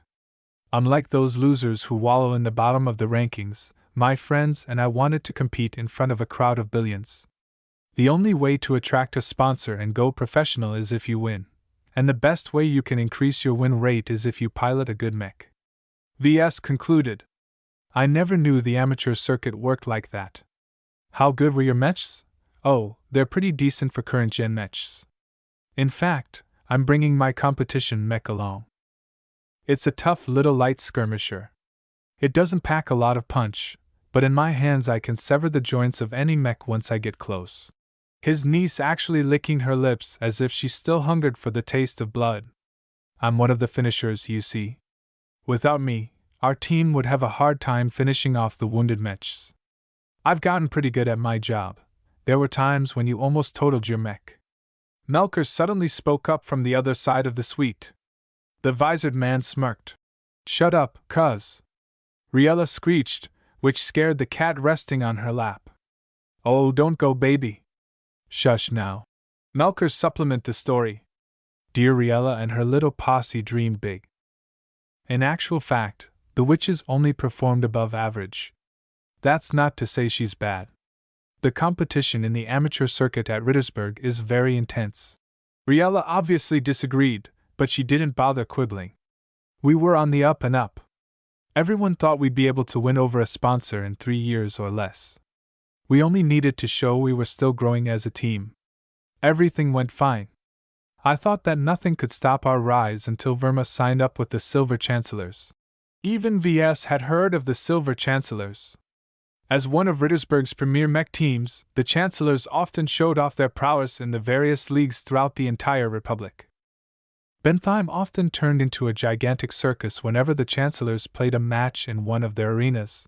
Did your team fall apart once your prodigy pilot left? He asked with a puzzled expression. Even though you're amateurs, you shouldn't be too far behind, right? Melker suddenly laughed. Riella never got the chance to prove she could make it without Verma. You see, she only found out about Verma's transfer after finishing their final match of the season. Our fiery little cousin got so worked up about it that she decided that she threw a fist into Verma's face. The arena even broadcasted it live. The former mech athlete adopted a sour face. If I knew they'd tumble me out, I should have added in some kicks. That two-faced bitch could have never made it big without us. Obviously, Riella hadn't gotten over her forced retirement from the Mech Games. VS couldn't do much to placate her anger. He could only hope that time could heal her wounds. After all, if he wanted to employ her as a guard, she better set her priorities straight. There was more to life than the Mech Games. Perhaps a real-life conflict might be able to kick her out of her slump. VS didn't lack for enemies, after all. Chapter 146 Name. While VS got to know Riella better, Melker remained an enigma. Even though he suspected that Riella knew his story, his niece stubbornly shut her mouth when VS sent out a probe. Melker's story is his own to tell. I don't want to get on his bad side, Riella explained as she shuddered in an exaggerated fashion. Watch out for the quiet ones. Throughout the entire trip, VS only gathered a couple of clues that shed a bit of light on Melker. First, he hadn't shed the habit of comporting himself as a military officer at the start. He slowly stopped moving around in a rigid fashion when he drew too many eyes. A guard should not attract too much attention, after all. Second, Melker never withdrew his visor. VS almost swore his older cousin even showered and slept with the visor on. Its large but sleek appearance signified its incredible origins. VS hadn't even seen such a high-end gadget in the Bright Republic. He wondered what Melker saw when he constantly donned the visor. Was he constantly looking for threats? Or was he secretly browsing the galactic net like a comm junkie? In any case, Melker never appeared to be too distracted, so VS didn't call him out. Besides his eccentricities, Melker always followed his instructions. In contrast, every time he spoke to Riella, she always acted confrontational. VS had to tread lightly around her in order to avoid setting her off. She still harbored revenge fantasies against Verma, and wasn't afraid to be vocal about it whenever the Silver Chancellors played a match. I don't mean to pry, but maybe you should stop watching the Mech Games, VS suggested one day. The Greenwind already passed the halfway mark into her journey to Bentheim. It's not like you can salvage your career. Predictably, Riella growled at him and left the suite. VS imagined she intended to vent her frustration in one of the Greenwind's simulator pods. He knew he hadn't been gentle, but she truly needed a dose of reality. The sporting leagues loved their controversies, but Riella had taken it too far. The sooner she got over this bump in her life, the sooner she could get her head back into the real game. VS imagined she could be of great use to him once he earned her loyalty. On my own, I'm nothing, VS admitted to himself. Besides Lucky, he was completely at the mercy to anyone who pointed a gun at him. Even if his feline companion could shred through a squad of infantry, Lucky had no way to threaten a mech. Only mechs could guard against mechs. One of the reasons why VS assented to selling a 25% stake was because he wanted to co-opt some trustworthy mech pilots. Of all the possible people he could entrust his safety, he could never go wrong with family. For all the frequent internal squabbling, the Larkinsons never resorted to the kind of backstabbing Verma had pulled off on Riella and her friends. Even though he questioned Riella and Melker's reliability, it didn't change the fact that they shared the same surname. VS could not imagine in a million years that someone could subvert his own family against him. Against the shadowy influences arrayed against them, trustworthy guards were worth their weight in exotics. When the Greenwind finally arrived at Bentheim, VS departed from the ship along with his two companions. The space station's loaders also brought out their personal mechs and temporarily stowed them away. This time, VS wanted to conduct some business, so he took a shuttle and descended to the surface. He reached the upscale business district where his mech broker holed up in her lair. After leaving his escort in the office building's foyer, VS took the elevator to the top floor where Marcella awaited his arrival. "Good to see you again, VS!" The hefty woman greeted him with a smile. She offered him a glass of liquor. "Want a drink? No thanks, I'm here for business," he replied while seating himself across her desk. "I've got a couple of matters to talk about." She passed him a handful of electronic documents that displayed various bits of performance data. None of his customers employed the Mark Antony Mark IIs in an actual battle as of yet, but the results from the various live-fire training exercises spoke for themselves. "That's some pretty decent performance," VS contently noted. The mercs who bought his products possessed enough skill to make the most out of its capabilities. "What's their feedback? Their technicians are having a hard time maintaining the internals. But they're making do. Overall, I haven't received any significant complaints. Your buyers are pretty satisfied so far. The lack of malfunctions bode well for the Mark II's future. I'll be busy with the project, so I won't be able to fabricate any mechs for the time being. I plan to hand over the production of silver label mechs to a fabricator I've trained. While he's not as good as me, he should be able to pass certification, if only barely." Marcella looked a little skeptical. "I've always heard the Caesar Augustus and its variants are plagued by constant setbacks during the fabrication process. Are you sure you're ready? My fabricator spent months to master my design. I'm pretty confident he's up to the task. Just to be sure, don't start swamping me with orders. That won't be a problem. We'll delay the public reveal of the Mark II for the time being. I can use these metrics along with the testimonies from your first batch of customers to drum up some sales." VS hammered out a tentative schedule with Marcella. He also allowed her to correspond with Carlos directly in order to handle these minor matters. So long as Marcella regularly provided his business with orders, he'd be able to earn a constant stream of revenue. "I take it you're not here to talk about the Mark II, right?" He nodded. "There's also the matter of my ship. How is the Barracuda holding up?" "She's safely stowed away along with the rest of my inventory. Your pretty Corvette is quite a sight, you know. Every time I bring in a customer to deliver their mechs, they always ask me if she's for sale." They both knew that VS would be a fool to sell such a remarkable spaceship. "Haha, they can dream. In any case, I'd like to repair and staff my ship. Are you going somewhere?" "Not for the moment, but you never know," he carefully replied. "There may be times where my services are required elsewhere. The ability to move anywhere I want is bound to be useful once I increase my fame." In fact, he'd been eyeing the missions offered by the Clifford Society for a while now. He never let go of his dream to design an original mech. In order to reach this milestone quickly, VS planned to amass a lot of merits in order to exchange for a set of quality production machines. As for the Larkinson family's seed money, VS already put the 500 million credits aside. When the time came to work on an original design, he intended to spend the money on acquiring the necessary component licenses. All of this haste was an effort to make himself more valuable once a war broke out. The Mech Corps treated their called-up mech designers differently according to their achievements. Those who dwelled at the bottom like Carlos could expect to be regarded as disposable cannon fodder. They often assisted the short-handed and overworked mech technicians at major supply points. Mech designers who possessed practical experience in designing and selling mechs were often assigned as mid-level supervisors. Only designers who designed an original mech had the opportunity to employ their design talents. The Mech Corps always assigned such valuable minds to one of their many design teams. Marcella already made the necessary arrangements to repair the Barracuda. He quickly transferred 22 million credits to cover the greedy shipyard's costs and hire some spacers to crew his ship. "You'll need a captain, pilot, engineer, and at least 1 or 2 ratings to properly crew your ship. You can't get by with less unless you intend to run your billion credits ship to the ground. We'll go by your arrangements since you know better than me. Just make sure you're not hiring a bunch of pirates in disguise. Trustworthy spacers are hard to find.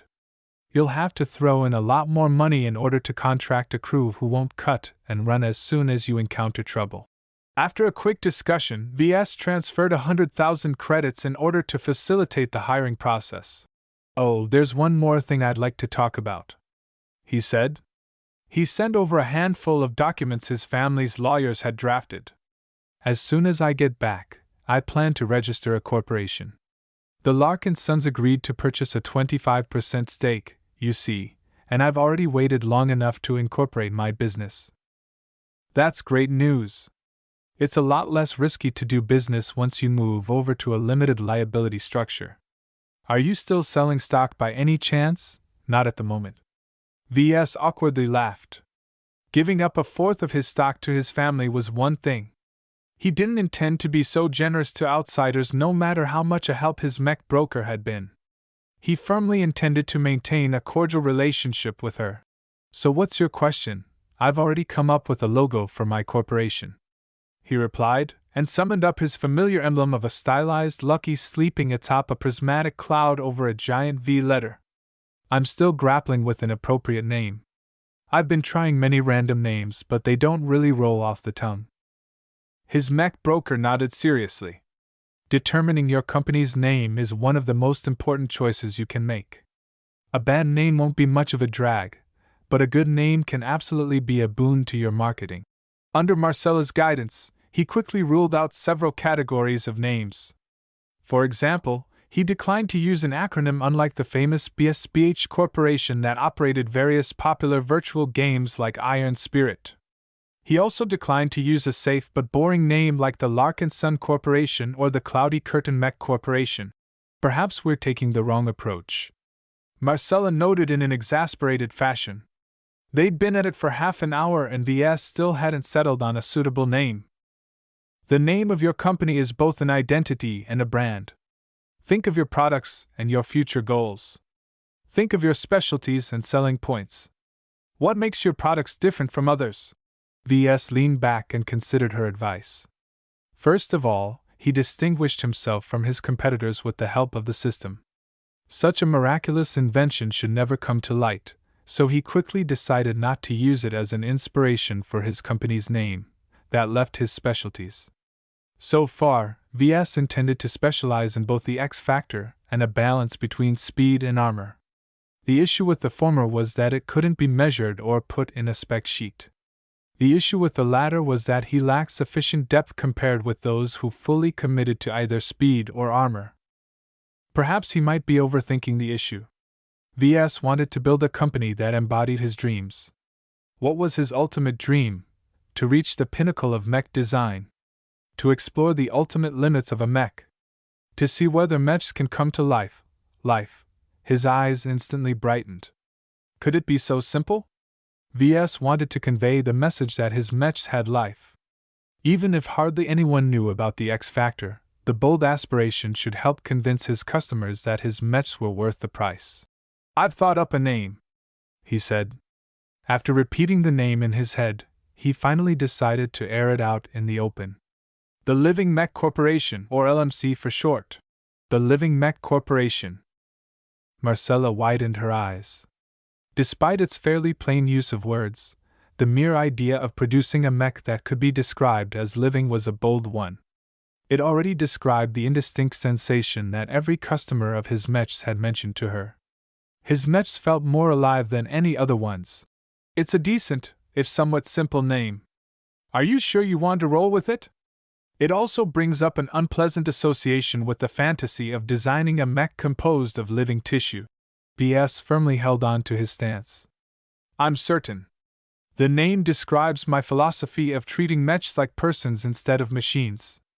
I don't want my customers to associate my products with commodities to be discarded at will. Every mech is a life to be treasured. Chapter 147 Dieter, Ves wanted to leave his mark in the Age of Mechs. The Living Mech Corporation encapsulated both his selling points and his aspirations. The name might sound a little bland, but its open-ended meaning left a lot of room for interpretation. More importantly, the name also matched his nascent design philosophy. No matter how many mech designers had already touched upon the secret of the X factor, Ves definitely wished to forge his own path. After finishing his discussion with Marcella, he left her office and returned to the foyer. Lucky played with a potted plant. Riella and Melker stood at the side, admiring the promotional footage projected at the sides. They all showed several designs in action. VS even saw archival footage of the Mark I in action. "Is that your mech?" Riella curiously asked. He nodded with pride. "It's my very first sale, in fact. I designed the variant and fabricated it completely on my own. No one else lent a hand to me during the entire process. Recently, I even updated its design. The Mark II is a comprehensive improvement over its predecessor." His cousins looked suitably impressed. It turned out they hadn't heard about VS and his accomplishments before. Riella dedicated her entire life to the mech games while Melker presumably served in some kind of military unit. Only now, they realized what kind of a big shot VS had become. The ability to design and build your own mech impressed the two mech pilots. To them, the entire process sounded like sorcery. VS felt as if he was a wizard showing off a fireball in front of a crowd of knights. Though the latter could easily snap the former's body in two, the impressive display held them back. The wizard's magic had exceeded their limited comprehension. For the first time since they joined his company, the two regarded him with respect. Riella always wore her emotions on her sleeve, so her mood shifted the most. As for Melker, he must have already been acquainted with VS from reading a report. The visor blocking half his face also hindered anyone from determining his attitude. With the help of his enhanced perception and intelligence, VS nonetheless picked up some hopeful signs. "Let's return to the spaceport now. We have a flight to catch." "Ah, do we have to?" Riella suddenly begged. "This place is a lot livelier than I thought. I want to visit all the mech boutiques and see the local mech athletes in action." Though VS originally planned to depart in a few hours, Riella convinced him to take them for a day out. Perhaps it hadn't been fair for the family to force them to accompany VS. For privileged city folk like them, a rural planet like Cloudy Curtain must be a boring place to them.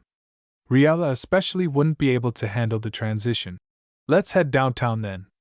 The classiest mech boutiques and chain stores can all be found there." VS hailed an air car and the three of them boarded the vehicle. After inputting the address, the vehicle ascended into the air and joined the orderly traffic. VS sat in the front holding Lucky while Riella and Melker sat in the back discussing the merits of Benthime's local teams. Riella favored the Velvet Fists, which was Durham's flagship team. They often clashed head-on against the Silver Chancellors and acquitted themselves well. The Velvet Fists distinguished themselves by their flamboyant female leader. As for Melker, he respected an up-and-coming team called the Grease Monkeys. Based in the heavily industrialized city of Haston, the community-funded team enjoyed a lot of local support. Somehow, they signed on a couple of talented locals and have been making their mark over the years. "I don't care much about the local teams," VS replied when Riella asked him who he supported. "Bentheim isn't my home. I spent a lot more time on Rittersburg, actually. My real home is Cloudy Curtain. It's just too bad the planet isn't rich enough to fund a team. They simply didn't have the means. The farming consortiums own the majority of the planet's wealth. Considering their roots, the last thing they wanted to do was to foster more mechs."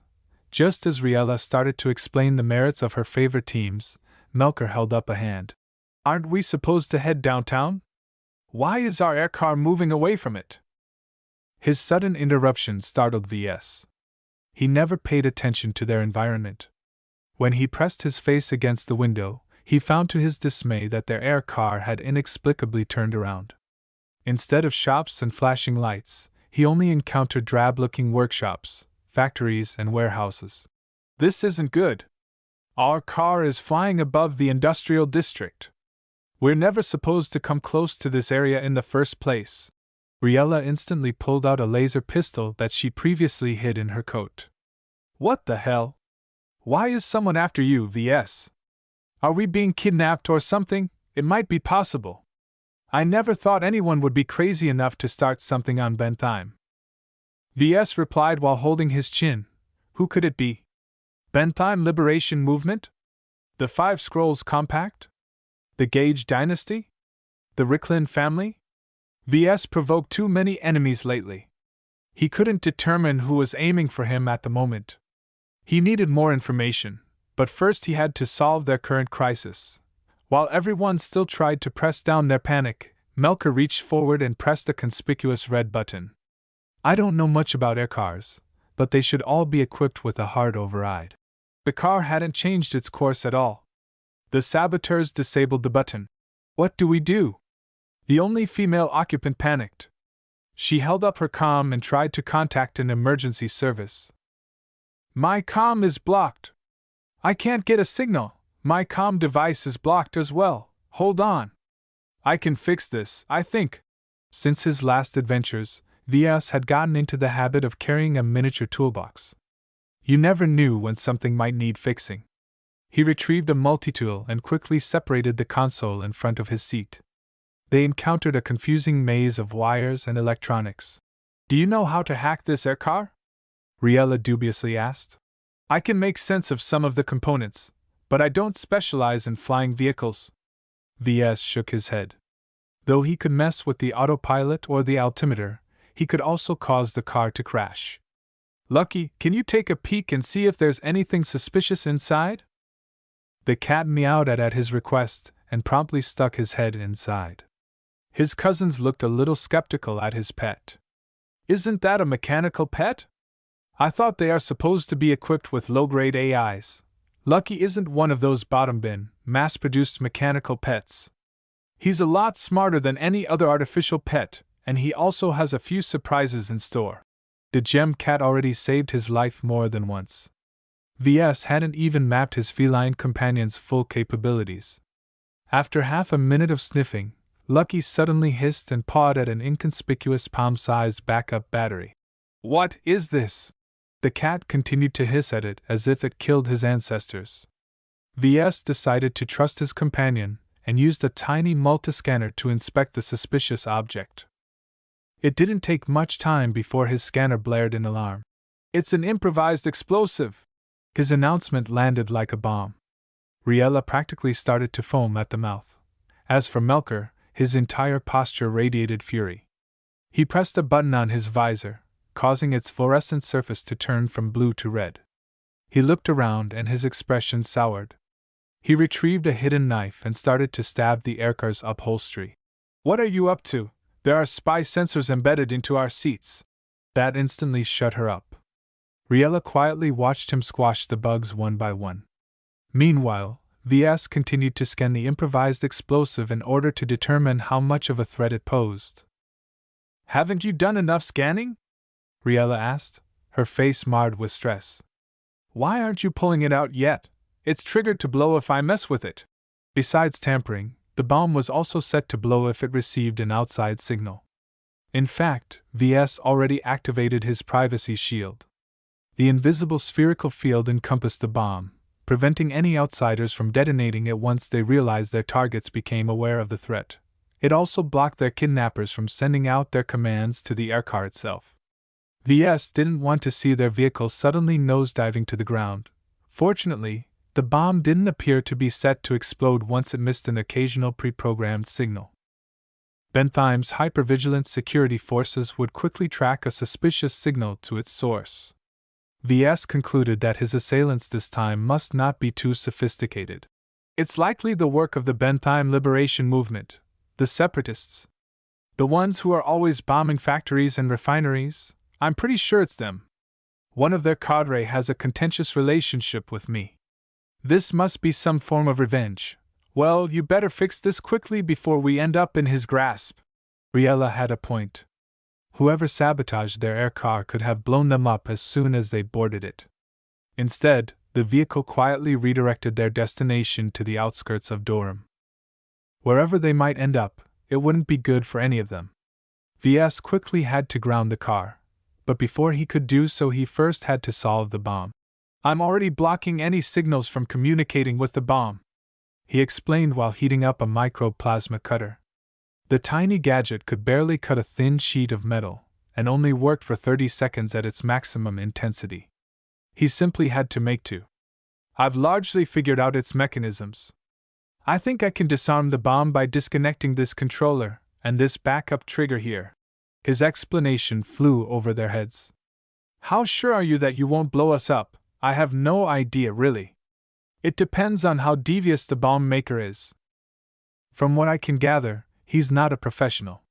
The bomb's construction actually gives me the feeling he's a washed-out mech designer. Such a figure must have studied mech design in the hopes of designing his own mechs, just like Ves. When he finally graduated, he must have found out that a novice mech designer was worth nothing and that the mech industry had no room for him. Such a bitter and frustrated mech designer must be easy pickings for the BLM. While everyone held their breath, Ves quickly cut through the plating and separated the two essential components. His hand moved with precision as he deftly removed his targets within the 30-second time limit. His micro cutter sputtered out once it expended its charge. No one moved for a few seconds. Once they realized the bomb hadn't gotten off, everyone sighed. "Let's throw it out." Ves nodded in agreement. He used several tools to cut its external cables and separate it from its mounting. After pulling it out, he looked at the aircar's window. "Lucky, can you open up a hole?" The cat sprung his energy claws and ruthlessly attacked a window. The claws neatly parted an oval-shaped hole in the car. The vehicle's continued high-speed flight caused the interior to be engulfed in wind and noise. Ves finally threw out the package, which quickly dropped onto the roof of a warehouse. With the state of Benthime's alertness, I bet the drop has already triggered an alert. Melker reasoned. As soon as they take a closer look, they'll know it's a bomb. Help might be on the way, but the security services still needed some time to catch up with the car. By the time they finally tracked it down, the Larkinsons might already be dead, or worse. Enough talk. Ves, please put us on the ground. Ves had already started doing so once he threw away the bomb. Lucky hadn't detected any other threats, so Ves went to work with forcing the car to descend. After a minute of rummaging, he found the emergency override. While the rebels might have tampered with its programming, any standard air car had to include a functional mechanical override. Such a device should continue to function even if the car had been subjected to jamming, hacking, or an electrical overload. Even the saboteur couldn't do anything about the simple mechanism. The omnipresent sensors around Benthime constantly scanned each car to see if it still worked. Without further ado, Ves pulled a lever. The aircar blared an alarm and blinkered its lights before diving down to the streets. "Get ready for trouble!" Melker shouted over the howling wind. Both mech pilots readied their pistols and nodded at each other. "As soon as we touch down, we'll try to flee to the nearest shelter and try to hold up until the security forces arrive." No one knew if anyone awaited them on the ground, but the Larkinsons never backed down from a fight. Chapter 148 Cold Wind. The three young Larkinsons disgorged from their forcibly landed aircar in a run. They approached the entrance of what appeared to be a junkyard. A single security officer along with a host of rickety security bots held them up at the entrance. "Stop! No entry allowed! Let us in! It's an emergency!" Ves retorted as he banged his fist against the gates. "The BLM is after us right now!" The portly security guard appeared puzzled.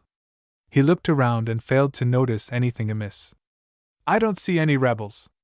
Are you sure you've got your heads on straight?" Just as Ves wanted to respond, everyone flattened themselves when a huge explosion threw them off their feet. His anti-grav clothing instantly righted his body in place. But his cousins had to roll on the ground before they came to a stop. Everyone gawked at the gigantic plume of smoke a few blocks away. "We're under attack!" The guard panicked and quickly slammed his fist against a button. The entire junkyard started to go into lockdown as metal shutters rolled down windows and all of the fences became electrified. "At least let us in before you hole up in your little corner. It's no use," Melker said and pulled Riella back before she could bang her fist against the metal shutters. "Look around you. Everyone's running scared." All of the air trucks and shuttles zipped away, even those who were still in the progress of loading their goods. Some of them even dropped their cargo as their hatches hadn't closed in time. Along with the retreat of every vehicle, every factory and warehouse started to put up their barricades. In an unsafe environment like the industrial district, which was plagued with criminals and other unsavory characters, such an exaggerated level of security was a basic requirement. Even as the air grew a little hotter due to the nearby flames, no one looked out for others. As the Larkinsons tried to find some shelter at the warehouses and workshops next door, they were only met with stony silence.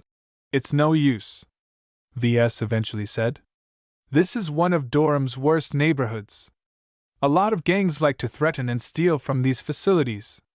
You won't be able to find a good Samaritan in this part of town."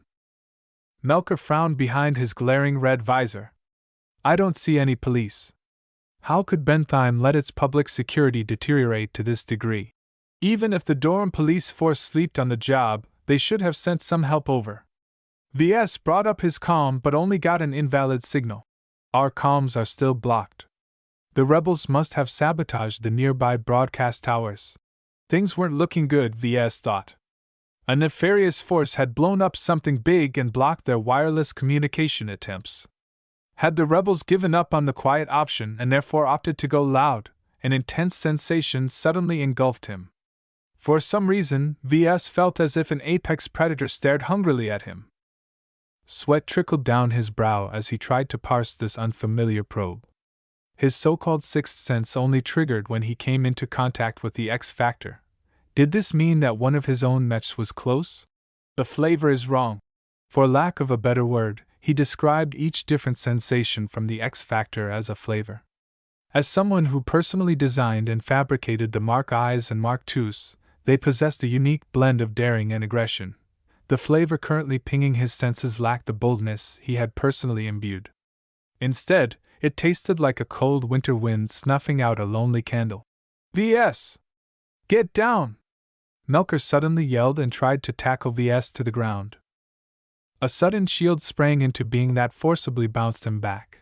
Distracted by his attempt to parse his sixth sense, his entire vision suddenly bloomed as a solid projectile suddenly crashed against his shield. Master Olsen's gift prevented the incredible amount of kinetic energy from affecting his fragile body. "That's a railgun!"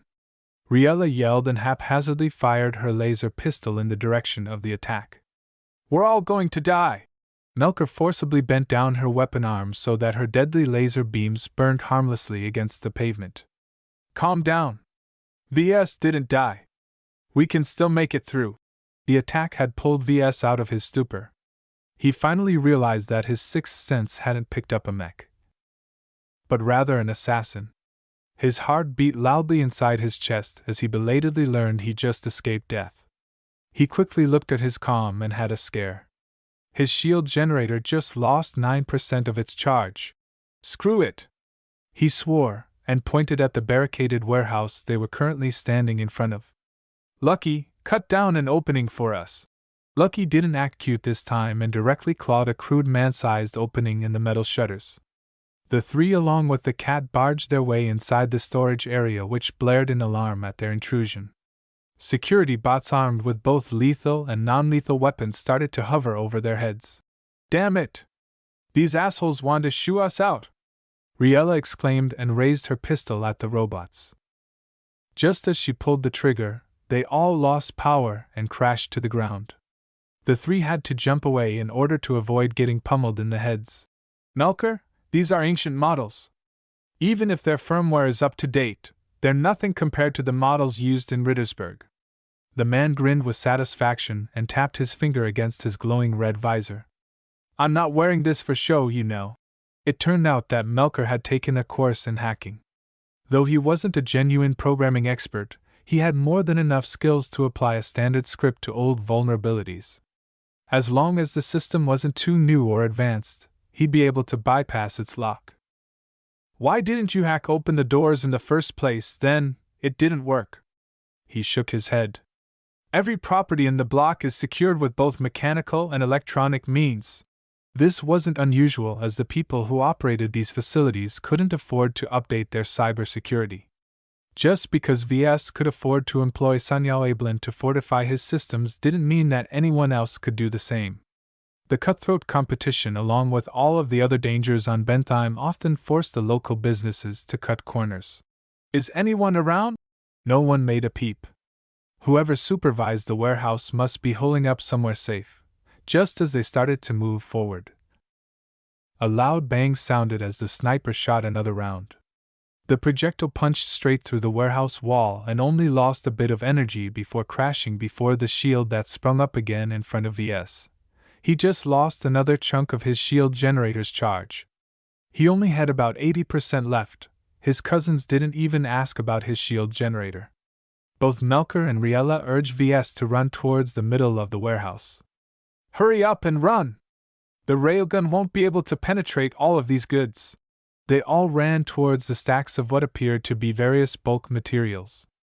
Ves recognized that most of them were often used in producing mechs, such as titanium and a number of composites.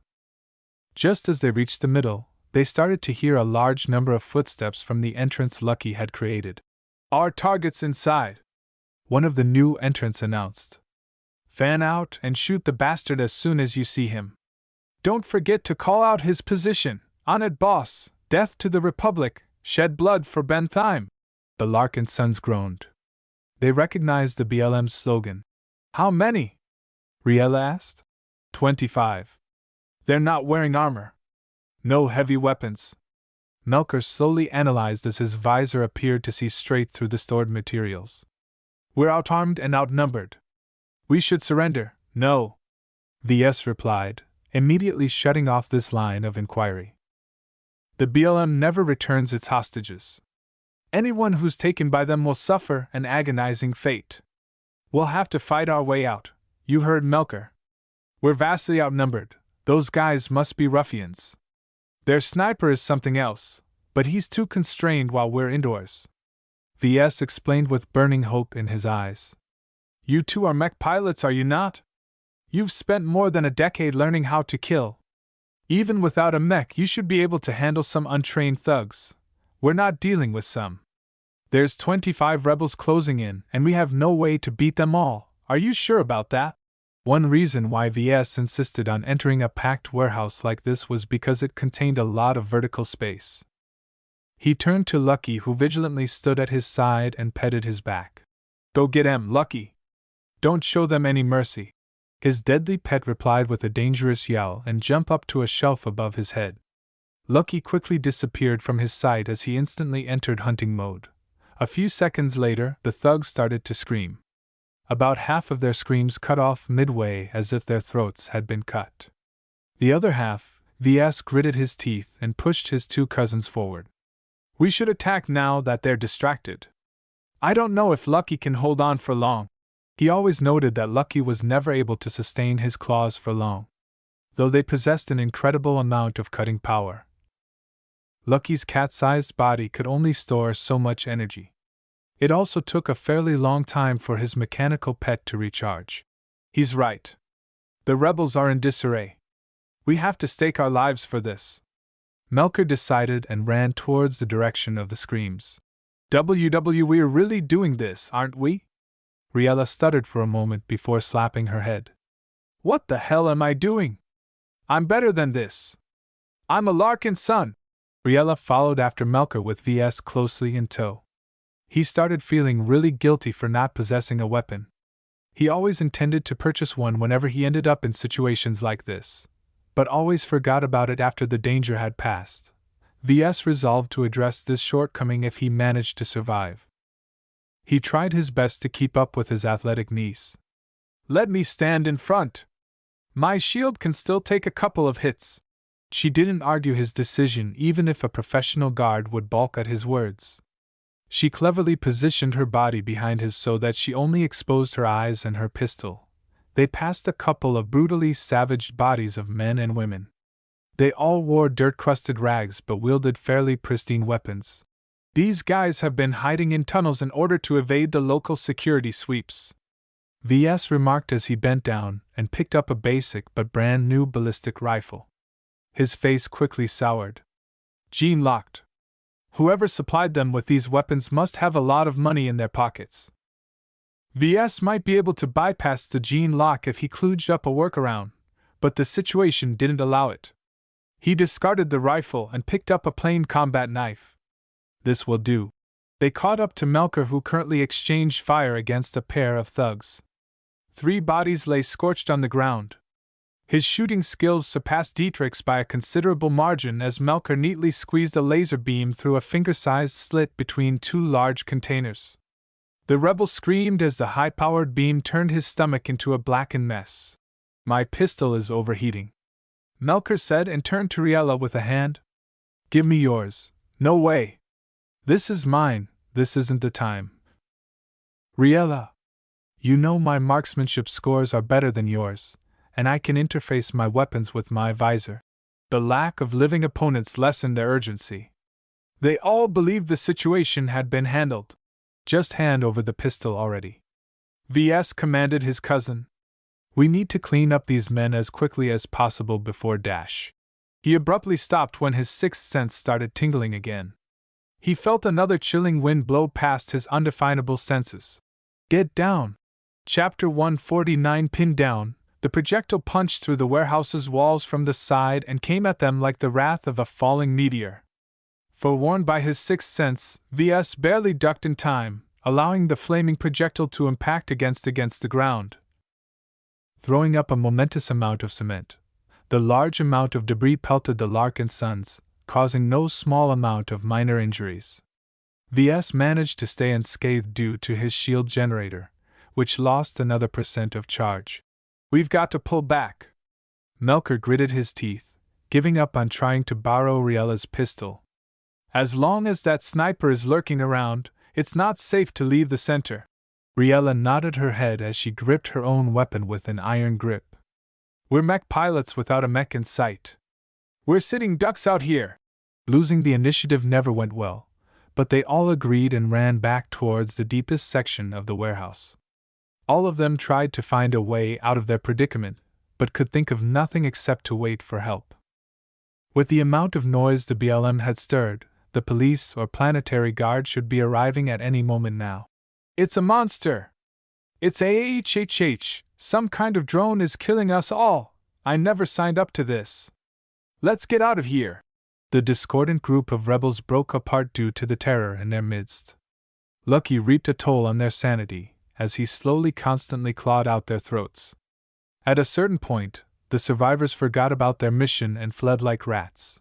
Riella looked at VS as if he had done the killing himself. "Did you upgrade your cat or something? My father gave him to me as a gift," VS replied, bringing up his standard excuse whenever someone asked about Lucky's peculiarities. "He's a product of the new Robarth Empire. Everything that came from a first-rate superstate might as well be magic." The yokels out in the galactic rim had no cognition of the level of technology employed by most powerful human states. VS found it to be a convenient prop whenever he had to misdirect the origin of his system's rewards. "Are you sure you're comfortable with keeping a mechanical pet by your side? They're getting out of vogue because they're prone to hacking. I trust Lucky," VS replied emphatically. In fact, he trusted in the system. "He's a unique pet who's hiding quite a few surprises. I don't believe anyone from the Star Sector can compromise his programming." Moments later, the star of the show appeared in their midst. The tired-looking cat had dropped down from above and meowed with less enthusiasm than before. This time, VS felt an ache in his heart when he saw that Lucky hadn't come out of fight unscathed. His left side had been scorched by a passing laser beam that blackened his shimmering bronze surface. "Lucky!" VS called out and picked up his companion. "Are you okay?" He tried to interpret his cat's attempts to answer his question. Lucky appeared to have a lot of energy to spare due to the opposition's lack of armor. A simple swipe of his energy claws at their lowest power setting easily took care of the untrained rabble. Instead, the heat damage partially crippled Lucky's capabilities. A significant part of his flexible shell had fused together into slag. The laser also transferred a lot of heat into Lucky's internals. Over time, his gem cat could recover from the damage by eating special minerals and letting his advanced self-repair do all of the work. Unfortunately, time was in short supply today. "So we can't rely on your pet anymore, seems so. We're on our own." The news disheartened the Larkinsons. Their best weapon had been taken out of what must have been a stray shot from a panicking rebel. After some crunching, Melker finally spoke up. "We're going to have to come up with another plan." The only thing I can't figure out is whether our opponents are committed to investing more assets. What do you mean by that, cousin? The only woman in their midst asked with a reluctant voice. From all the smoke and fire, the BLM must have blown up an entire refinery or something, which anyone can do as long as they are smart enough. Only a small cell of terrorists working together with some insiders are required. Think, Riella? How much does this operation cost in their perspective? Not much. Besides funding the weapons and explosives, the BLM mainly sacrificed their worthless footmen. The real pros who supplied the weapons along with the expertise to set up a facility to blow were long gone by now. Melker turned his ominous red visor to Ves. Are you certain it's just the BLM who's after us? I'm not doubting your judgment, because everything we've experienced so far matches up with your guess. Only the railgun specialist doesn't fit. His weapon is too sophisticated and his aim is spot on. You already died twice, you know. It hadn't really set in, but Ves knew he brushed past certain death. He mentally thanked his master for her very timely gift. I know what you're talking about. To be honest, I've provoked other enemies besides the BLM. All of them are incredibly wealthy. That's great, Riella sarcastically remarked. It might have been nice to tell us how many people you pissed off before we get shot at. Before the argument escalated, Melker held out his hand. Stop. More men are approaching. There are fewer steps, but they're heavier than the last wave. Is it the police? I don't know yet. I'm not familiar with Durham's fast response force. Everyone readied their weapons for another fight. If the newcomers came with ill intent, they'd fight tooth and nail to save their lives. Ves petted Lucky's head. Can you take a peek? Just tell us if it's friendly or not. The cat meowed softly before padding away with a much less slinkier gait. While Lucky scouted out the approaching group, Ves looked around the warehouse and tried to spot anything that might help in turning the tables. Sadly, the shelves only held low-value bulk materials that wouldn't be of much help. Ves found nothing remotely volatile or flammable, and he couldn't even find an industrial loader mech that normally carried heavy loads. With nothing at hand, Ves hesitated in bringing up his calm. He could still resort to the system if nothing else. With almost 10,000 DP in reserve, he could buy a gadget from the stingy store and hold on for a couple more minutes. Lucky quickly returned and yowled with panic. Melker also finished parsing his visor's readings. We're dealing with armored mercenaries or the like. We won't be able to overcome their armor with our pistols. Laser pistols worked extremely well against soft targets, but had difficulty penetrating past a solid layer of armor. As long as the armor was thick enough, it diffused the heat among its surrounding portions. This is ridiculous. Riella cursed and held her weapon ready. Where's our help? We've been under fire for over 10 minutes now. While Melker tried to form a plan, Ves turned his body and discreetly activated his comm while the BLM disabled communications. They couldn't do anything to his apps. He tapped the system's icon and entered its store.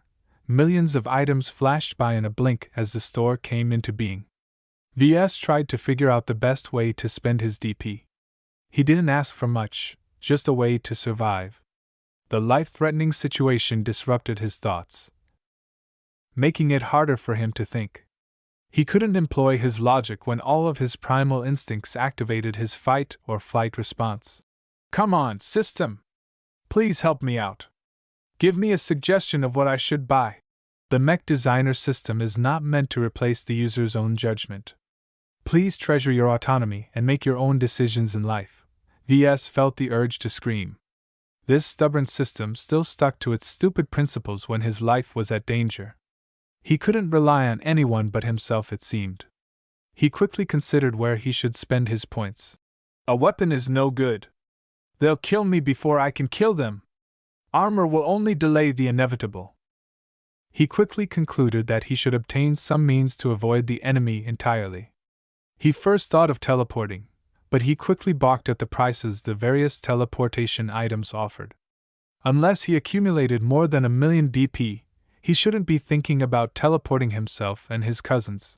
What about a way to hide? A permanent or durable way to hide still cost way too much, but the store offered several one-use alternatives. For example, he could spend 5.000 DP for a temporary augment of his privacy shield. Upgrade privacy shield level 1 one-time augment full stealth, price 5.000 DP, duration 10 minutes, temporarily upgrades a level 1 privacy shield to emit an overpowering field that disrupts any means of observation.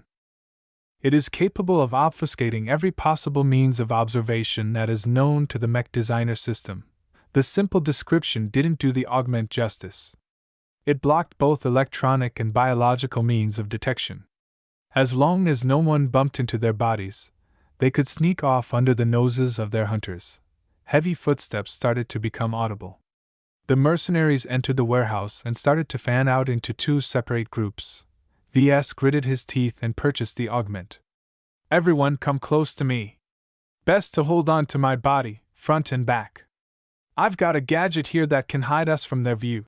His cousins didn't doubt his words, witnessing his shield generator. They knew he visited Limar and returned with a lot of high-tech gifts. Melker stood in front, while Riella pressed against his back. Lucky, on the other hand, jumped on his owner's shoulders. "How long will it last?" Melker asked in a whisper. "It's supposed to be no more than 10 minutes. Both of his cousins were taken aback. Full stealth for an entire hour? Such a powerful piece of technology shouldn't even be available in this backwater star sector. Ves didn't try to convince them any further and activated both his privacy shield and his newly purchased augment. He felt sick at the thought of bidding farewell to 5.000 DP. He could have upgraded a lot of skills with those precious points. At least he saved them up beforehand. If he had already splurged his entire savings beforehand, he wouldn't be able to avoid the approaching killers. Melker and Riella both tried to say something, but the privacy shield dampened every sound. They could still see each other, but those outside the bubble would see nothing but empty space. Seeing that they couldn't talk, Melker tugged Ves into moving away from their current hideout. They had started moving just in time, as 10 seconds later a grenade landed where they had just been standing. The strange metal cylinder exploded in a white-hot glow of plasma that instantly scorched the fleeing Larkinsons with a flash of excruciating heat. It was a good thing the privacy shield dampened all of their sounds, because everyone except Ves released a cry. Riella had it worst as she stood behind Ves. Her skin started to well up in red as they desperately fled the scene before the mercs decided to throw some more grenades. In their frantic flight, they almost managed to collide with a squad of professional-looking mercenaries. They quickly pushed to the side and let the menacing squad trudge forward with their deadly rifles aimed at various angles. Even as they stood mere meters away, the Larkinsons hadn't been spotted by the mercs. Ves released a breath. The system hadn't swindled him. The one-time augment worked like a charm. With little more than 8 minutes left to go, they quickly resumed their awkward run. No one knew how long they had to hold out, but anywhere was better than here. Chapter 150 Man Against Machine. Using the souped-up privacy shield, they exited the warehouse through the hole Lucky had cut at the beginning. They left the heavily armed mercs behind as they spread out and tried to track their targets down. From their cussing and swearing, they hadn't expected Ves and his cousins to disappear in thin air. During their clumsy flight to somewhere safe, Ves felt a chilling wind brush past his sixth sense. Every time, the feeling went away, but it still frightened him to no end. Could the sniper use his own senses to suss their bodies? The wind suddenly spiked. The streets suddenly boomed as a railgun projectile rocketed towards their previous location. The entire pavement cratered as the solid slug delivered an incredible amount of kinetic energy. Anyone hit by it directly would have no chance of survival. The Larkinsons quickly dashed away. Ves remembered the description of the stealth augment. Its open-ended description didn't explicitly say that the temporary upgrade could block someone's metaphysical senses. Ves always suspected the reason why the system steered him into studying the X factor was because it didn't have much of a clue how it worked as well.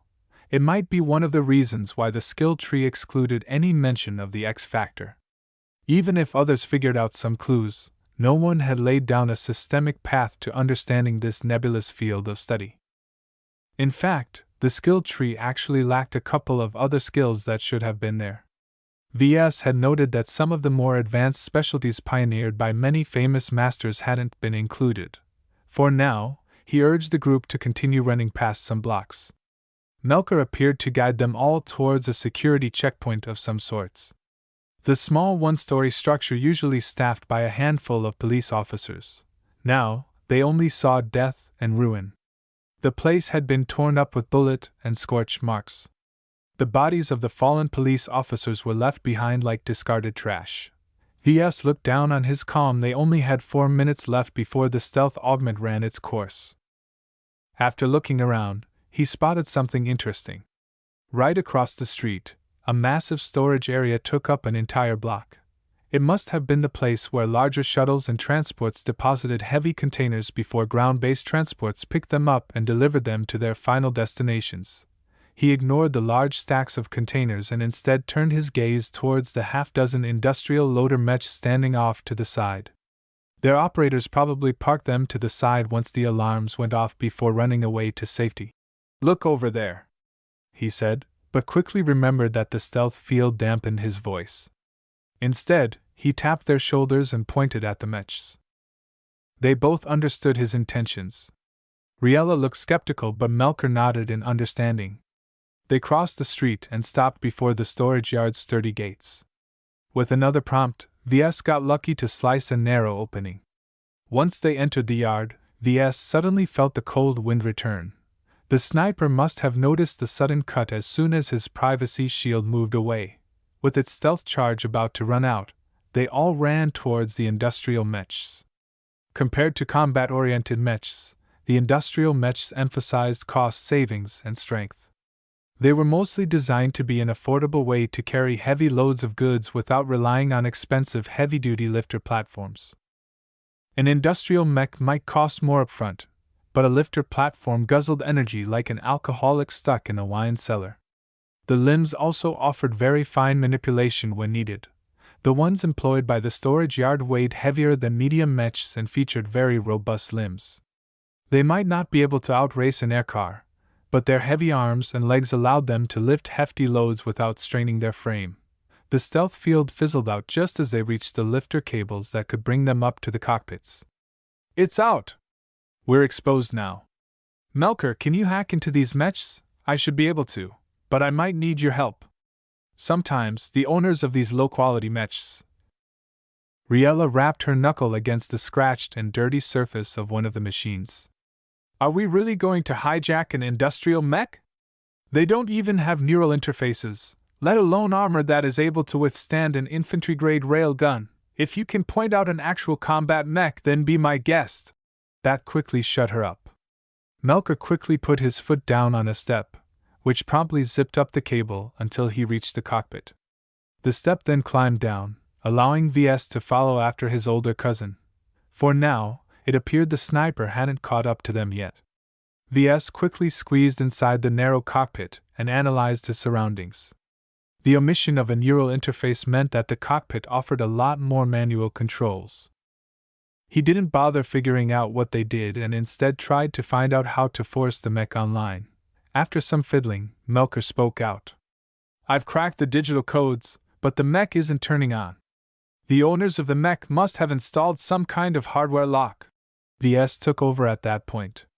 He swept the consoles until he found a plain mechanical lock underneath the main screen. Using an old-fashioned lock and key was a fairly easy way to secure an industrial mech. It prevented them from being taken for a joyride at the very least. Even a mech technician could install something as simple as this setup. He forced open the lock in 30 seconds. Such a simple mechanism didn't faze him in the slightest.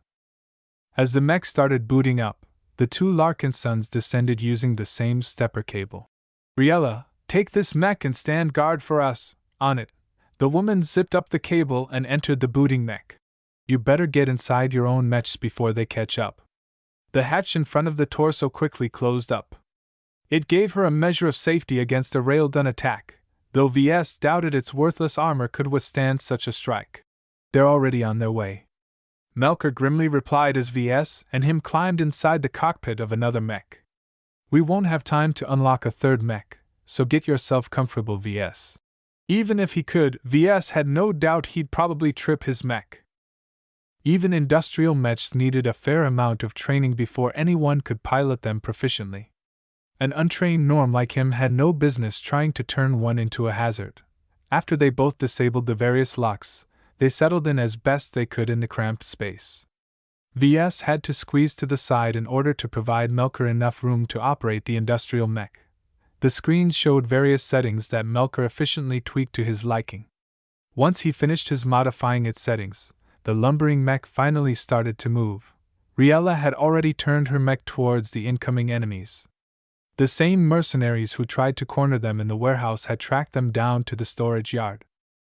A large number of hard-faced thugs armed with rifles and pistols followed after the heavily armed mercs. "Look at that mech! It's moving! They're inside! Shoot the rust buckets!" While the mercs slinked off to the sides, the thugs simply dove to the nearest cover and started to shoot their guns at the industrial mechs. Most of their weapons simply plinked or seared the surface of their mechs. VS gripped arm handle of the cockpit seat. The amount of weapons arrayed against them could chew up an entire crowd of people. Yet nothing happened other than scratching their mech.